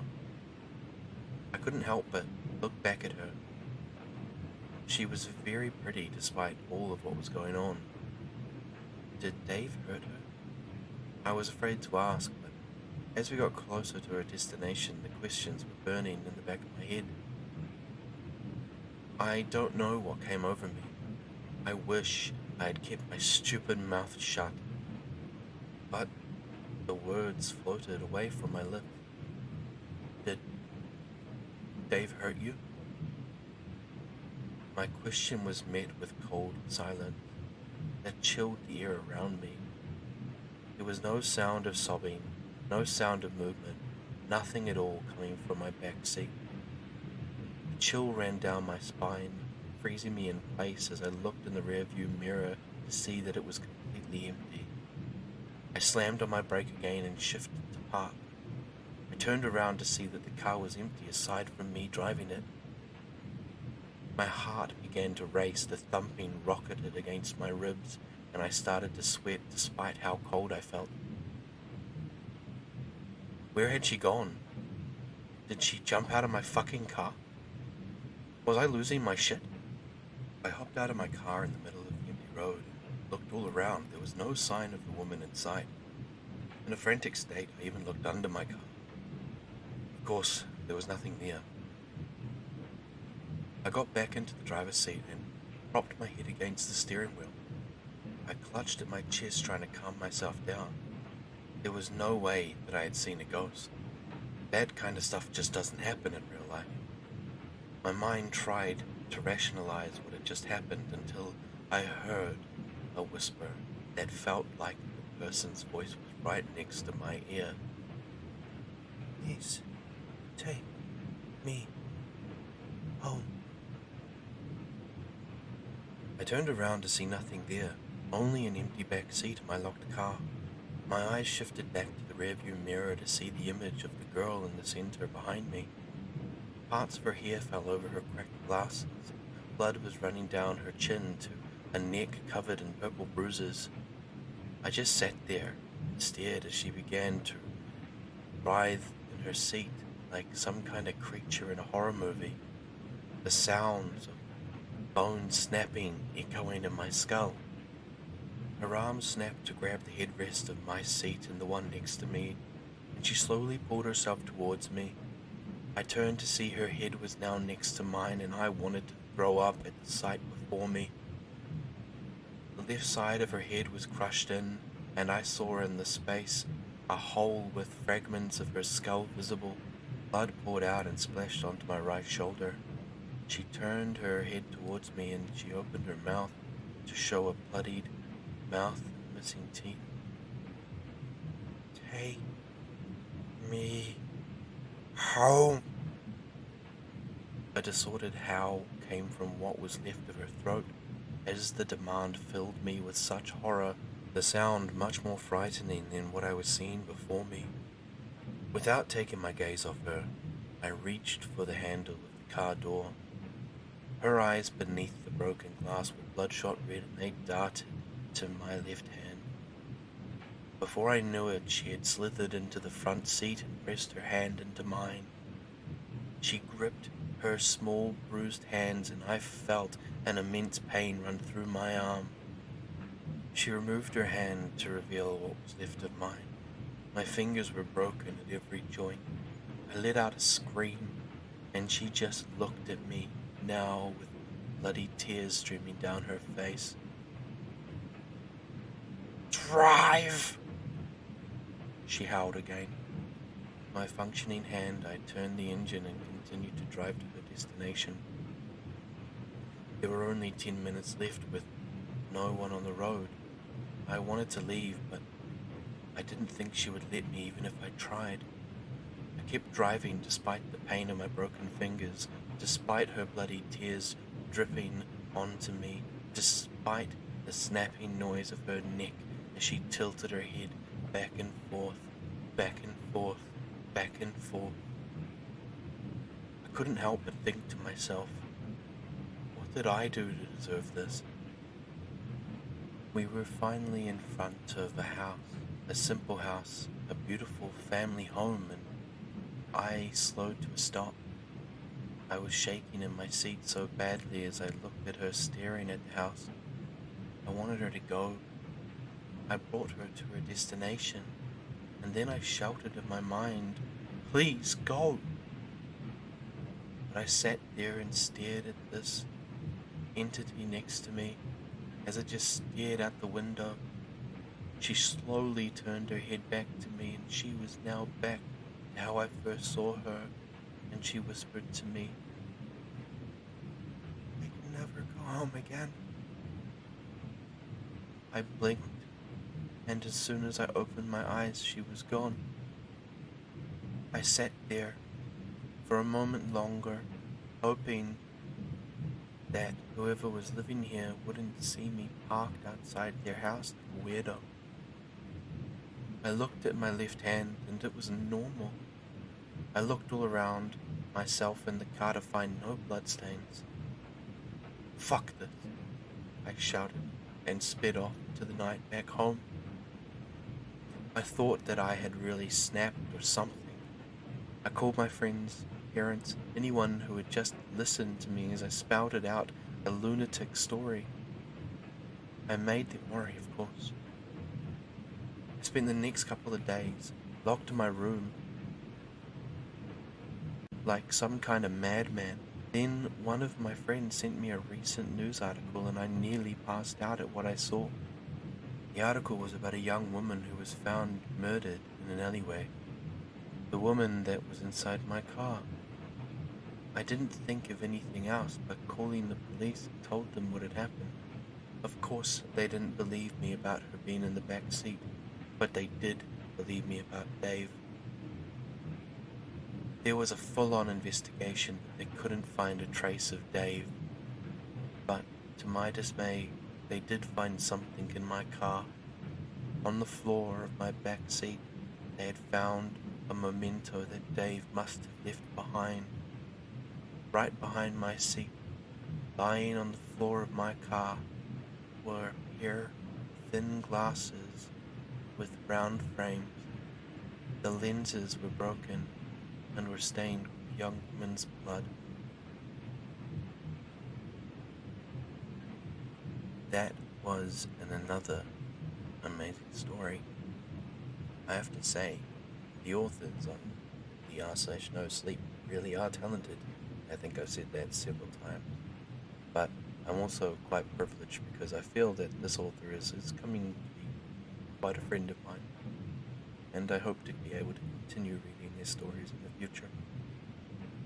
Now again, I will not waste your time with my jibber-jabbering, but I will like to wish you all best of luck and hope that you're safe wherever you are.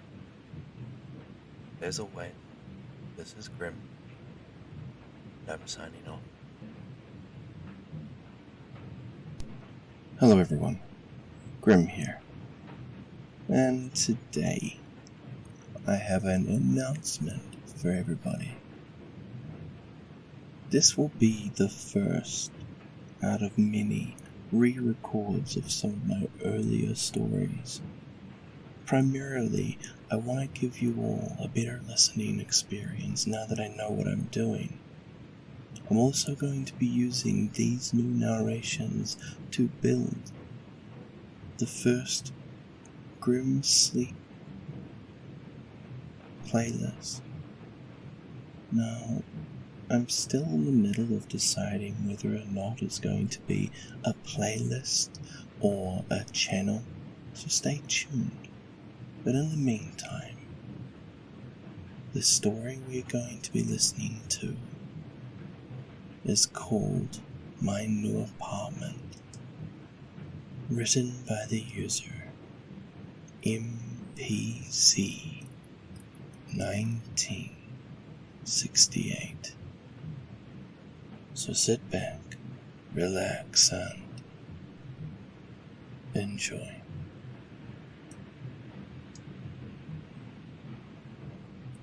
My name is Nicholas Abernathy.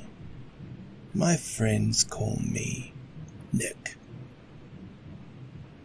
I am 32 years old, with a very, very, very, very sound mind. I am not crazy. Although, crazy people don't know they're crazy. I am 99% sure I am not.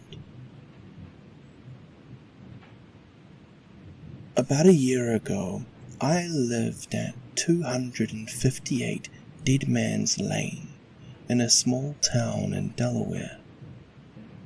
I can't remember the name, but that is where the story took place. There's a reason they called it Dead Man's Lane. I know that now.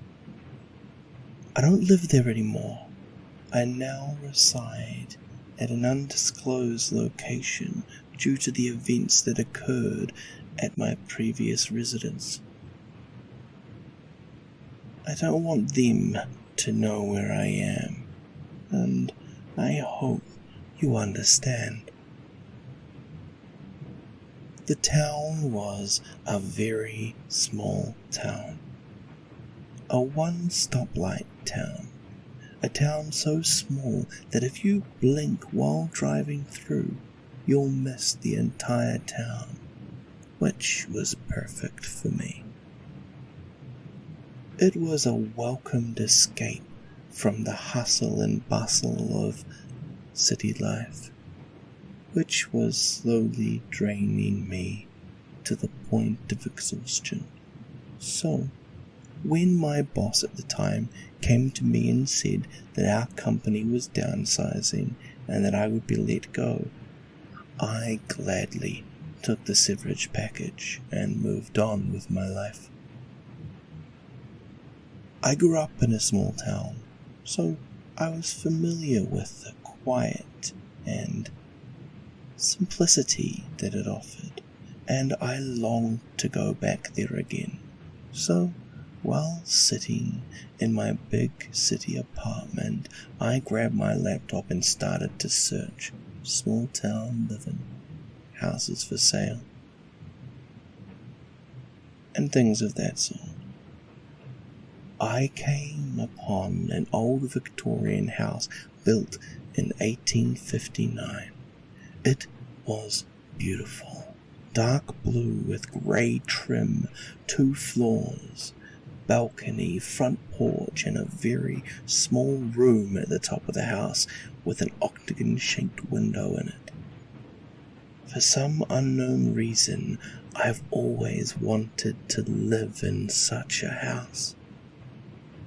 So, this was like a dream come true. The place wasn't bad, actually, it was pretty good. Low, some might say. So I called the number displayed in the ad and made arrangements with the older gentleman on the other end to come and view the house 3 days later. Upon arriving at the house, it looked just like the picture in the ad, except there was one small detail the ad did not say. The house was in the middle of a giant dirt field, all by itself. No trees or shrubbery around, just a dirt field. That time of year, some farmer should have had corn or something growing in a field that big, but there was nothing. This struck me as odd. The only thing besides the house in the field was one electric pole with wires running from it to the house and a transformer on top.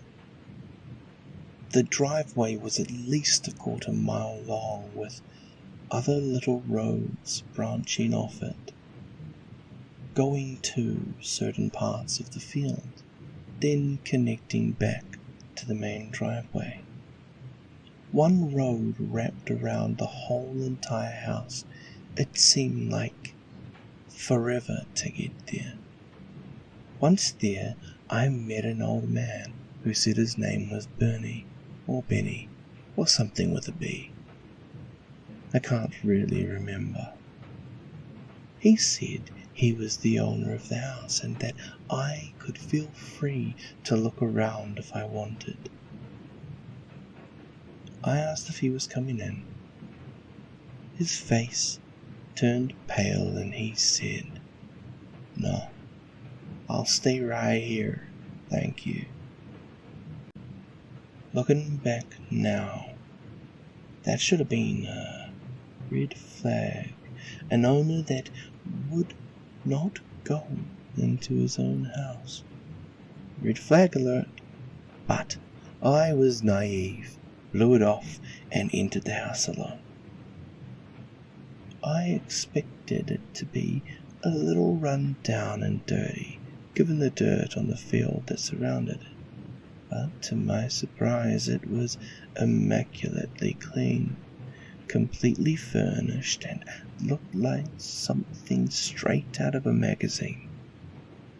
I went through each room in total awe of its beauty, each room except the little room with the octagon window.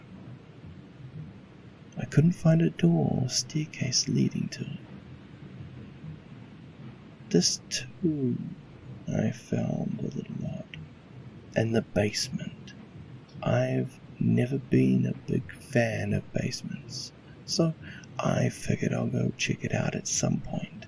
What's the big deal? It's just a basement. I met with the old man outside and we discussed and agreed on a price. He informed me that everything in the house was included in our deal under one condition. No furniture could be removed from the home or moved to any other part of the home. Everything must stay exactly where it is. You may use any of the appliances, books and things of that sort, but they must be returned exactly where they were.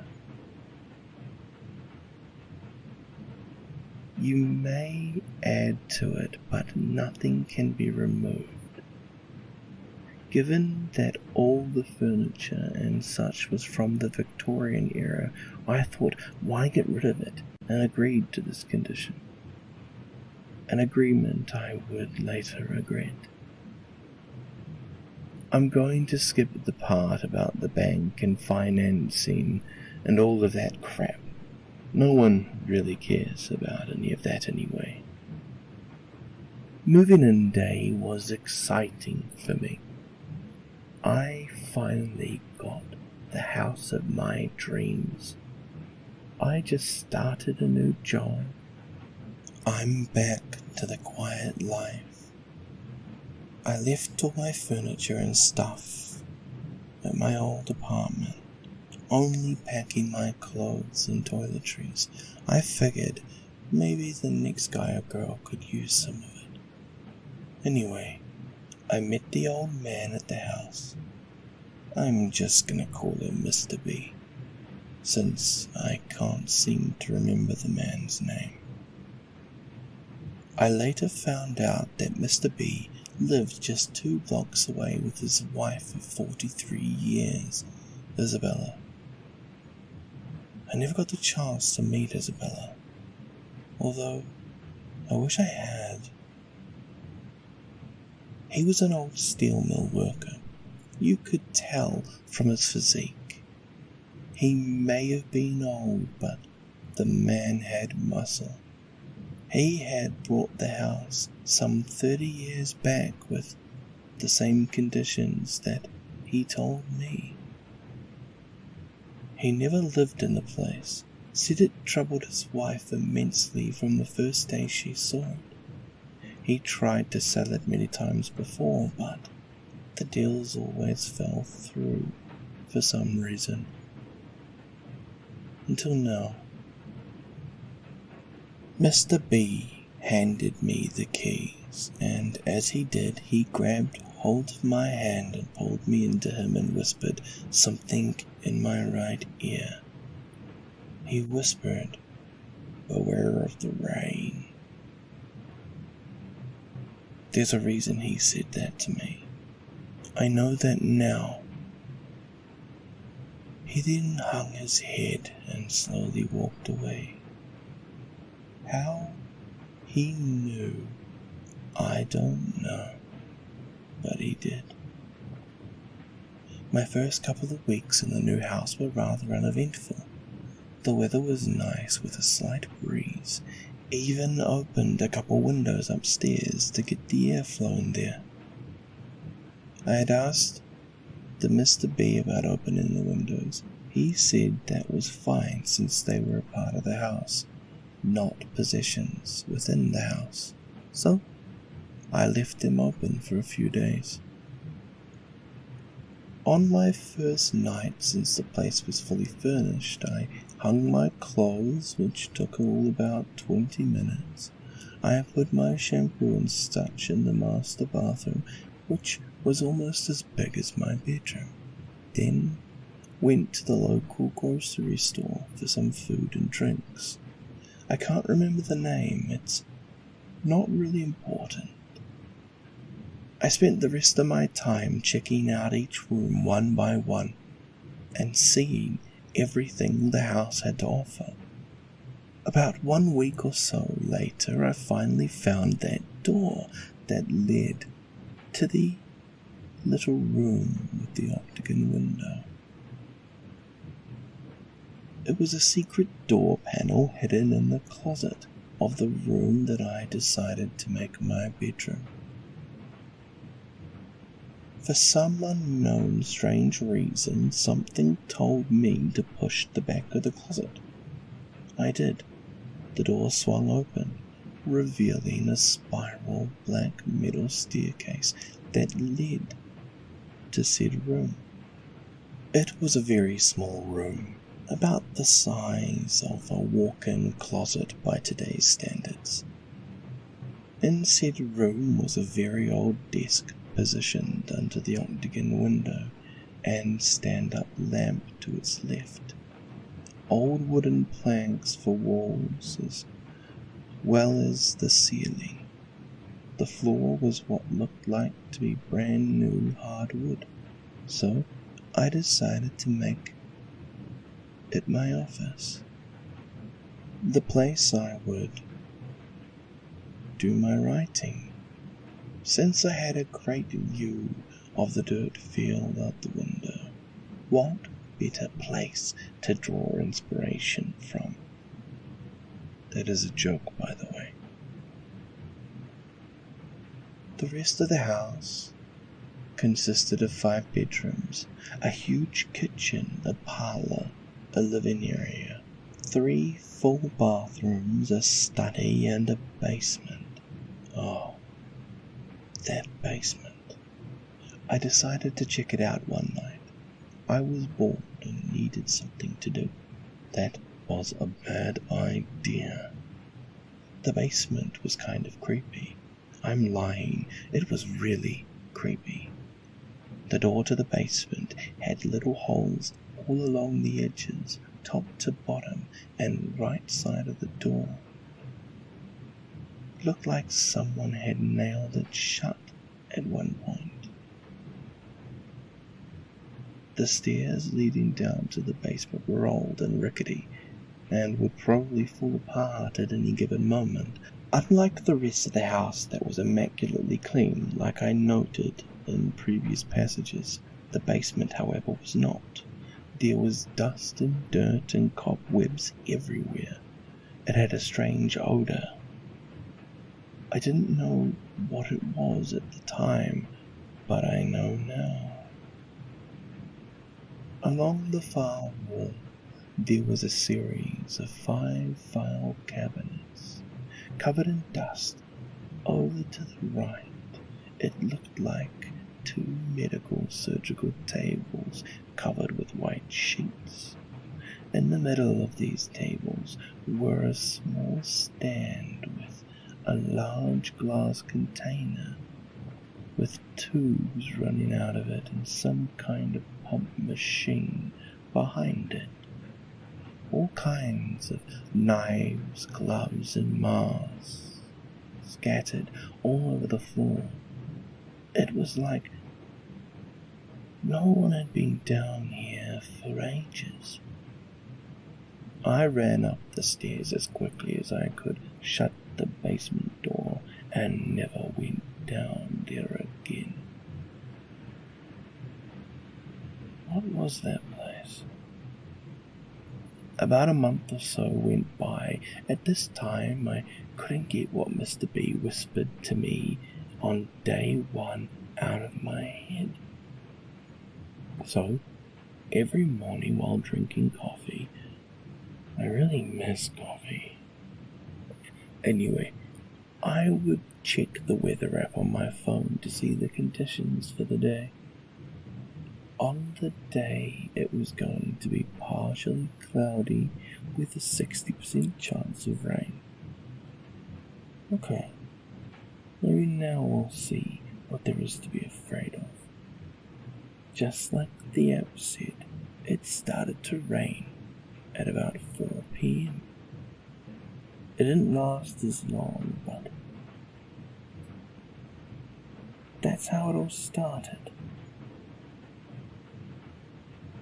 I was in my office. The rain started to fall. Almost as soon as it did, I started to hear music. Not today's music, but orchestra music, big band music. I didn't have a radio up there.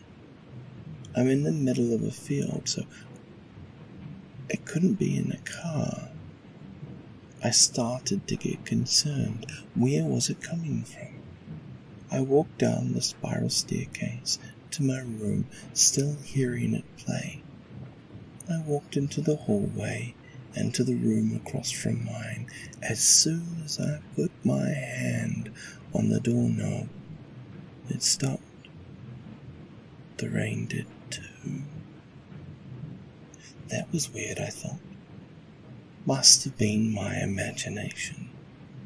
The rain hitting the gutters somehow, making the acoustic sounds of music in my house. Something. There had to be a reason. After a while I stopped thinking about it and went on with my night. A few days later I ran into Mr. B at the hardware store. I told him about what had happened. He didn't seem surprised. He just said, "I tried to tell you," and left. The day that changed my life forever happened about 2 weeks later. I was at work. I had taken an assistant management position at the local department store. The pay wasn't as good as my previous job, but it wasn't as stressful either. During my shift, this guy came to me out of nowhere and asked, "You own the old Bennett place out in Dead Man's Lane, don't you?" I was reluctant to answer, but I finally said, Yes I do." He was a big guy, biker type, 50-ish with long grey hair and tats. He said, "You're braver than I am. I wouldn't go near that place. Hope you found Jesus. You're gonna need him." The ride home that day was unsettling. Everything that had happened was starting to get to me. I was nervous to go home. After what that guy had said, what Mr. B had said, and the music thing, that weird basement, I was on edge. On edge so much that when I walked through the door, instead of placing my keys on the shelf by the door, I tossed my keys, hitting a small ceramic ballerina knick-knack off the shelf and breaking it. "Oh shit," I said loudly. "Something has not only been moved, but broken." There was no way to put it back. Then I heard it. A slow, growling sound like a wild animal coming from the basement door, then from the kitchen, then upstairs, then from everywhere. I couldn't take it anymore. I grabbed my head, fell to my knees, falling over into the fetal position. I started screaming, Stop, I'm sorry, please stop." It didn't stop. It got louder and louder. From the floor, I could see the basement door quickly open and then slam shut. All the doors were doing it now, except the front door that remained closed for some reason. I felt a cold breeze go right through my body. Every light in the house was turning on and off and on and off. I managed to get to my feet, running down the hallway towards the kitchen. The main floor bathroom door flung open, hitting me hard, knocking me backwards down the hallway. I lost my footing and fell to the floor.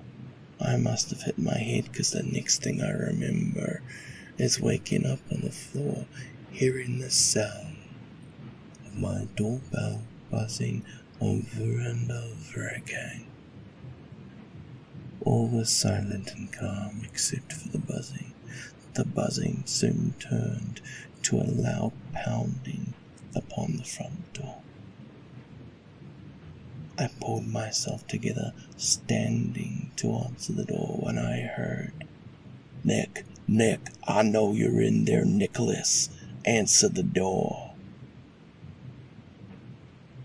I opened the door quickly to see Mr. B standing there, shaking, sweating, not nearly the composed man I knew. "There's a really bad storm coming. We gotta get out of here. I can't, with all good conscience, let you stay here alone.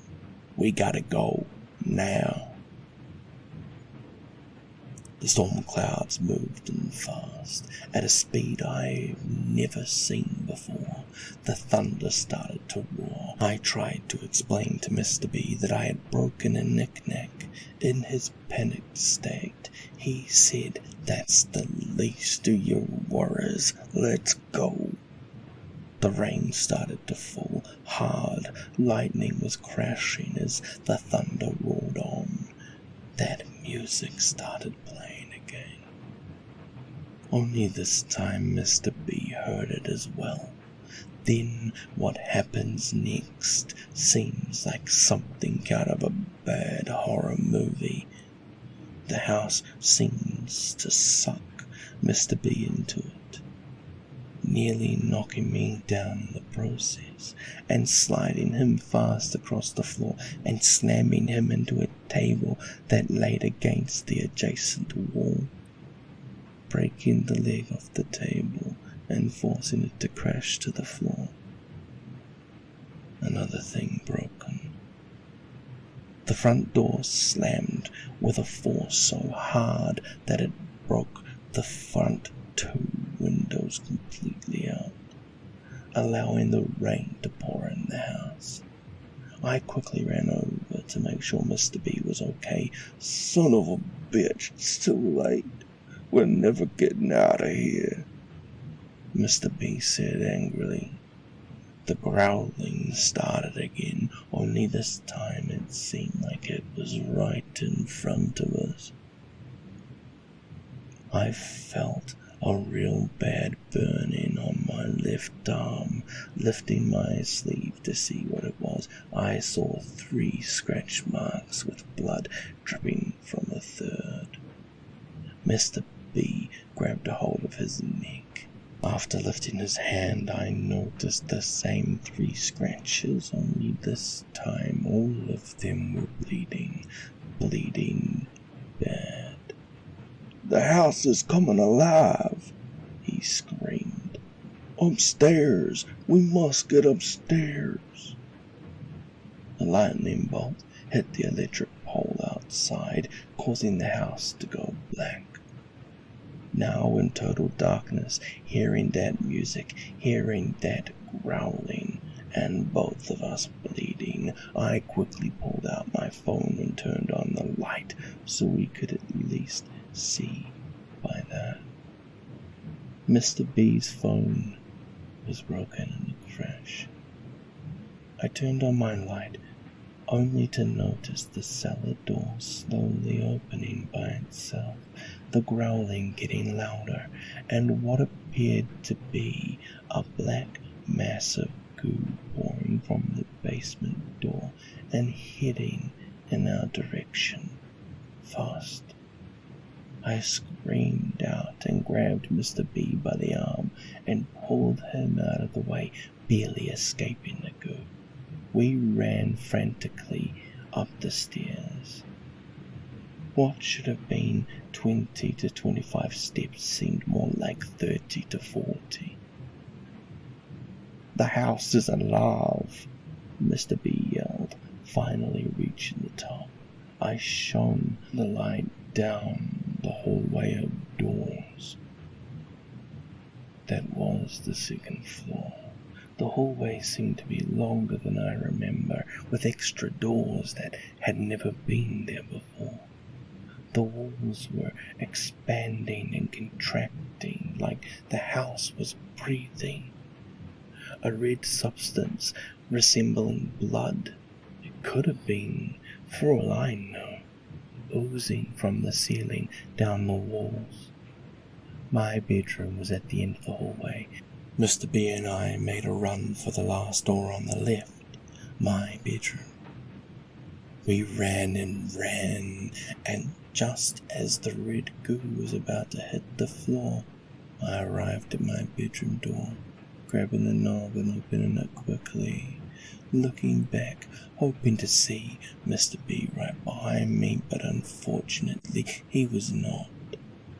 Shining my light down the hallway, I could see that he was about a quarter of the way from the door, running as fast as he could, but getting nowhere. It was like he was running on a treadmill. The red substance oozed down onto the floor and quickly made a beehive straight for Mr. B. I screamed, "Give me your hand!" I stretched my hand out as far as I could. Mr. B extended his, but it was too late. The red substance reached his shoe. Mr. B screamed in agony as the substance began to burn him. The smell of burning flesh filled the hallway as more of the substance reached him. Mr. B ignited into flames. I can still hear his screams in my head. It only lasted a few seconds. Then it was gone. And so was my friend. Mr. B was gone. I quickly ran into my room. From out of my bedroom window I could see what appeared to be flames. When the lightning hit the bowl, it must have caused the transformer to catch fire, igniting the house as well. The outside of the house was burning, but not the inside. And the rain wasn't stopping it. What the hell is this place? Shining my light back into the room, I could see shadows in the shape of people appearing on the walls, some short, some tall, and then the voices started. "I'm so cold. Mommy, help me." I quickly ran up to my office, the only place left to go.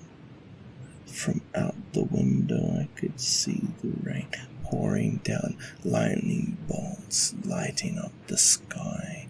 The voices continued down below. I could see that the rain had fallen so hard and fast that it washed away all the dirt from the field, exposing skeletal remains all around the house. Then it hit me. Oh my God. This was not a house. It was an old funeral home on cemetery grounds. They must have removed the headstones and left the bodies. That would explain everything. In shock, I stepped backwards, my back hitting the wall and sliding down into sitting position. My phone had fallen to the floor. The light just so happened to be shining on the doorway to the room. I mumbled to myself, "I didn't know. I didn't know. I didn't know." Out of the corner of my eye, I could see a black mass in the shape of a person crawling through the doorway and over to me, shrieking a horrible sound. It reached its hand like tongs, as if to choke me. Totally exhausted, I put my hands over my eyes and screamed as the shadows engulfed me. Somebody somewhere must have seen the flames and called the fire department. From speaking with my landlord and the police officials, I gathered that when they found me, I was in the basement, laying in one of the tables, mumbling to myself. I don't recall any of that. Mr. B's body was never recovered. From what I've heard, the house is still standing, only minor fire damage. I don't see how that's possible. But knowing what I know now about this place, I kind of believe it. I had told the story to the police, and some guy dressed like Judge Judy, and they all looked at me like I was crazy. I am not crazy.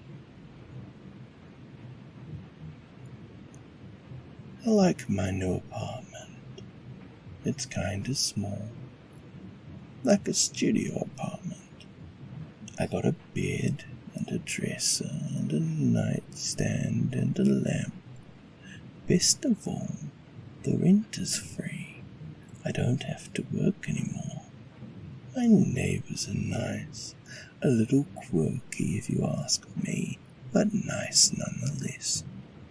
There's a TV that we share in the living room, a game room where we gather and play cards and ping pong and other games of that sort. I have my own bathroom, which is nice. Food is included. It's mostly just mush, but still food. Security here is tight.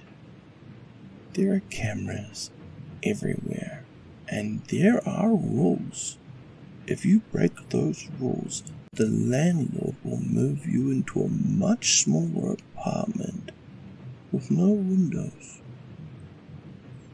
but gives you this very cool jacket to wear that lets you hug yourself. I like that jacket. There are a bunch of nice ladies that come by every day with little white pieces of candy. Sometimes they're even different colors, but mostly white. Sometimes they even come at night. Oh, I gotta go now. It's bedtime. I'm excited. Tomorrow we get to go outside. Good night. Just as it was when I first read that story. Amazing. Fun fact, did you know that this was the first story I ever narrated? The first story I ever edited by myself, and the first story I was ever given permission to read. It brings back a lot of good memories, even though it's only been a short while. Well, anyway, just so you know, the author of this story has given me some of their details, including the PayPal. So, if you want to support them in their further endeavours when it comes to this creative writing, don't hesitate to do so. Alright, I won't drag this out too long. Please, be safe wherever you are. Have a good night or day. And this is Grim, and I'm signing off. Welcome to my nightmare. So, this story happened about 11 years ago. I was a senior in high school at the time, but it is the single most mind-boggling thing that I have ever experienced. It is also important to note that it happened in mid-December, I'm from Iowa, and the winters here get cold at night. Like, you get stuck outside, you'll die kinda cold. Plus, the snowfall makes everything dead silent. You can hear anything and everything inside the house, even immediately outside of it. Well, me and my best friend were just hanging out in my family's walkout basement, just having a boring winter night and playing video games. We were also the only ones home. The reason it was just us is because my mother went from work straight to the bar to grab a few drinks with co-workers. So, me and my friend thought it would be a good idea to break into the family wine and live a little. As we were sitting there opening up the first bottle, I hear the door to the garage open and slam shut. I immediately go, oh shit, and start looking for places to hide the bottle. My friend says, I thought you said your mum was supposed to be out all night. She was, I replied. I then heard a few heavy stomps, and I hear my mum yell out, Meowsaboo, anyone home? I yell back up the stairs, yep, just hanging out in the basement. I hear a few more steps move from the garage door towards the stairs, and she yells again, can you come help me with something? I need you up here. I reply back while frantically trying to find a good place to hide the wine bottle. Yep, just give me a minute. Then there was silence for about 20 seconds. Anyone down there with you? She yelled back in a more concerned, serious tone, in a voice that was slightly off my mother's. This was the first thing that told me something wasn't right. Our family never cared if anyone was over, as our house was a very open house to all family and friends, and the voice was just too wrong. Like, it sounded like my mother's, but it was missing something that I couldn't put my finger on. Weirded out, I reply, just Galton. After I yelled that back to her, I found a good place to hide the bottle and began walking up the steps to the next level. Now, as I was walking up the stairs, I couldn't help but feel the overbearing silence of the house, and the slight electric twinge that something isn't right. When I got to the top of the steps, I looked over to where the door to the garage is, and also to the kitchen next to it, and it's black. Pitch black. All of the lights were off, and there was no moonlight shining through any windows. I walked over to the kitchen, yelling out, Mom, where are you? There was no reply, just silence and darkness. I feel the electric twinge turn into full needles, and my adrenaline kicking in to full force. I have to get out of here as fast as possible. My mother was not home. I run back down the stairs, grabbing my coat along the way. What's wrong? Colton says. My mum's not home, I reply as fast as I can, looking for my truck keys. What do you mean? You were just talking with her.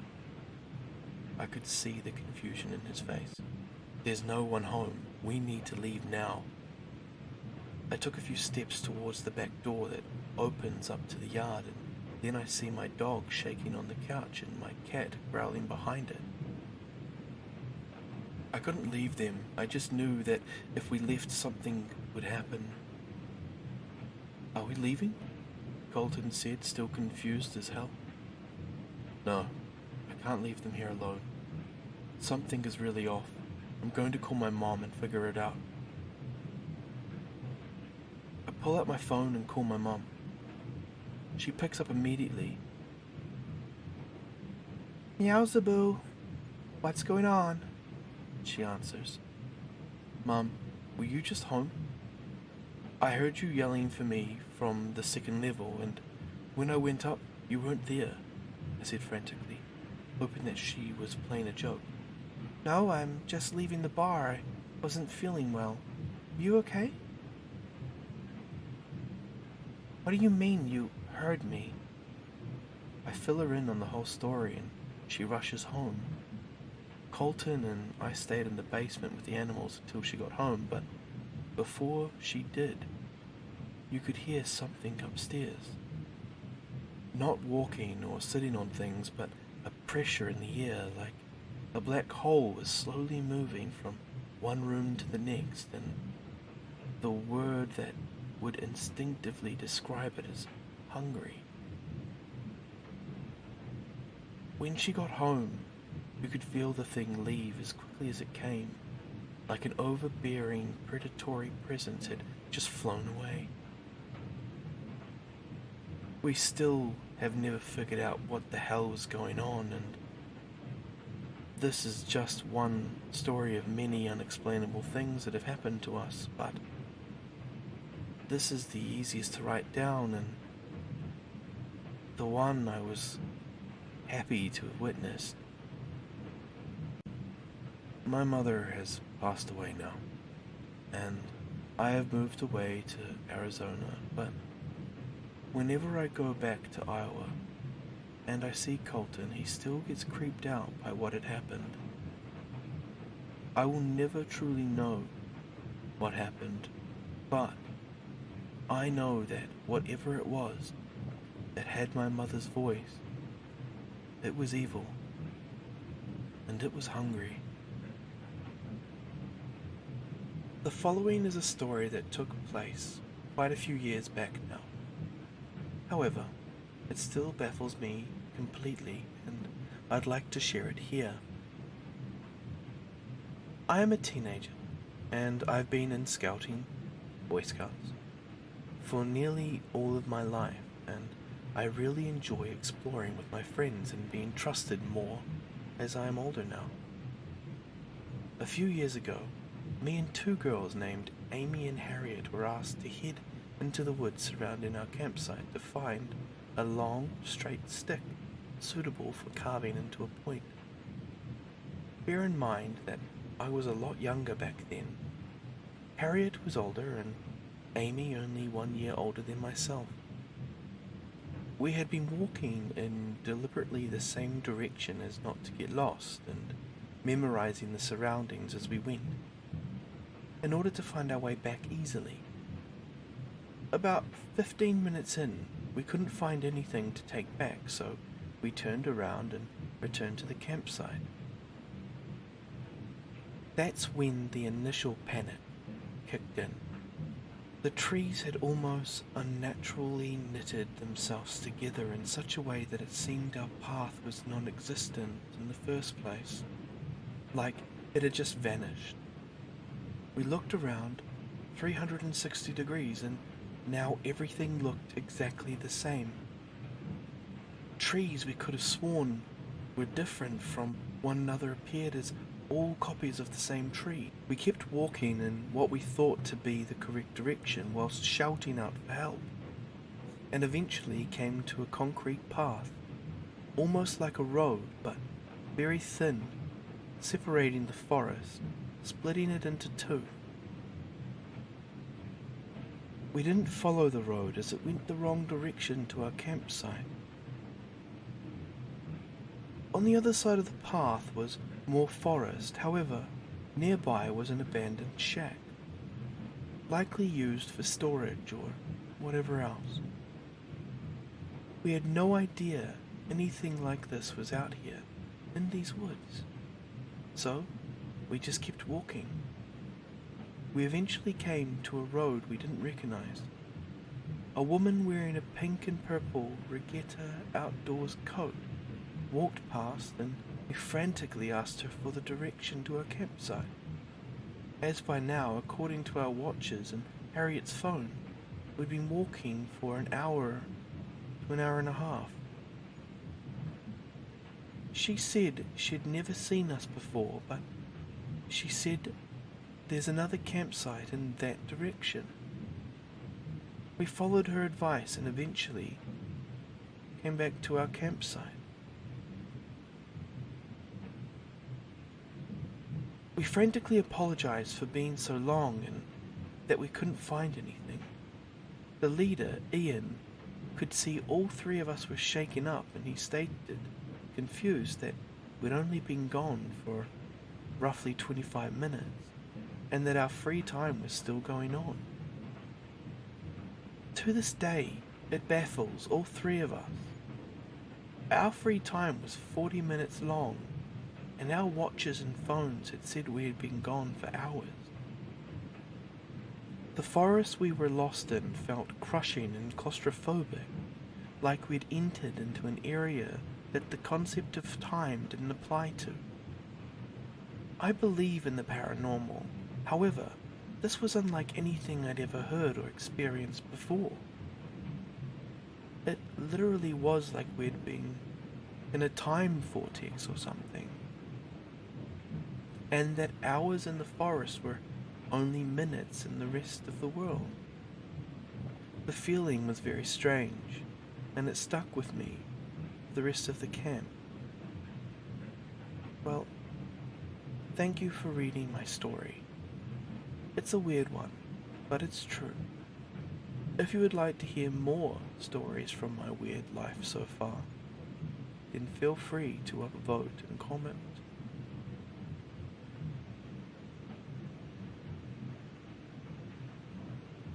Hello everyone, Grim here, and as you can probably tell, it's time for me to read you another story.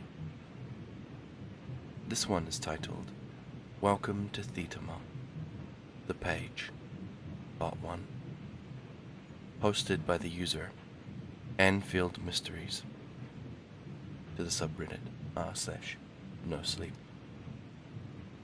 Now, as usual with these videos, please sit back, relax, and let's enjoy.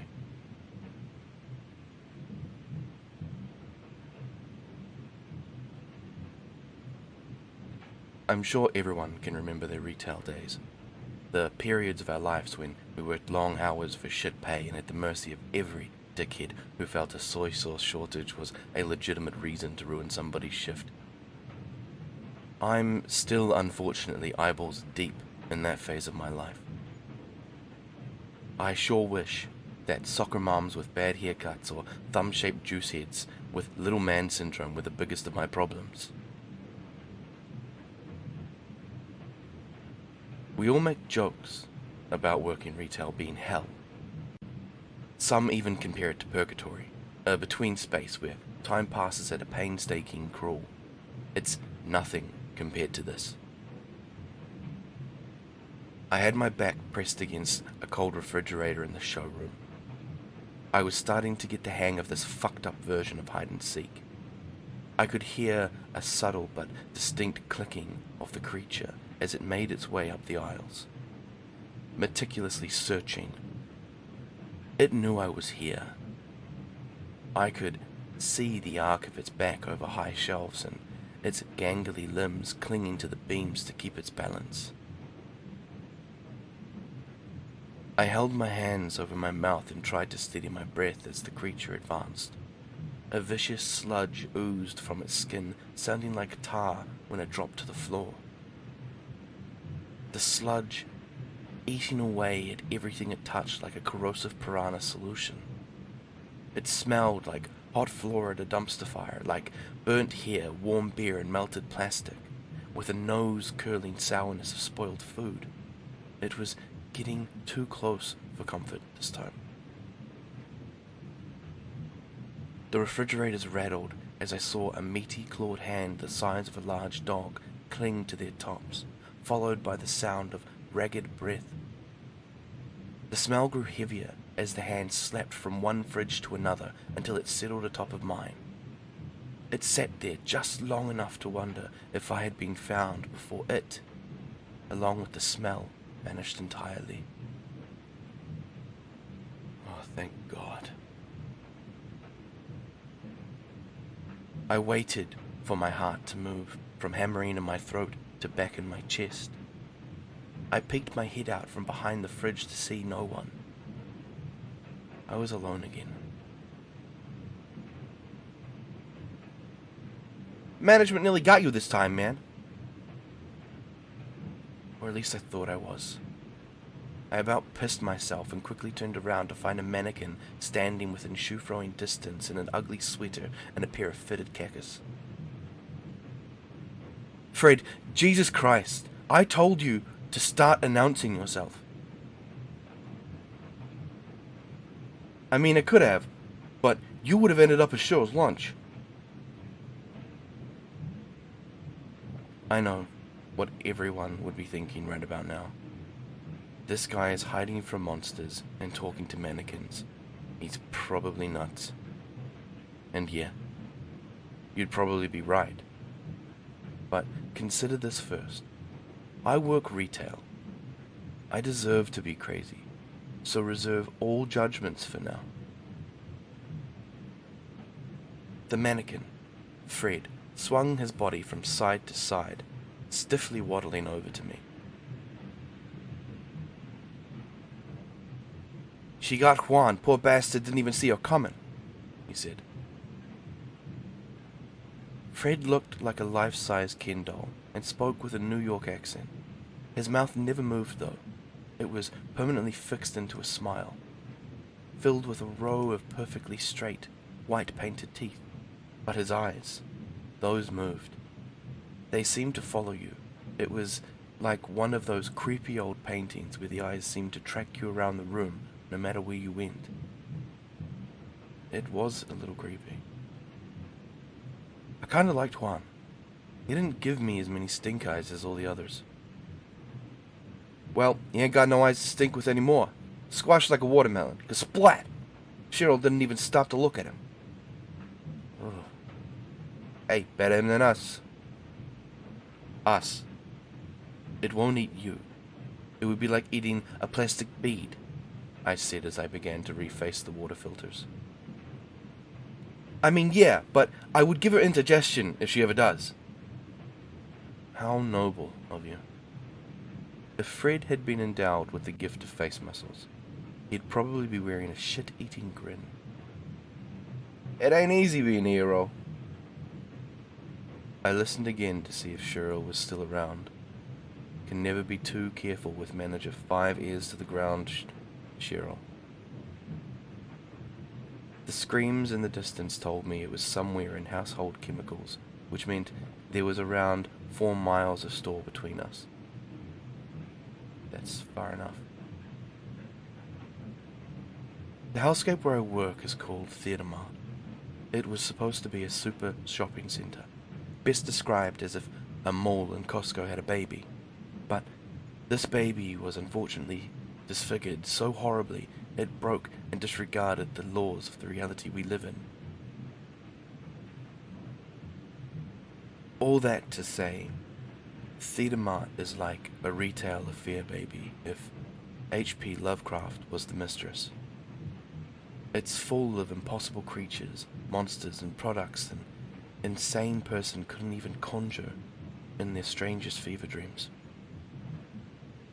Everything inside Theatre Mart was white. A stark, sterile white from floor to ceiling, with shelves that stand several tall men high. There's a lingering smell of cheap plastic in here, and the only thing piercing the constant, mind-numbing silence is the distant sound of tiny elevator music. It comes from everywhere and nowhere all at once. The tune feels so familiar, just not enough to place or follow. If that wasn't chilling enough, the screams that abruptly break the silent hours when management is close by is frightening enough to start the heart of a dead man. Which is why it was so strange when, first, a momentary blanket of silence fell over the store like what they do for memorials. It was an oppressive, drawn-out silence before being broken by a voice erupting from invisible speakers. Max, there's a call waiting for you on. The page was followed by a shrill garble that sounded like Jabba the Hutt was choking on rocks before it was silent again. I look at Fred. What the fuck was that? You got a page, man. You gotta answer it. How? There's no phone in this department.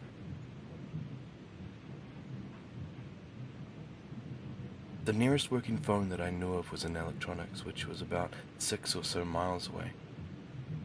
I just cut my losses and throw myself from the highest shelf. There's no way I'd make it without being maimed or eaten before I get there. As absurd as this place is, I don't think treeking over toys and finding a play school Elmo and Friends smartphone would cut it either. Well, it won't stop paging you until you answer it. And trust me, you're gonna want to answer it. What happens if I don't? He doesn't respond, and instead stares at me silently for a moment. Hello? He lunges forward and snatches my phone. Hey!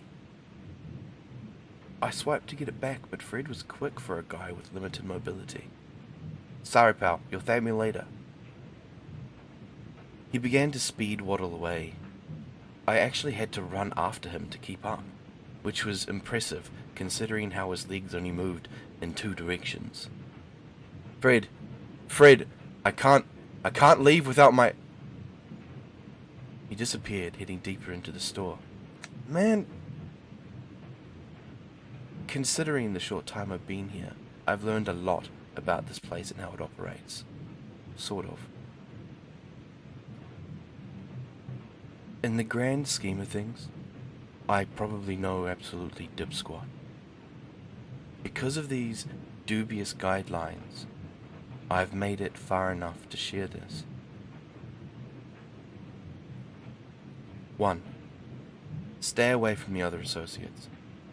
They may look like people or potential survival partners, perhaps the last anchor you could hold steadfast to insanity with, but they are absolutely, definitely not. Far from it. Avoid them at all costs. They might have been human once, but they certainly aren't anymore. 2. The areas that turn yellow, or the zones of the store that are more decrepit than the other areas, are more prone to management activity. That's what Cheryl is. The denizens of this place are known as management. The higher the status, the nastier they are. 3. Be sure to follow the first 2 rules, no matter what. It makes life a lot easier. Funny enough, Fred actually bestowed upon me a lot of the knowledge I've accumulated about this place. Which pissed me off even more when I had to actively choose to break those 3 rules. Fred, this isn't funny. I don't have time for your crap. I continued walking at a brisk pace, following the distant taps of hollow dress shoes. All around me, the fluorescent lights became yellower, more tarnished. They flicker and hum overhead, and some are blown out completely. There are pillows and overturned furniture, soggy boxes and broken glass strewn about the linoleum. The smell of stale old couch stuffing and mildew penetrated the air and hung like a wet blanket, making it slightly uncomfortable to breathe. I walked beneath the hanging sign saying in bold blue letters, "Home and Decor." Oh, crap. I found myself reconsidering how important my phone really was. I could just buy a new one. Sure, the other one isn't even paid off yet, but is it really worth being eaten or swashed or whatever it is monsters do to people? A scrawny college student sustained purely of ramen and espresso can't taste that good, right? Just when I talked myself into abandoning my phone with every puppy pic of my dog I've ever taken, I felt eyes fixed on me. I had been spotted. Maxwell. Shit. I very slowly turn around to find looming over me was Nosferatu. Well, he's not actually Nosferatu, but he could have had me fooled if this were a spirited Halloween. Ralph, you look, alive today? Ralph's skin clung to his skeletal frame like wet toilet paper. The white of his eyes were as sunken and yellow as the lights around us, and his apron, identical to mine, covered in various stains of several concerning colours. I tried my best not to stare at them, as he leaned down and hovered close to my face. His irises glistened a gross milky white with something swirling behind their film. Why are you in my department, Maxwell? Now, would have been an amazing time to be great at lying, but I wasn't much of a talker at the best of times. I was getting... My eyes began to frantically dart around for a sign or... Milk! Milk? Yeah, milk. Can't have my bones breaking on the job, right? I made an attempt at a playful punch, but Ralph was so much squishier than he should have been. I felt my stomach lurch when my fist sunk through his arm and into his torso like a damn slime-filled stress ball. Except instead of alleviating stress, he makes it so much worse. He stared at me for a moment in unimpressed silence. Ralph was a supervisor. Not only that, but I managed to piss him off twice in my first week. Needless to say, he's far from my biggest fan. He also makes me really uncomfortable. You are heading in the wrong direction. Oh, really? Oh, I'm still getting turned around. 3 weeks and I still have no sense of direction. Typical Max. I took a step back. Well, I better be on my way now. Looks like I've got ways to walk. I'll call for assistance. Nope. Why's that? You're gross. He said nothing. I mean, grossly understaffed. You look like you're barely holding on with these dang staff shortages, right? I don't want to impose. Nailed it. He continued eyeballing me for a tiny eternity. All I could do was stand there and sweat. Maybe if I didn't move, he would leave, like a T-Rex. Unfortunately, Ralph didn't follow predatory chicken rules. He took a step back and very, very slowly started to open his mouth.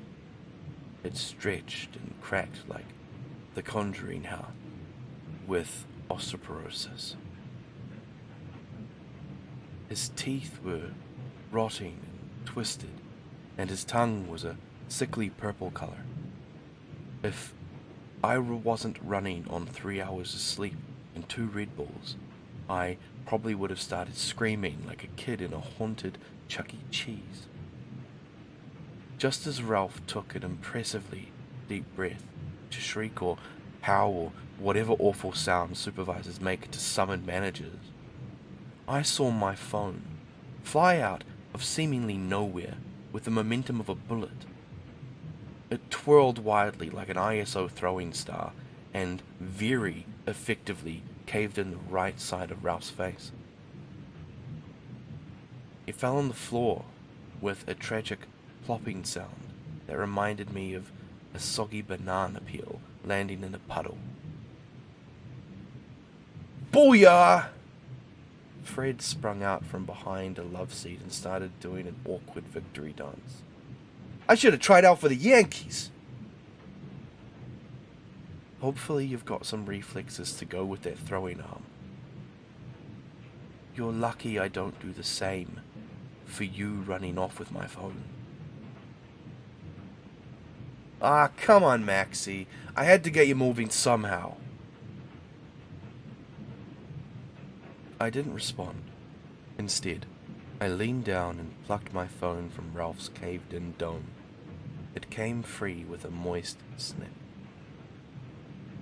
Thankfully, there was no grey matter or blood, just a gross and slightly greasy film where his skin and my phone made contact. If I have to touch one more bodily excretion that isn't mine, one more time this week. Fred slowly stuck his foot into Ralph's side and laughed when the old man made a sound like a deflated sponge cake. Yeah, you get used to it. Now, let's get the show back on the road. No. I need to go back to appliances where it's safe. I haven't even been over here for 5 minutes and Ralph was already trying to hand me a pink slip from life. Fred somehow managed to blow a raspberry without his lips moving and pat my shoulder. He wishes he had the clearance to do that. All he can do is hoop and holler. Ain't that right, Ralphie? Ralph, now drooling, said nothing and only continued to make more squishy, deflating sounds. Is he okay? Oh yeah, I saw him get crushed by a shelf once. He's even been sat on by Bonnie, and he still got up. He was totally fine too. I'm sure he enjoyed getting sat on more though, sly dog. Wow. I know, right? He's all about that bass. Respect that. Oh, no.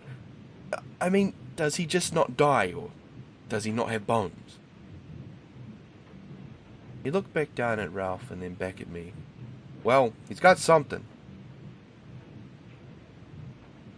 How the heck did he get a squash-proof car? Ha! What, you want one too? Trust me, you don't want whatever he's got.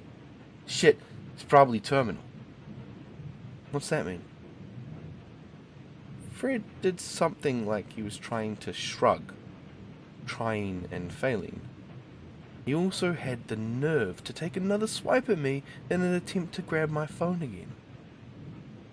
I quickly stuck my phone in the air and slapped his plastic hand away. Hey!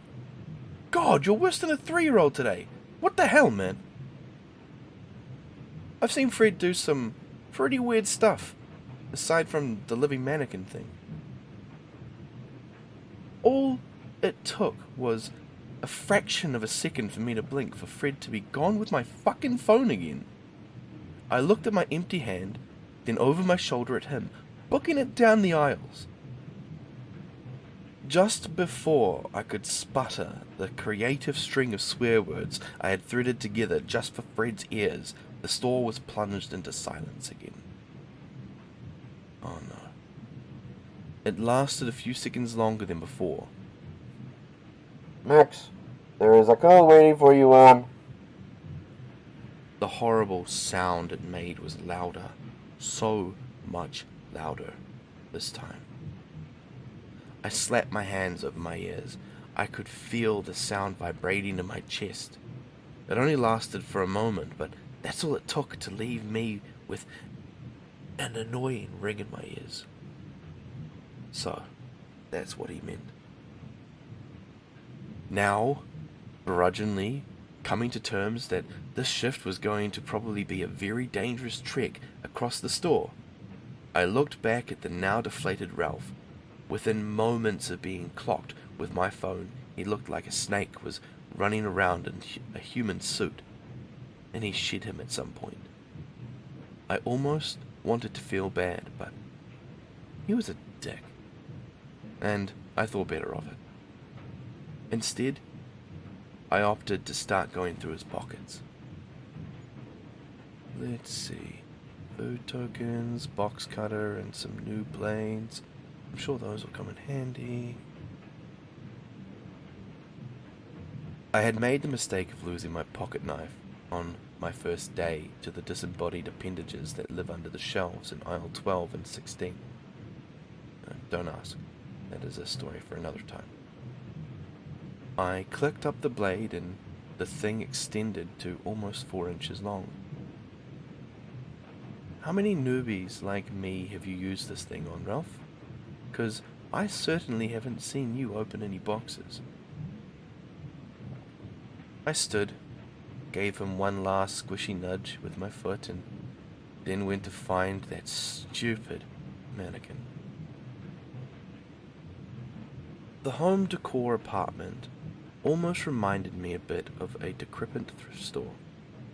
The musty smell of old used things and old used people.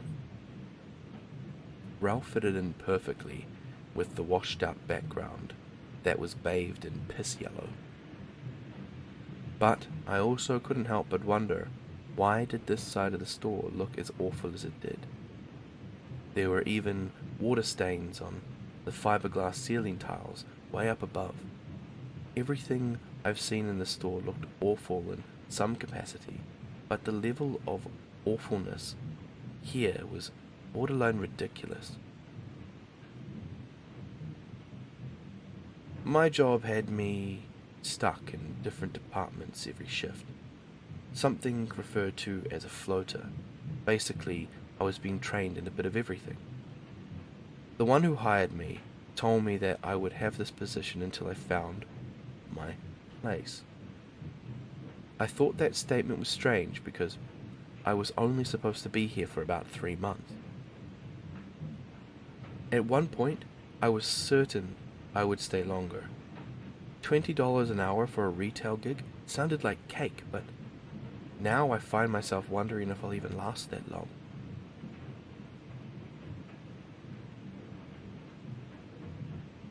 You've been standing there for an awfully long time, Maxwell. It was a woman's voice.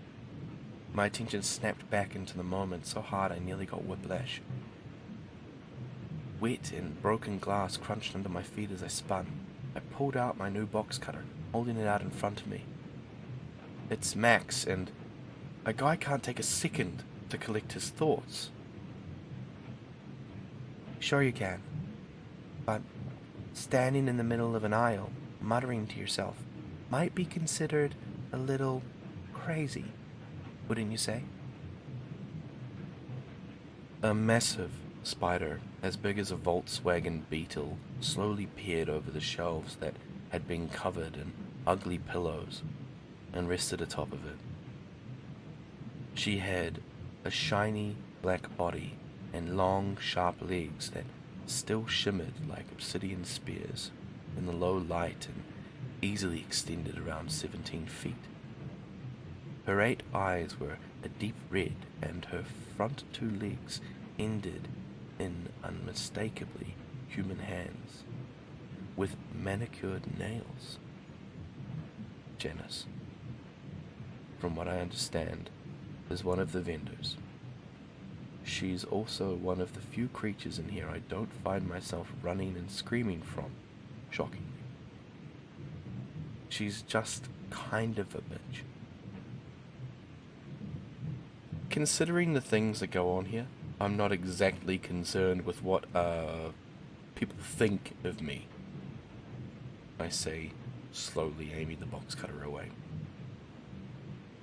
Oh, not enjoying your position?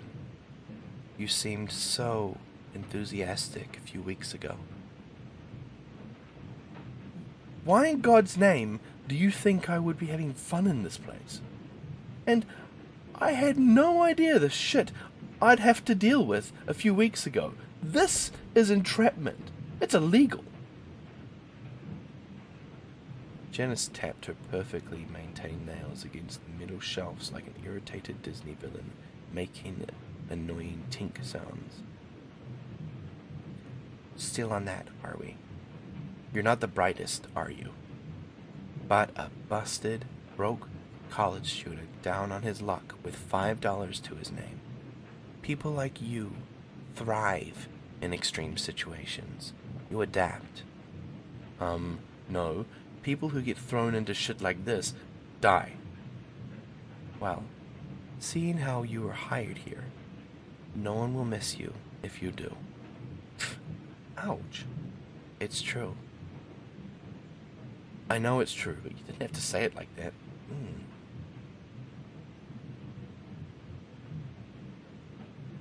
Theater Mart, as well as being a space between, has the ability to bring out something in people they would rather not look at. It changes them into something more. She looked at a moldy pillow sitting beside her on the shelf.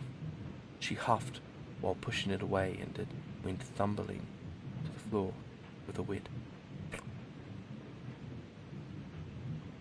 More compelling, I'd say. You get to break the monotony and forget how small you are. I'm perfectly comfortable with how small I am. Thanks. What a winner. I'm sure your girlfriend shares the same sentiment. That's a bold assumption. And was there a point to you grudge calling up there, or are you just trying to harass me? I like having the high ground, and I wanted to give you a bit of friendly advice. Well, don't leave me in suspense, Obi-Wan. Who's that? He's... never mind. What is it? She sighed and slowly lowered herself down the shelf, creaking under her weight as she did, so she lowered her voice to a whisper. Don't eat the food. What? She hissed this time, speaking a little louder. Do not eat the food.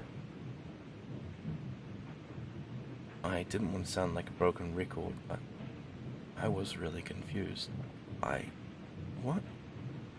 Ah, you insufferable little man. This is why I am a widow. Forget it. She sighed and rubbed her 8 eyes. The mannequin wanted me to pass this on to you. She pulled out a pair of pink flower clippers from seemingly nowhere. Go to Garden and Live Goods. He's waiting for you there. Avoid the big flower. She handed me the clippers and tisk.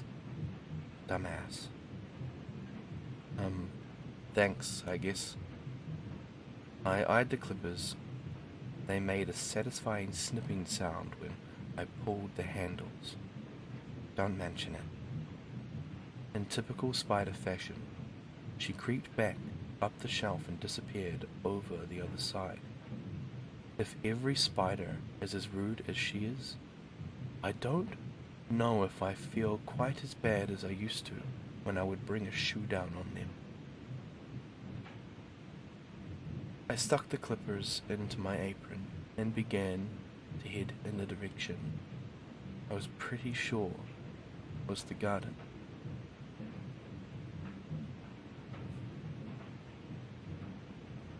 That was an amazing story. Honestly, I am just so privileged to be given the right to read these stories. The people through r/nosleep, I cannot thank you all enough for the amount of time you have given me in relation to reading stories that you have put your hearts and souls into.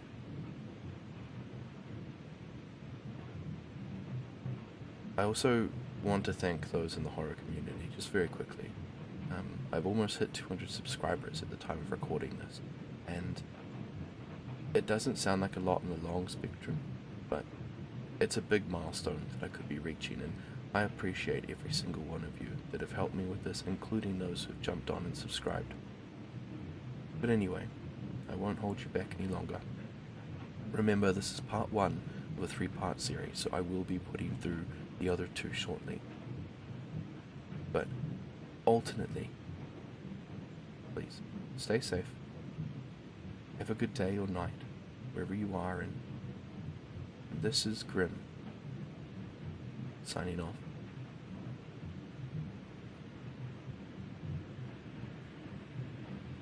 Hello everyone, Grim here. And as you can probably tell, it is time for me to read you another story. This one is titled, Welcome to Thetema. The Page, Part 2. Written by the user Anfield Mysteries, posted to the subreddit r/nosleep. As usual, please sit back, relax, and let's enjoy.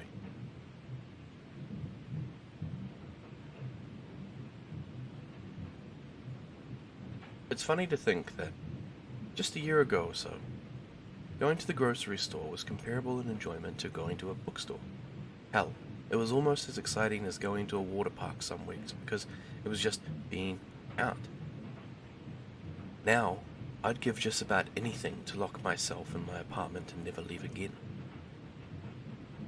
After walking for what felt like hours, which was in reality probably around 30 to 45 minutes, I found myself among the shelves with strange boxes on them, and some of the ugliest shoes I had ever seen.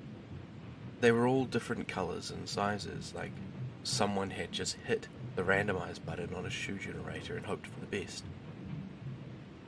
To make matters stranger, the ones on display had chains on them. I slowly approached a large Pepto-Bismol pink stiletto. It stood about a bookshelf tall and had a whole, very alive flamingo for a heel. The flamingo looked at me but didn't move.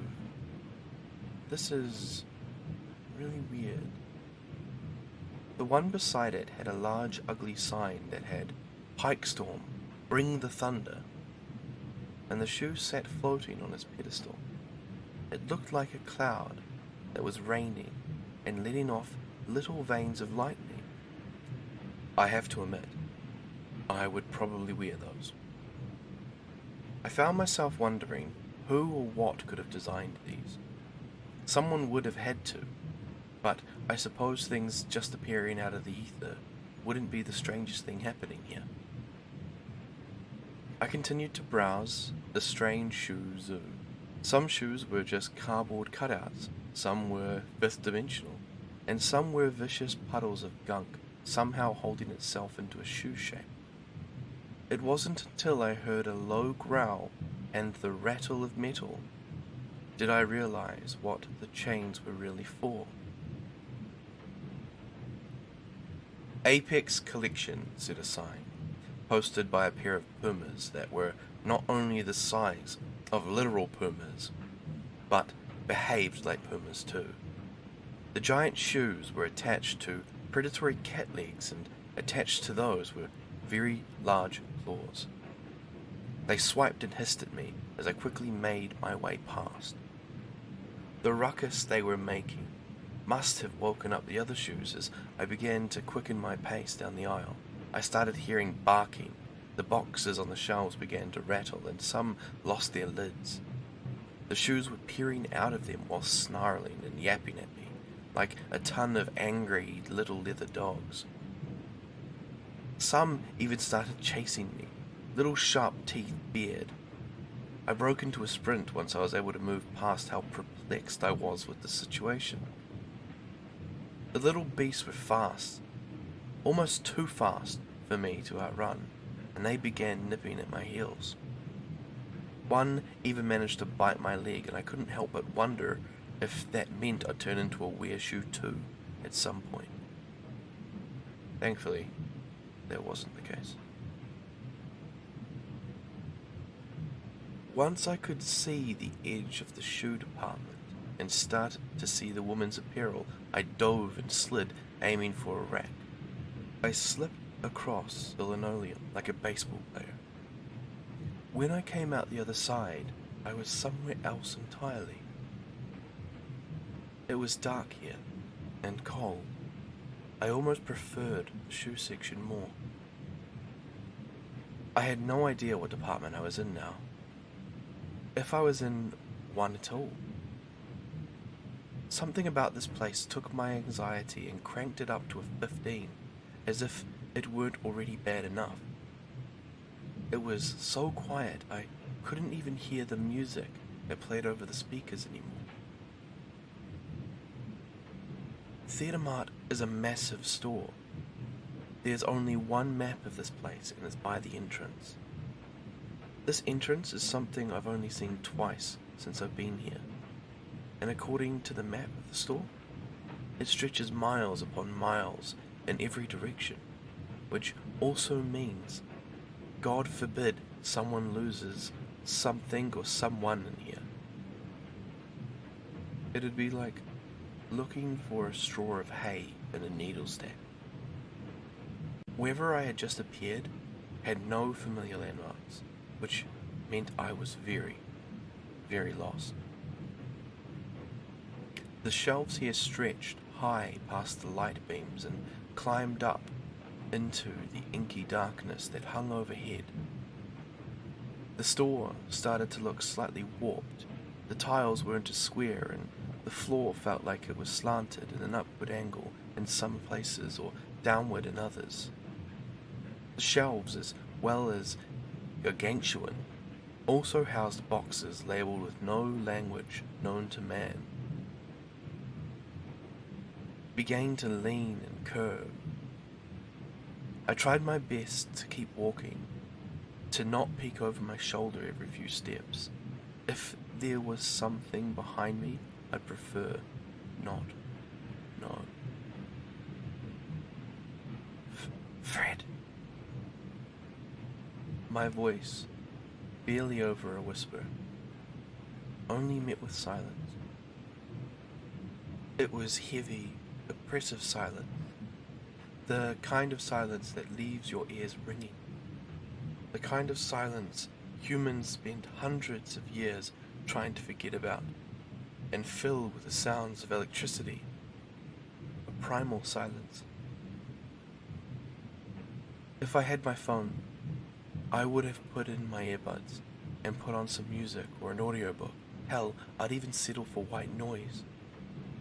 And until now, I thought it was creepier than quiet. Wherever I was, even the tap of my sneakers against the white tiles was being drowned out somehow. I wanted to start yelling, but I was afraid of what could be lurking in the spaces where the lights couldn't touch. My voice didn't peak over a choked whisper, that fear response you get as a child the first time you get lost in a grocery store was setting in. The fear that you'll never see your family again. You'll be trapped here forever. I want to go home. I want to go home. I want to go home and hide in my room where it's familiar, where it's safe. The loudest thing here was very, very quickly becoming my intrusive thoughts. It's funny, in a fucked up sort of way, how the human brain will just pick some of the greatest hits from your childhood when there are no real distractions. But I guess this one was appropriate. It fell into place like a cylinder built to fall seamlessly into a slot. I had only been lost in a store once in my life, but it's easily one of my most vivid memories. My dad had actually forgotten me there. An old mom and pop store called the Farmer's Stand. I was stuck, wandering around for almost 3.5 hours until the old woman who owned the place brought me to the police station. When she saw me eating a loaf of bread right off the shelf. I wouldn't see him again until I was standing beside his casket. The sight of him being lowered into the ground, it had become a stain on my mind since the moment my all too young eyes watched as it was lowered into a deep, dark hole. A void in the floor. I don't want to say it appeared, because that implies it was created. It was a space of nothingness in the floor, inches from my feet. The powerful bang of a shotgun barrel going off rolled like thunder from the spontaneously appearing floor void. My heart leaped into my throat and I fell backwards, ass first. Forcing myself to move and crab crawl away from whatever it was. The silence had been preparing my ears to take the brunt of the truly deafening sound. I sat for a moment, frozen like a frightened livestock, my breath hitched in my throat, my heart pounding so hard it made it almost painful to breathe. Matt, a gargled voice spoke from the void. Matt, where are you? I'm sorry. The voice sounded strange, like it was struggling to speak, but didn't have the tools to craft enunciated words. A bloodied hand slapped against the lid of the hole. The hand clasped onto the floor so hard it shook. The hand was purple, with nails practically shredded and raised from scratching against something. Around the third finger, a familiar golden band. I began to see spots in the corners of my vision.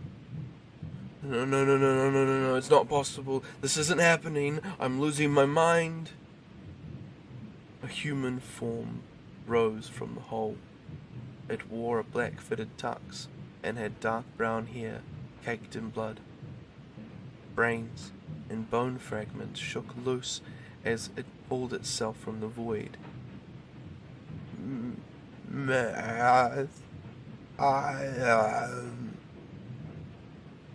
The shotgun gripped in their right hand hit the tile with a loud crack. What was barely a man rose from the void, heaving wet and ragged gasps. All I could do was sit and watch in horror as my father stood before me. His face blown to pieces and dripping onto his shoes like a mask made of chewing gum. I am sorry. The malformed words echoed from the only discernible hole left in his head.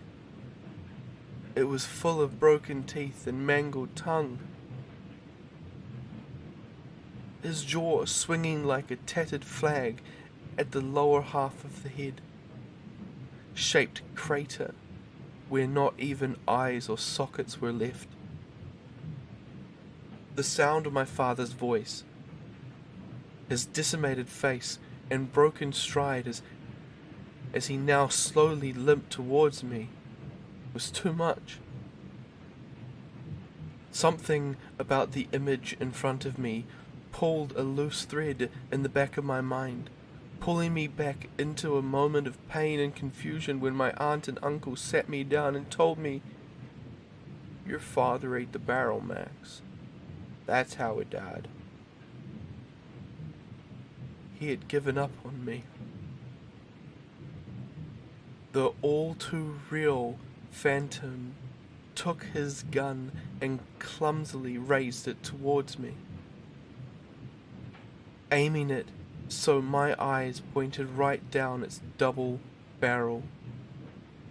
He choked again, repeating the same disjointed drivel he had been spouting.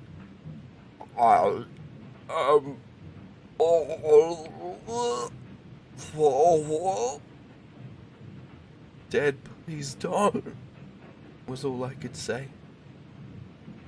I heard a click, followed by a metallic chink. I didn't know what gun made those sounds, but I knew what would come next. I closed my eyes and waited.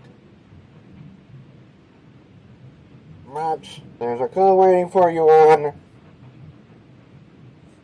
A brilliant pain erupted in my head with the sound of the page.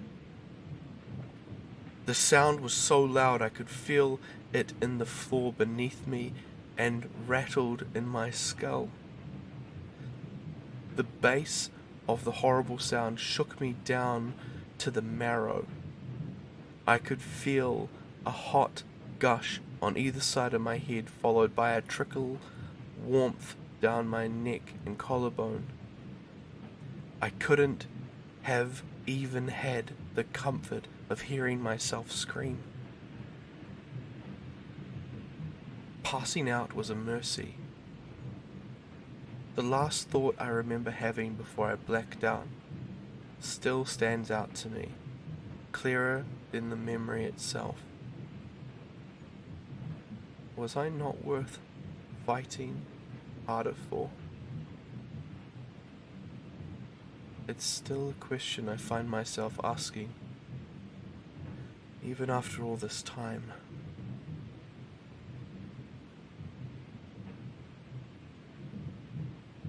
That's an amazing part too to the story, right?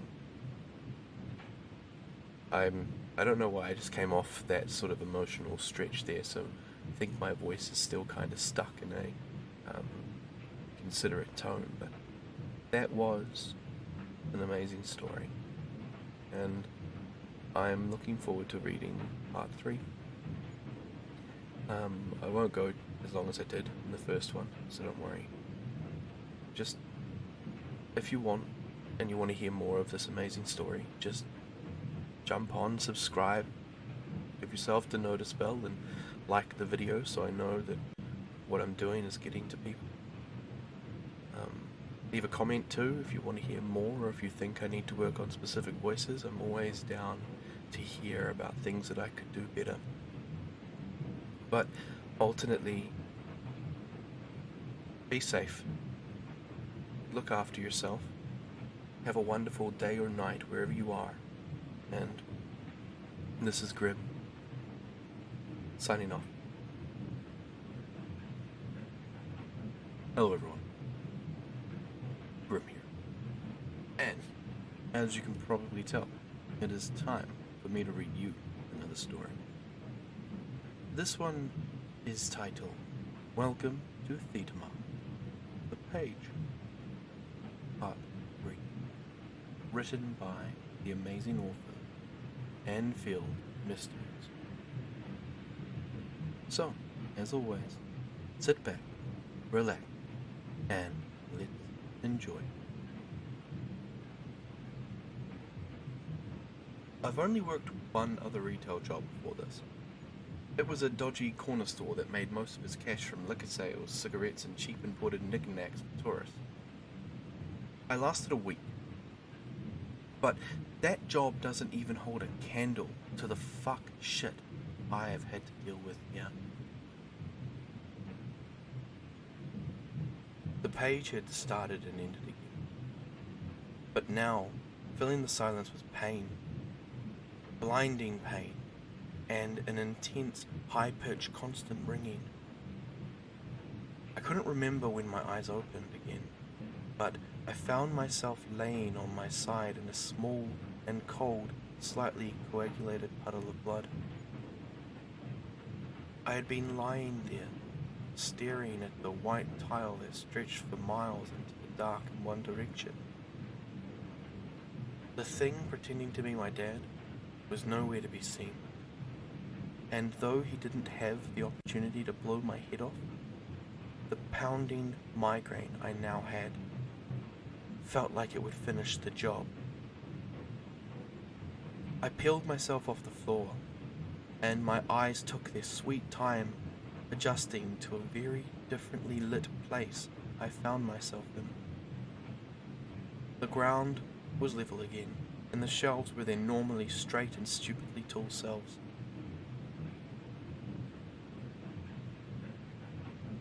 Where am I? My voice was muffled like I was hearing my own voice through a wall. There was a thin trail of what I could only assume to be my blood, leading back to a lone clothing rack full of ugly sweaters.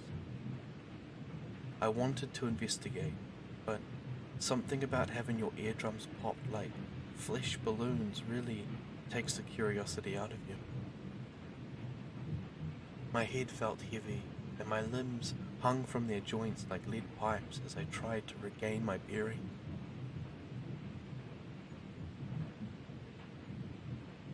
By some random intervention of God or the devil or whatever forces are at work here that either decided to cut me a break or deliver me right to the doorstep of my untimely demise, I was standing right under the garden and live good sign. The smell here was different. It was swampy. It was noticeably unique from the other areas I visited. The pungent odor of decaying plant matter, wet soil, and humidity slapped me in the face like a swampy Louisiana morning. There were vines on the floor as thick as a man's thigh, and I could have sworn they were moving and twitching slightly. Off in the distance, I could see a pair of automatic sliding doors. Beyond them was a dark, Viridian shadow. I found myself reconsidering again if I really could live without my phone or not. I could just find a sack of cloth to sit under until my shift finished. It would be so easy. I could probably even fall asleep. How wonderful would it be if this was all just a nightmare?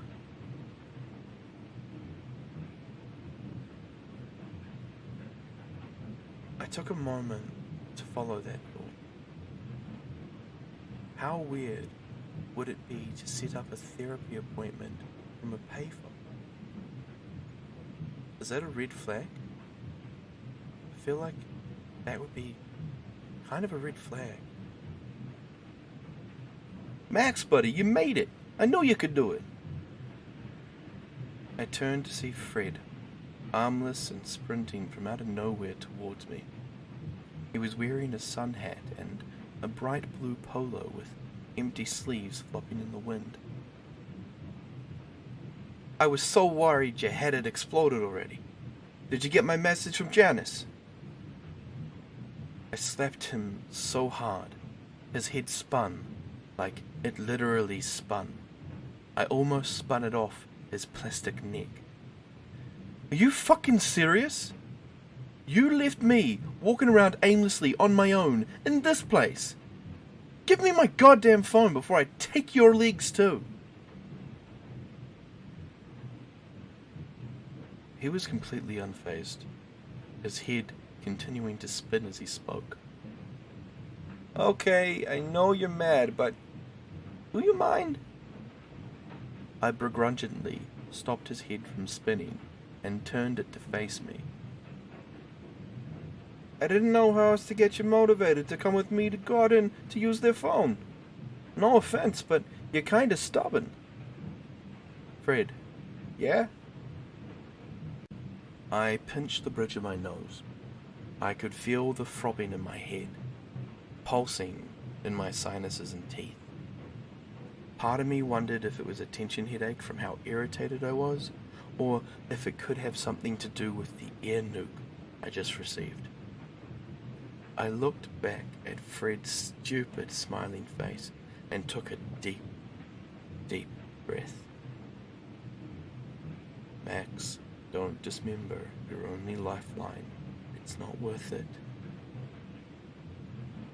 I addressed him in the way one would talk to a dog that was too dumb to understand why it wasn't okay to pee in the house.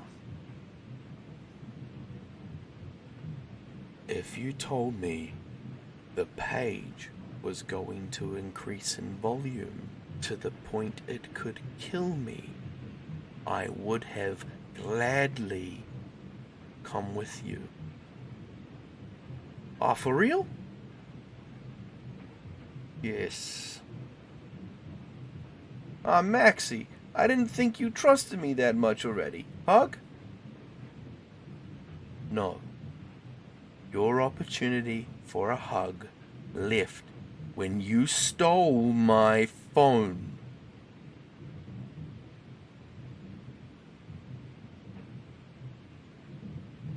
I turned and started to head towards the doors. I kicked the vines out of the way as I walked. I was fed up, and just wanted whatever little Shop of Horrors nonsense I would have to deal with next to be over.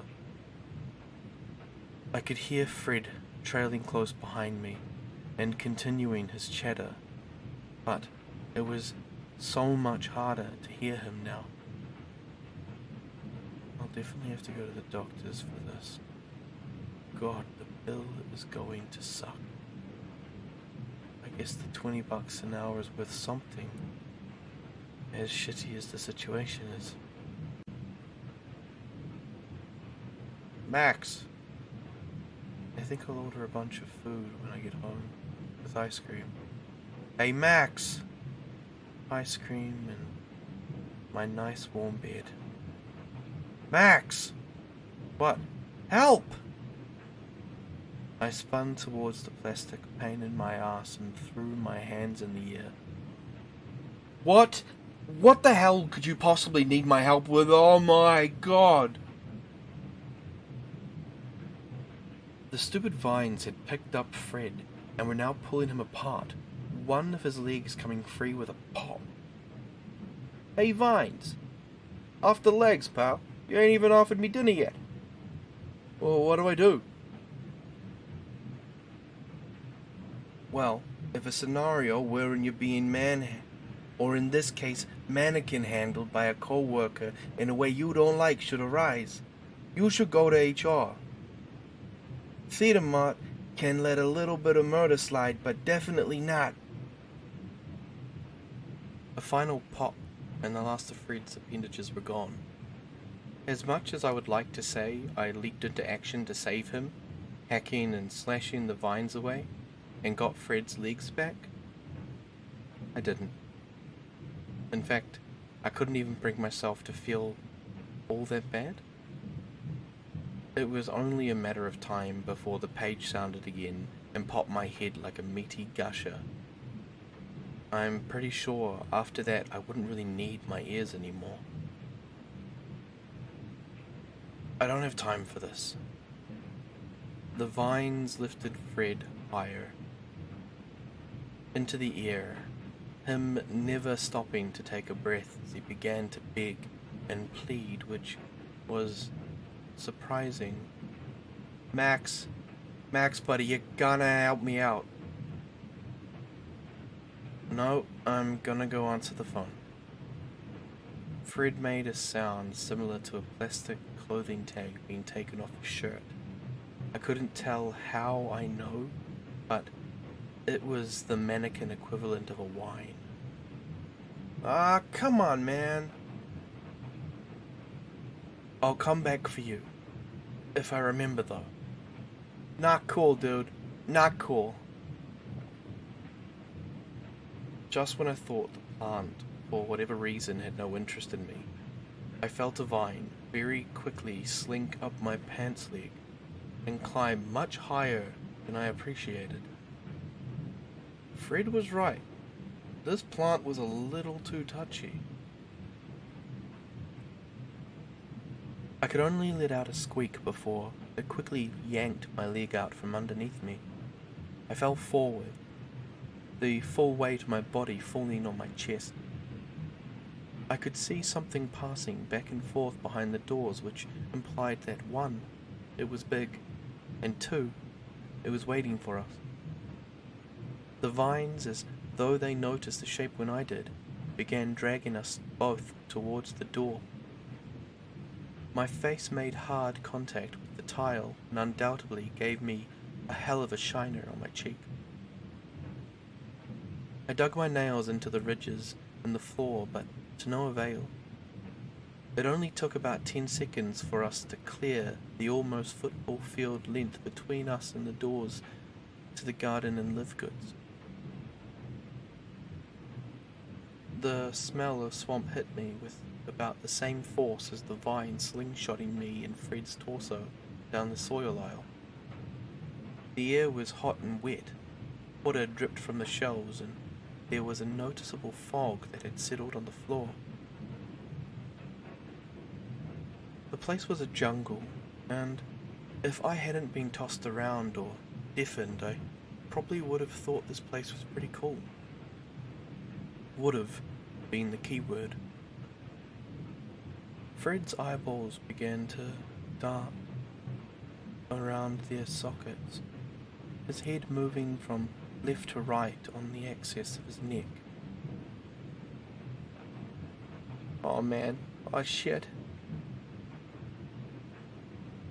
I laid on the floor for a minute, just staring at the cascading vines for just a bit longer before they started pulling me to pieces too. Fred was notably not as impressed. He wiggled and wobbled, trying to turn over on his side. This was not a good plan. Bad plan. We gotta get out of here. Why? Are you scared? If the pager goes off again, I'm toast. Extra frickin' crispy. I'm not supposed to be here. I owe the garden manager big time. Owe them what? If Fred had nails or a mouth, or hands for that matter, he would have been biting them. I lost the game of Uno to them, and I still haven't paid what I owe. That sounds like a you problem. For the second time in less than 5 minutes, I peeled myself off the floor and took one last moment to admire the plants around me. They were so strange and bright. I had never seen plants like these. I wonder if anyone would notice if I took one of the small ones home. Max, hold up. Oh, before I forget, I walk over to Fred, reach into his legging pants pocket, and grab my phone. To my dismay, the idiot had cracked my screen. That made it all the easier to leave him there, armless, legless, and yelling. Serves him right. I walked up and down the aisles, trying to get some inclination on where in the department I was. But this place, like the rest of the store, was absolutely gargantuan. The dense foliage consisted of trees as thick as Greek pillars, shrubbery with leaves as large as tables, and hypnotically coloured flowers, some of which sprayed you in the face.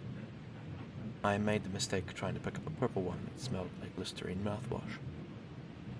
A carpet of soft moss blanketed over most of the floor, where only every few yards was the tile underneath visible. I'd be lying if I didn't say, as strange as the plants in here were, something in here put me at ease. It felt as though it were welcoming me to sit, to sleep, to stay. No, I have to answer that damn phone. I have to stay focused. I can't keep wasting time and walking around aimlessly. Maybe leaving Fred behind wasn't the best idea. I managed to find a shelf-like structure buried beneath vines, moss, and branches. I took a deep breath and began scaling it as quickly as I could manage. I had to see where exactly I was and pray, wherever or whatever the manager was, it didn't spot me piddling around up there. I peeked over the top, feeling brave, and then climbed all the way up. I sat atop of the shelf, getting a full view. It was breathtaking. The entire department was a lush rainforest. Overhead, above the canopy, actual clouds formed. I couldn't help but speak out aloud a quiet, "Whoa." Maybe this is why Janice likes loitering on top of the shelves. I can't imagine home and decor looking this amazing, though. As I began to be lulled once more by the surroundings, I saw a head peek at me from the shelf on the other side of the aisles from me. A head with thick, auburn spirals and some of the greenest eyes I had ever seen. It seemed they saw me before I saw them, and they were locked on me. They appeared apprehensive of my presence. Hi, I said with a wave. The top half of the head was thankfully attached to a girl. She pulled herself up to the top of the adjacent shelf. She was pretty, really pretty. She wore a long dark green skirt, from what I could tell, a well-loved Led Zeppelin t-shirt, peeking out from over the top lip of her white and green stained apron, with a pair of combat boots. She eyed me inquisitively and said something. I could only gesture to my ears and respond, I can't hear you. Sorry. She wrinkled her nose, then began digging in her apron pocket and producing a notebook and pen. She scribbled something, then proceeded to crumble up the paper into a small ball and throw it across the gap between us. She had a throwing arm to rival Fred's, and the little ball landed in my lap. I carefully unfolded the slightly damp paper to read the message in flowery handwriting. Are you Max? My chest tightened with anxiety. Tell the pretty and mysterious girl my name and break Rule 1, or lie and hope it doesn't come back to bite me. I smiled and nodded my head like a dope. She returned my smile and made the phone gesture with her hand, holding it up to her ear. I nodded and smiled again, mimicking the gesture. Oh, thank God, she knows where the phone is. I pulled out my own pen and scribbled on the other side of the paper. What's your name? Might as well even out the playing field. And tossed it to her. She opened it, smiling wider this time, dimples appearing in her cheeks as she wrote her response and tossed the ball back to me. This might be the strangest game of catch I had ever played. Anna Odie, the note said. She wrote another and tossed it at me. It read, What happened to your ears? I answered, Popped 'em. Gotta go answer the page. I paused for a moment and quickly gestured for the paper back. She tossed it back to me and I added, Your ears aren't damaged? I returned it and she responded by pulling a pair of scruffed up AirPods out of her pocket with a shy smirk. Ah, good old sound cancelling. There was something about her that made the quiet suggestion to stay a while longer grow in intensity. She began to climb down, gesturing for me to follow, and I did so without missing a beat. When I reached the bottom, the fog seemed so much thicker. It carried a strange, sweet smell. It only came up to the knee, thankfully, but it was so dense I couldn't see my feet. A gentle tap on my shoulder caused me to flinch and nearly reach for my box cutter. Anna held up her hand, smirking at me. Got ya. I couldn't hear her voice, so I read her lips instead. I guess my ears were more messed up than I initially thought. I tried to relax and shrugged. You got me, I said. Anna began digging in her pocket once again, but this time producing a fist-sized flower pot. It looked incredibly similar to Zingiberisi, or the shampoo plant, but it was a vibrant electric blue and smelled like licorice root with molasses. She held it up and tilted her head. Tilt your head like this. It'll help your ears. I didn't argue and did as she said. Something about her was just so disarming. I tilted my head. She gently put one hand under my chin. With the other, she held the pot above my ears. I heard a faint squish followed by an uncomfortable sensation of syrup being poured into my ear canal. My face contorted in the way that made her giggle. At least she's having fun. What was strange, though, her voice sounded like the quiet chirping of a broken bird. This time, when she spoke again, still no sound came from her. Either I was permanently deaf, she was mute, or there was something else at play. Either way, I was faced with a new issue now. I couldn't understand my guide, and I'm horrible at lip reading. "Alright, Dopey. Now the other one," she mouthed as though she had no idea there was a huge communication barrier between us. She took me by the chin, gently tilting my head to the other side.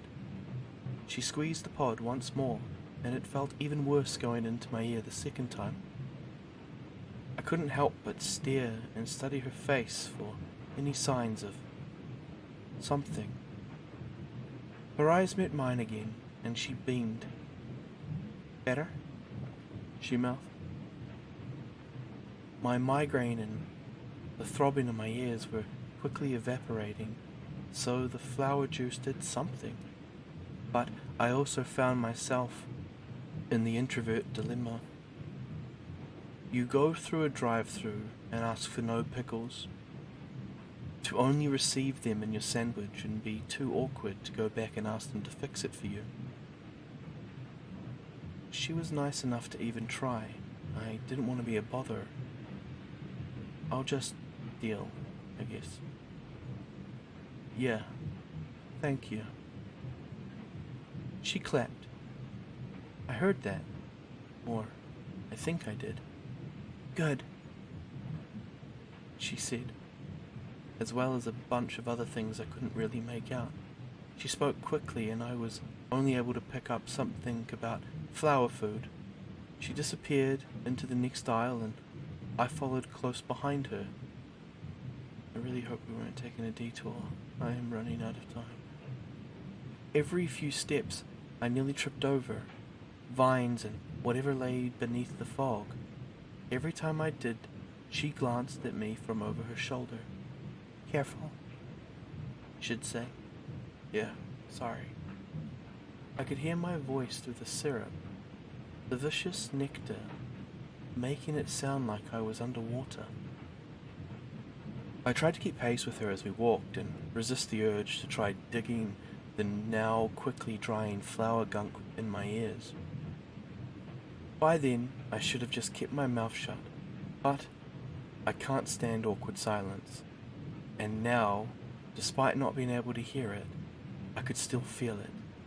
Not to mention, on top of being a horrible lip reader, I suck at talking to girls. "So, how long have you been here?" I hoped she wouldn't notice me staring at her lips to understand what she was saying. I was becoming hyper aware of what I was looking at, which was probably what made it even worse. "What do you mean?" She was now staring back at me, which made me stare even harder at her. "Damn it, Max, blink. Stop being weird."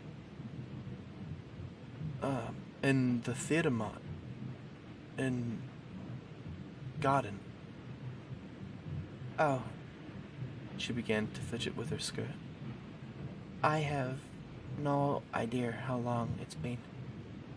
I'm sure you know how time works. A little funky here."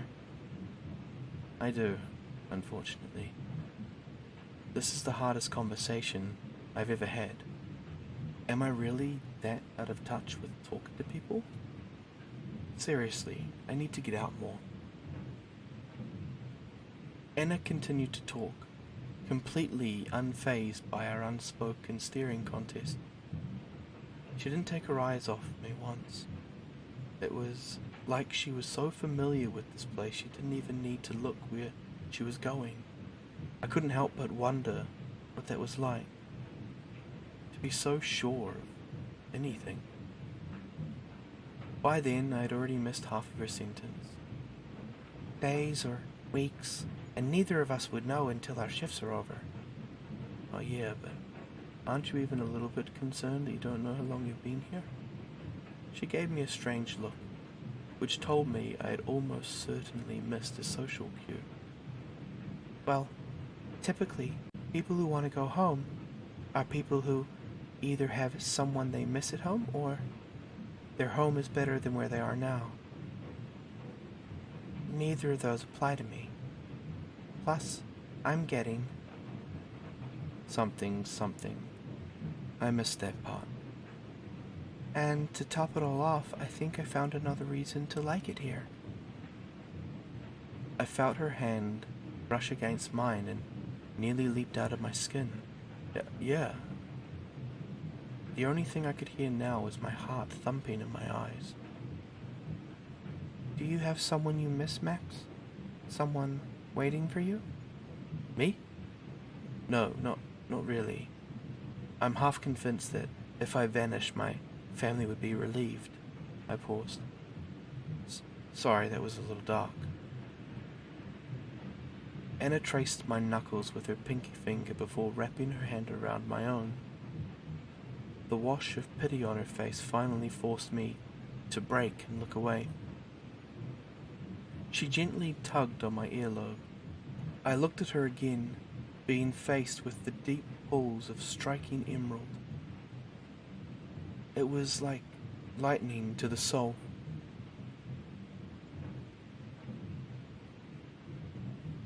No, that's how you feel, and if that's the case, they aren't your family, your real family. I shrugged. I sort of wanted the conversation to end there. I was starting to feel heavy, and it was becoming so much harder to decipher what she was saying. But Anna kept going. Is that really how you feel, Max? Her hands trailed up my arm and leaned her head on my shoulders as we walked. She continued staring up at me, never once looking away, her eyes practically piercing into me. The longer I looked into her eyes, the harder it got to keep moving, to keep wanting to move, to blink, to speak. I couldn't bring myself to respond anymore. I just nodded my head, bobbing like a bowling ball. Then stay here with me. I'll make sure you never feel lonely, only loved. Whoa, wait a second. That's a little forward. It's what you need. You belong here. I don't think either of us are ready for that level of commitment. I'm still in college. Her grip tightened. Anna was a lot stronger than she looked. Oh no. It's okay. We'll learn together. Something forever. As sweet as that might sound, I think several months down the line, I really can't stay here. But you can. I can make it so easy. She stopped us and put her hands on my cheek. That little voice in my head telling me to stay was much louder now. It wasn't mine. Look at me, Mac. Don't you want to stay?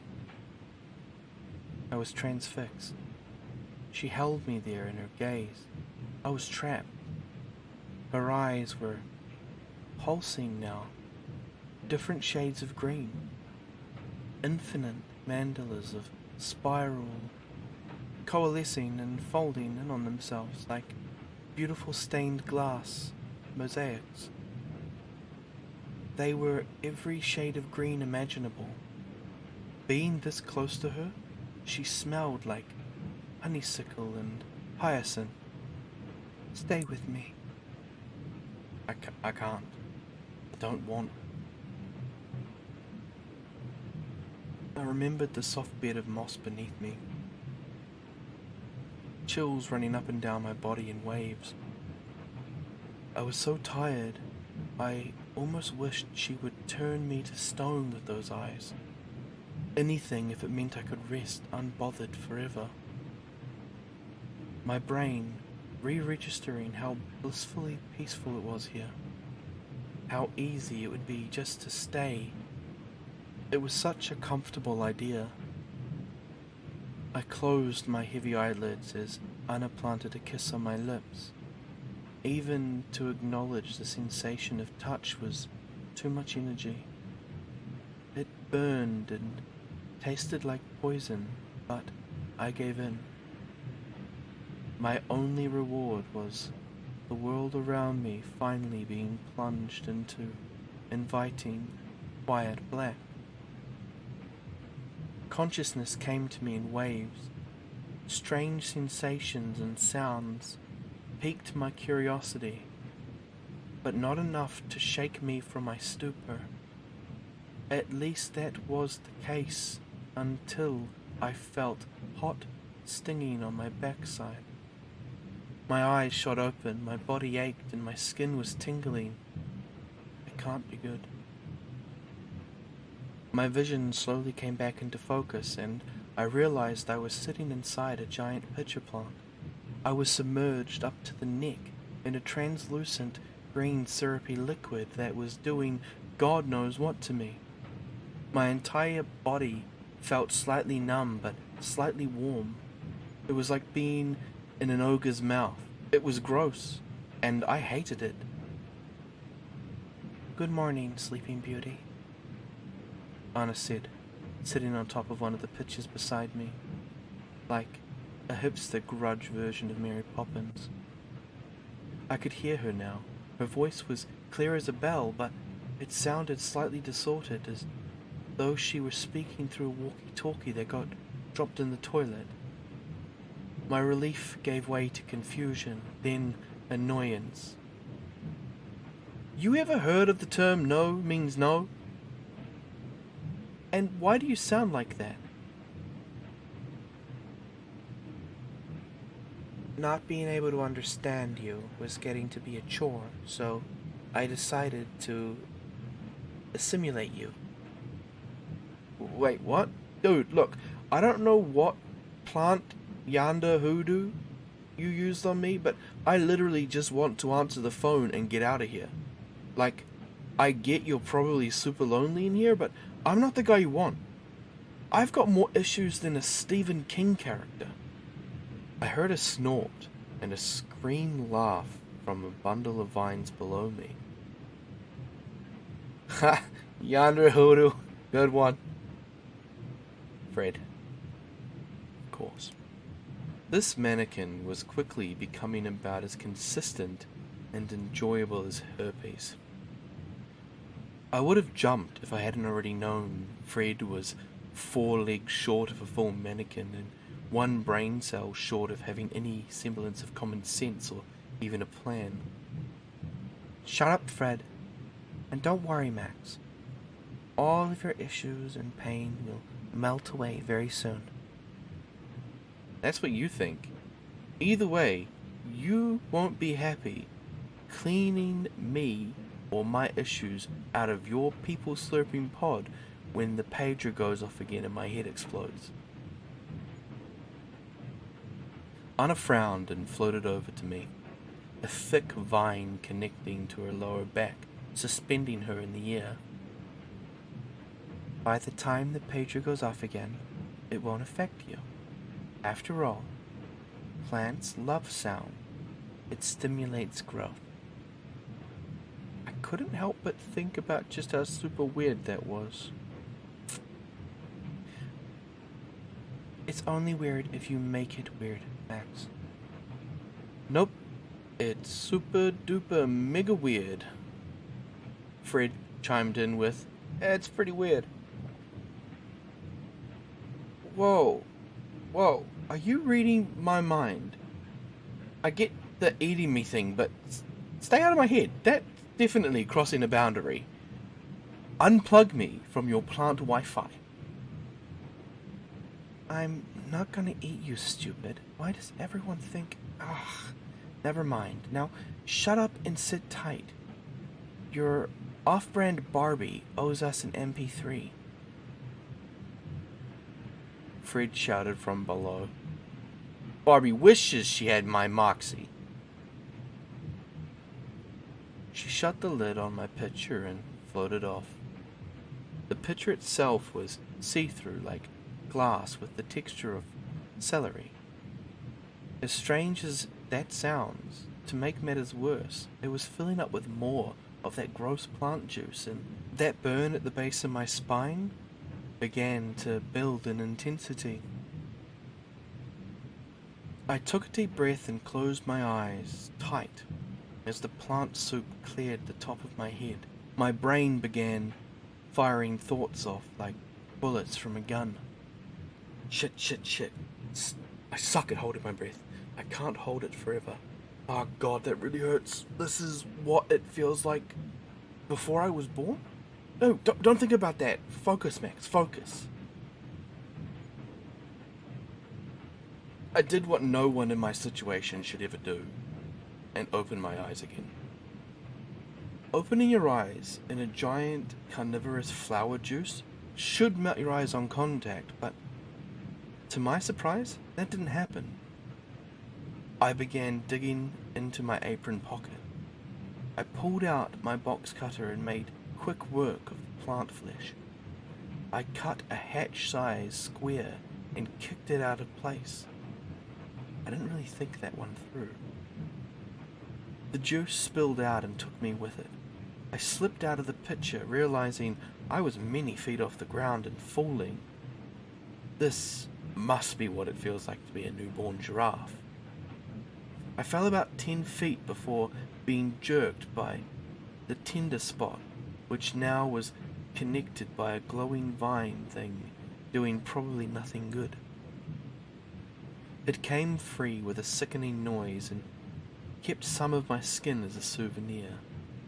The burning increased tenfold. I heard a loud scream in my head, and from everywhere around me, I was left plummeting the rest of the way, screaming with whatever I was hearing and holding the space above my ass crack. Not one of my proudest moments.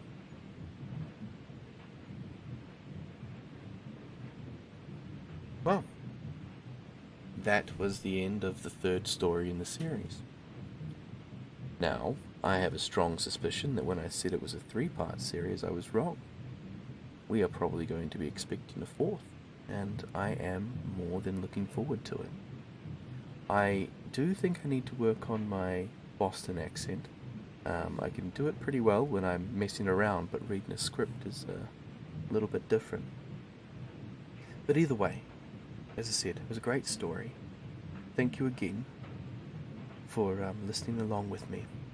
And if you'd like to help out the channel, you can do that just by liking and subscribing. But that's not a requirement. Once the series is completed, I'm thinking I will make it a single long version, so you can just listen to it all in one go, so don't feel bad if you don't quite keep up with the uploads. But anyway, I digress. Have yourself a wonderful day or night, wherever you are, and be safe. This is Grim, and I'm signing off. Hello everyone, Grim here, and today I would like to read you another story. This one is titled, Why I Stopped Narrating Stories on YouTube. Written by the user MPZ1968. So sit back, relax, and let's begin. I started narrating stories on YouTube because after sending every story I wrote to all the big names and a few lesser known names, I got no response. No thanks for sending, no your story sucks, nothing. I won't mention who they are, but most of you should know who I'm talking about. Although, one big name did read a short story I wrote, which I am still very thankful for, even though it wasn't my best. This went on for a while.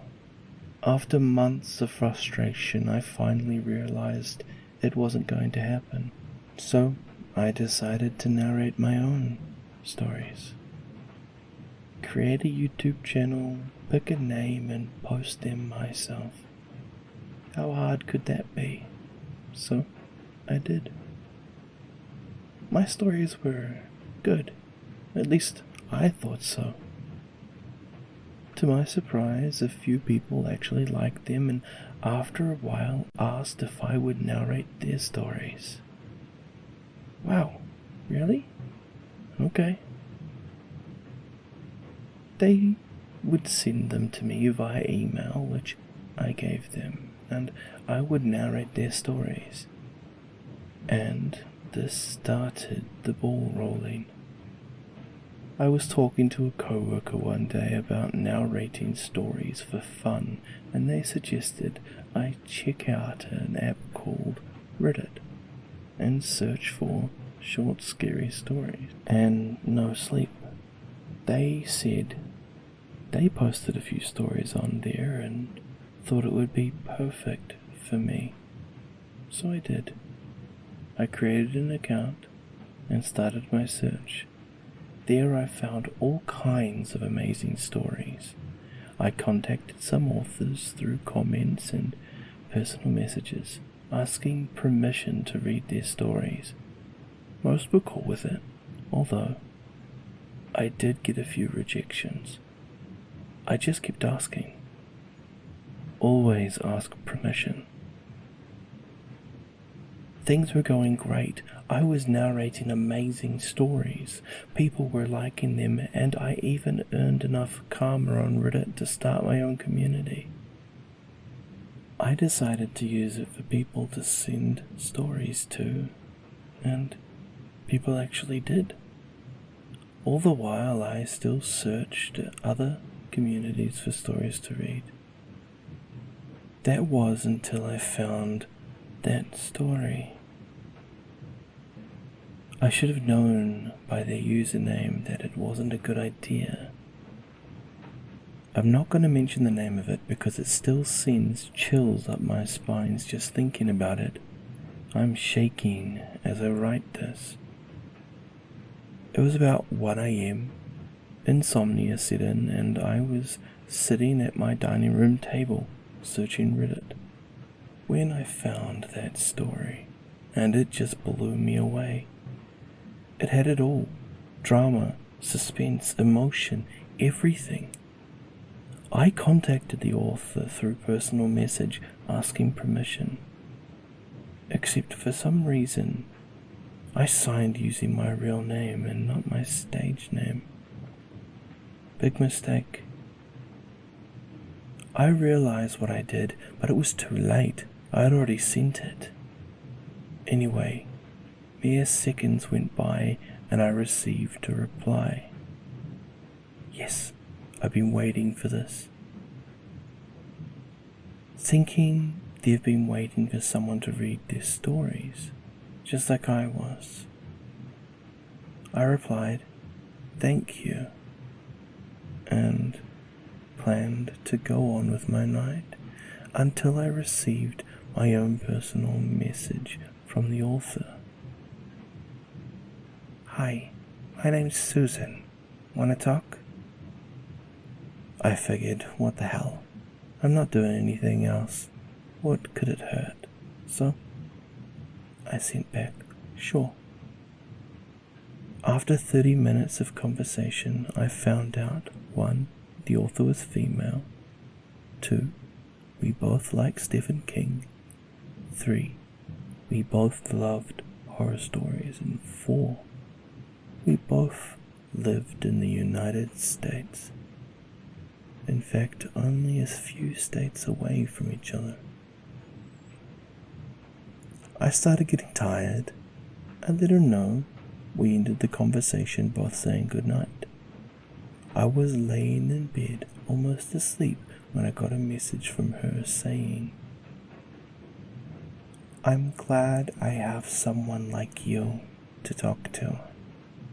I miss that." I shrugged it off and went to sleep.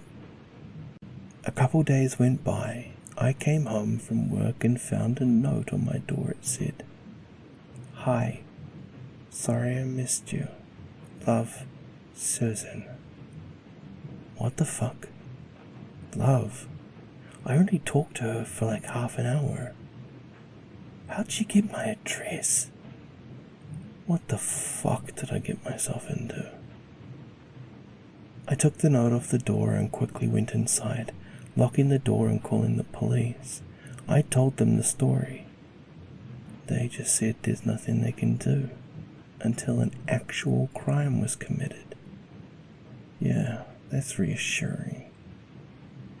I hung up from them and tried to do my normal routine. Make coffee, get changed, drink coffee, and so on. I couldn't get the note out of my head. The doorbell rang. I froze and slowly walked to the window to see who it was. It was a woman. She was about 5.5 feet tall. Tattered, dirty clothes, long stringy brown hair. It looked like she hadn't bathed in a month. I knew it was Susan. I had to end this now before it turned ugly, and ugly it turned. I opened the door and said, "Look, Susan, I don't know what you think is going on, but I just wanted to read your story, that's it. I'm sorry if you thought there was something more, but there's not. Please, go home." I shut the door and walked back into the house. She screamed like a wild woman. She started pounding on my door and screaming, "I love you, I love you." I ran to the phone and called 911. A rock or a brick or something came crashing through my front window. I turned and saw that crazy bitch climbing into my house screaming, "Read my story, read my story." The shards of glass from the broken window cutting her as she climbed in, blood in the window and on the floor. 911, what's your emergency? "Crazy bitch is in." She charged, slamming into me, knocking me over the desk and falling to the floor herself. She was kicking and screaming like a lunatic. I got up, phone still in hand, and smashed it hard against her temple as she was getting up. I don't hit, woman, but that bitch deserved it. Her eyes rolled back in her head, the screaming stopped, and she fell to the floor, unconscious. I heard sirens outside. I guess the 911 operator heard it all. The cops came, took my statements. They made me stay outside while the paramedics tended to Susan, if that's even her real name. The cops put her in cuffs and the paramedics took her in the ambulance. On her way out, she looked at me and laughingly said, "I'll be waiting." They put her inside, then left. The cops finished up and did the same. I was left with a fucked up door, a broken window, blood all over the place, a broken desk and a broken phone. All over a fucking story. I'm done. I moved out that night. I left all my stuff behind, slept in the car till payday, then rented a room off of a co-worker. And I never narrated another story again. So, if any of my subscribers are reading this and wondered whatever happened to me, now you know. Now you know why I stopped narrating stories on YouTube.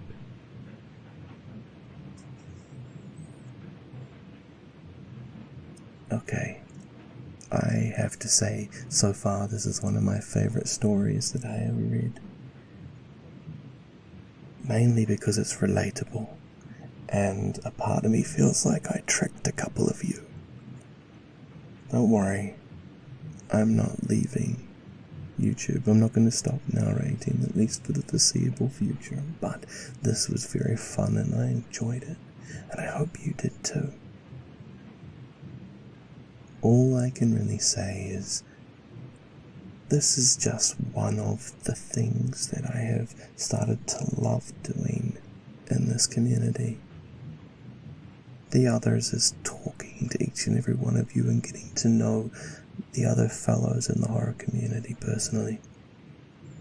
And I don't want that to stop, at least for now. But I swear the second I get a crazy author trying to come at me like that, I will probably continue narrating because I don't care. No, I'm kidding.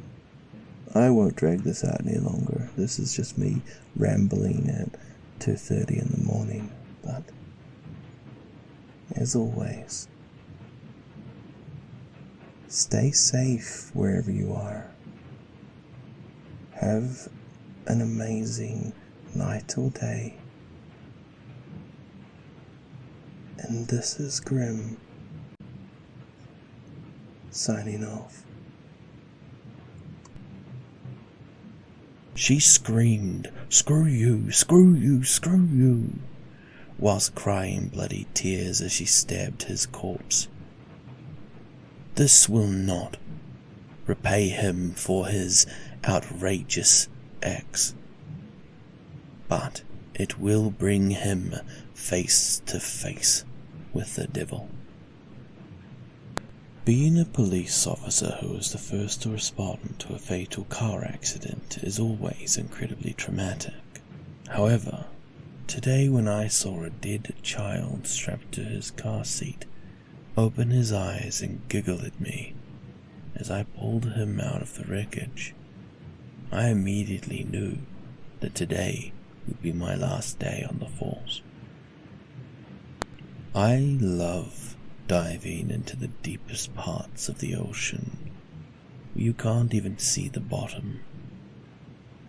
This time, however, I can't see the surface either. My girlfriend gets scared and paranoid watching horror movies, which can be tricky when I'm watching her through her living room window. I think I might be the most successful serial killer in history. The best part is telling their loved ones that we did everything we could. I was having a pleasant dream until I was awoken by what sounded like repetitive hammering. That didn't last long, however, as it was shortly drowned out by the sounds of my screams when I realized I was in a coffin. If you get scared at night, don't keep your eyes closed for too long. There is a reason you're scared, and now you can't see it coming. I really love these clap-on lights. Just one problem with them. When I clap to turn them on, something under my bed claps to turn them off. After I asked the crystal ball to tell me how to escape death, I was very confused as it read, "No thanks, honey, I'm full." However, something clicked in my head when my wife offered me cake after dinner. As a biologist, I love all of my animals. But I sometimes wonder to myself if any of them still remember that they used to be human. I was watching the children as they played, admiring how they swung, until others told me they were just swaying in the wind where they were hung. My 4-year-old told me he wished that people didn't have to knock, so I informed him about doorbells, and then he asked me to install one on his window. We smiled proudly as our daughter went on the bus for her first day of school. Our hearts dropped when the real bus arrived 2 minutes later. They were a cult consisting of a clandestine clan of cannibal inbreds, preying on the clueless and worshipping a thing of unclear intentions that lived in a cloister of trees in the valley. A hungry thing. The inquest went well until we finally opened up the John Doe's abdominal cavity, his ragged entrails starting to squirm before finally ripping open to unleash an armada of crawling things that swarmed over the operating table. When I first saw Tom sitting there by the fire, I thought maybe I hadn't killed him after all, nor burned him in the clearing out back. But then I saw the muddy footprints trailing for the back door into the living room. He had seen so many disturbing things since he started working at the morgue, but this was too much. A tear forms in his eyes as he washes the blood out of the little girl's hair. He looks over at the father's body on the opposite table and mutters, "I hope you suffered, asshole." The little girl looked at the Reaper and told him, "I'm scared." He replied, "It's all right, dear child. I will take you now. You won't feel a thing." He then gently took her hand as he looked over his shoulder at the father, preparing to pull the trigger. "You, however, will be in pain until I return to collect." The Reaper sat, waiting and watched as his next guest was being prepared. She was so young that if the Reaper had a heart, it would be broken. Her father walked into the room with a shotgun in hand. The Reaper stood next to the girl. "Well, my child, I am sorry to tell you this, but it is time. Please, come with me." She screamed as the ribbon fell away from her hair. Her father didn't care, though. He just pulled her into the darkened room and slammed the door. Did God truly forsaken me? I can feel the flames of hell encroaching. All I did was let a bad man drown. So why am I being punished? I am so very tired of Mother always waking up in the middle of the night screaming, Every night the same damn thing. Unfortunately, it seems the sleeping pills are no longer working, and I might need to try something stronger, something more permanent. I looked lovingly into his beautiful brown eyes and thought to myself, why wouldn't you stop looking at other women? Oh well, at least I don't have to worry about that anymore. When I was done, I threw his eyes into the fireplace. Darkness is overtaking me. I am finding it ever so hard to breathe. I can hear the sound of the soil hitting the top of the box I'm in. Do they know I'm still alive? I am so very tired of constantly digging, day in, day out, rain or shine, I am always digging. But I guess it's my fault.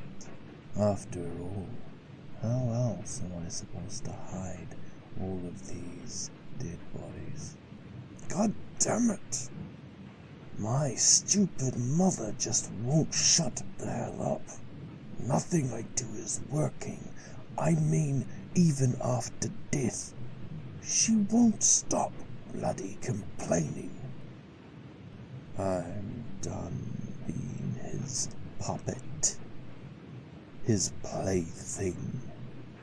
Now that I have these scissors, I will cut these strings and then cut his throat.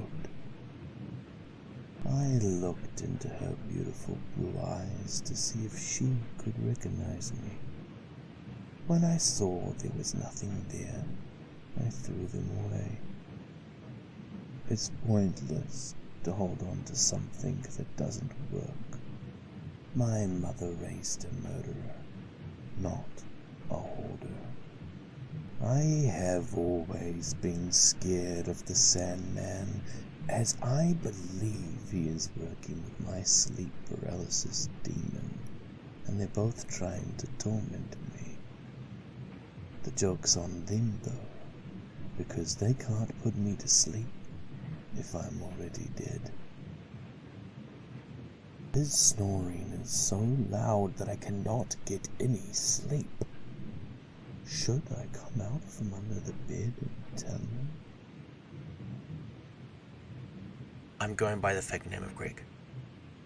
I got a job at Time Infinity Corp many years ago after I left the military.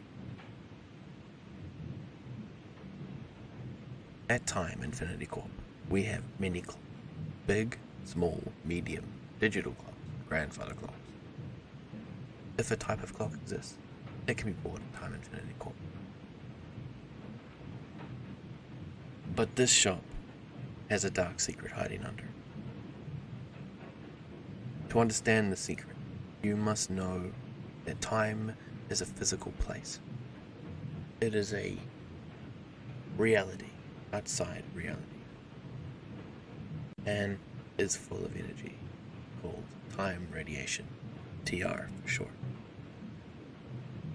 Time Infinity Corp was made to study this place, but during a study, something happened. This incident is called the Awakening. Time is full of creatures. One of these creatures is called a time squid, a giant squid that is blue and radiates high levels of time radiation. The Awakening was an incident that involved a time squid entering our world and releasing high levels of TR. Time radiation affects all organisms in different ways, but basically, people and animals that come into contact with time radiation change. During the Awakening, the whole world was covered in time radiation, and many creatures and people and plants and fungi were changed into horrors. Time Infinity Corp's new goal is to find and study these horrors. My job involved hunting down the horrors and catching them to write reports about them. I have many stories to share about my hunts, but I want to focus on the story of my most recent.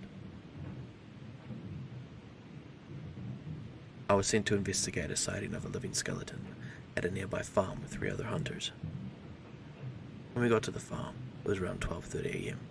The owners of the farm had left after seeing the skeleton horror, so the place was pretty much abandoned. We walked around and didn't see anything. We set up a camp and put the cameras up.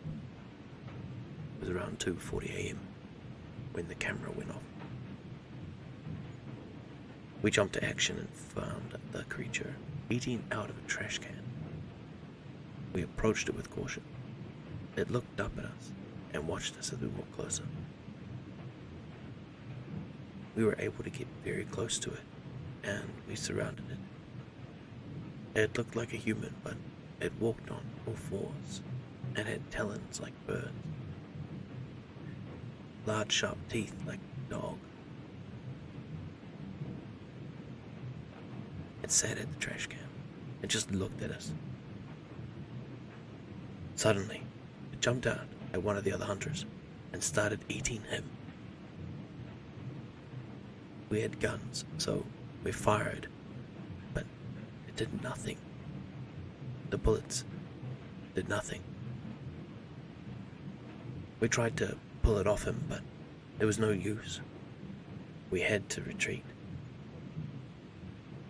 This wasn't the first time a horror attacked and killed a hunter, but this was the first time a horror killed something and nothing affected it. We called for backup. Backup arrived at 4 a.m. and now we had 10 hunters. We had guns, flamethrowers, swords, and all other types of weapons that we could get our hands on. We approached the trash can where it was, and it was still there. The hunter it killed was nothing but blood-covered bones. We approached and used the flamethrower to push it back. Nothing. We fired shots at it. Nothing. We used everything we had, and it just sat there and watched. Nothing was affecting it. We ran out of bullets. We were going to retreat, but suddenly it jumped at another hunter and slashed his throat, and then jumped to another hunter and another. All we could do was run, and it followed. We got to the vans and left. We had 10 men. 6 survived. We are calling this creature the Stalker. This was the first unsuccessful hunt I have been a part of. I have been in bad hunts, but the bad hunts end with us catching or killing the horror. This hunt, neither happened. This hunt, neither happened. The fact this horror is still out there is terrifying. We've seen people to gather info about the farm from a distance, but we haven't got any new info other than the fact it avoids mushrooms at all costs.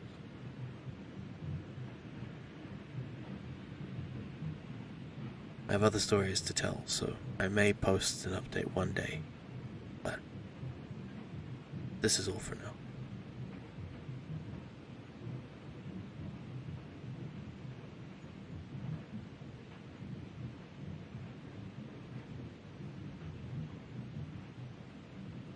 Well, that was a good story, wasn't it? Bit of fun. Nice and short, I suppose. Well, I hope you enjoyed it. And I will be doing the second one, because thankfully there was one. But yeah, do the usual if you want. Like, follow, subscribe. You don't have to, but it'd be nice to see you around.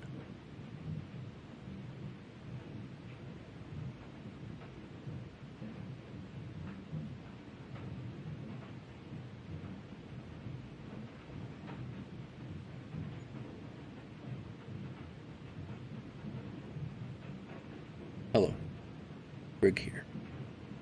I wasn't going to make an update so soon, but I have good news. The horror, called the Stalker, has been caught.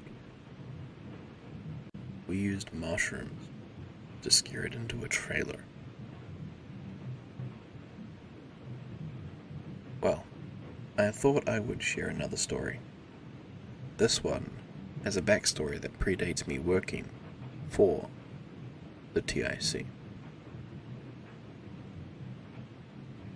A week after the awakening, when reports of unknown creatures started to surface, there was a report of a flying man with red eyes. The team went to investigate and didn't just find one, but a legion of these horrors. They were nice and friendly, even offered the investigators food and water. The investigators took one back to study. After some tests, it was determined that it was a highly evolved moth, or mothman. Well, the rest of the legion didn't like that one of their friends was taken, so they started to attack humans. Because of this, they were labeled as a threat and killed, except for the two that are currently kept in a very secure cell. Anyway, my story with them involved being tasked with cleaning their cell. I was annoyed, but I was told I would be paid extra, so I agreed to the task. The cleaning went well since both of them were asleep. I finished quicker than I thought it would be, and I went to leave when suddenly I tripped over and woke up the moths. They walked over and helped me up. I thanked them and walked to the door quickly. Well, they followed. I got to the door and went to leave, but they got in the way and refused to let me out. One of them grabbed me and threw me to the ground. It then started to bite me. It threw me around, and the other one decided at some point to join in. They bit me, scratched me, threw me. They pulled on my limbs and bashed my head into the wall. It was around about an hour of beating when they stopped. I was covered in cuts and bruises, but I got up and I ran to the door. I escaped. I contacted the upper management and explained to them what had happened. They told me the Mothmen hate humans, so it wasn't unexpected. I was so angry. Why would they send me into a room with creatures that wanted to beat me up? I talked to one of my colleagues 2 days later, and they said that the uppers send people into the Mothman cell to be tortured, as it helps keep the Mothmen from becoming depressed and feeling helpless. I realized I wasn't being paid to clean the cell, but I was in fact being paid to be used as a punching bag by Mothmen.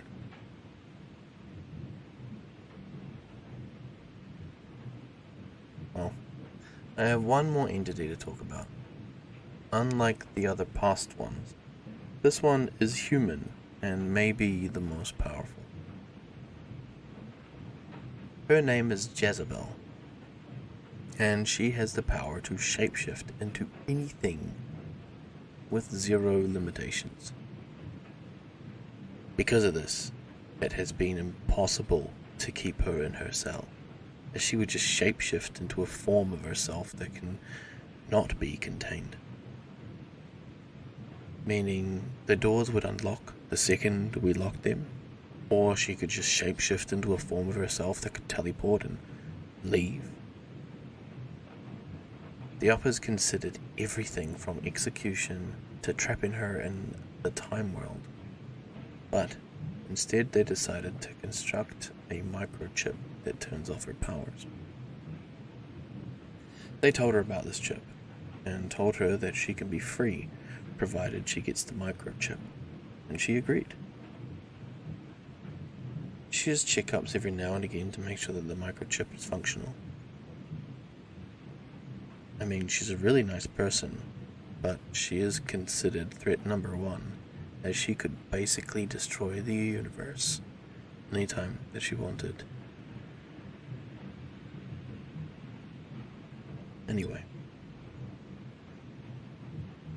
I may do one more update, but that may be really far into the future. Greg, signing off. Hey everyone, Grim here.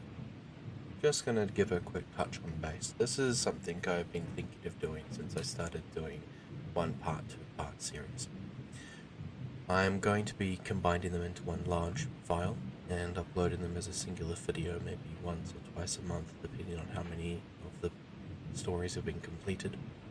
Every time I get a series or a new series, I'll release them out on a weekly basis, so you can keep being interactive with me, tell me if there's things you want to hear improved, and then after that's been done, I will release it as one whole.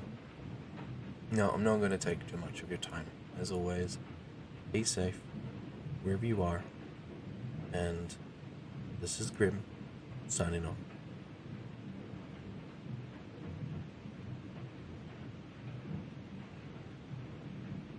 Welcome to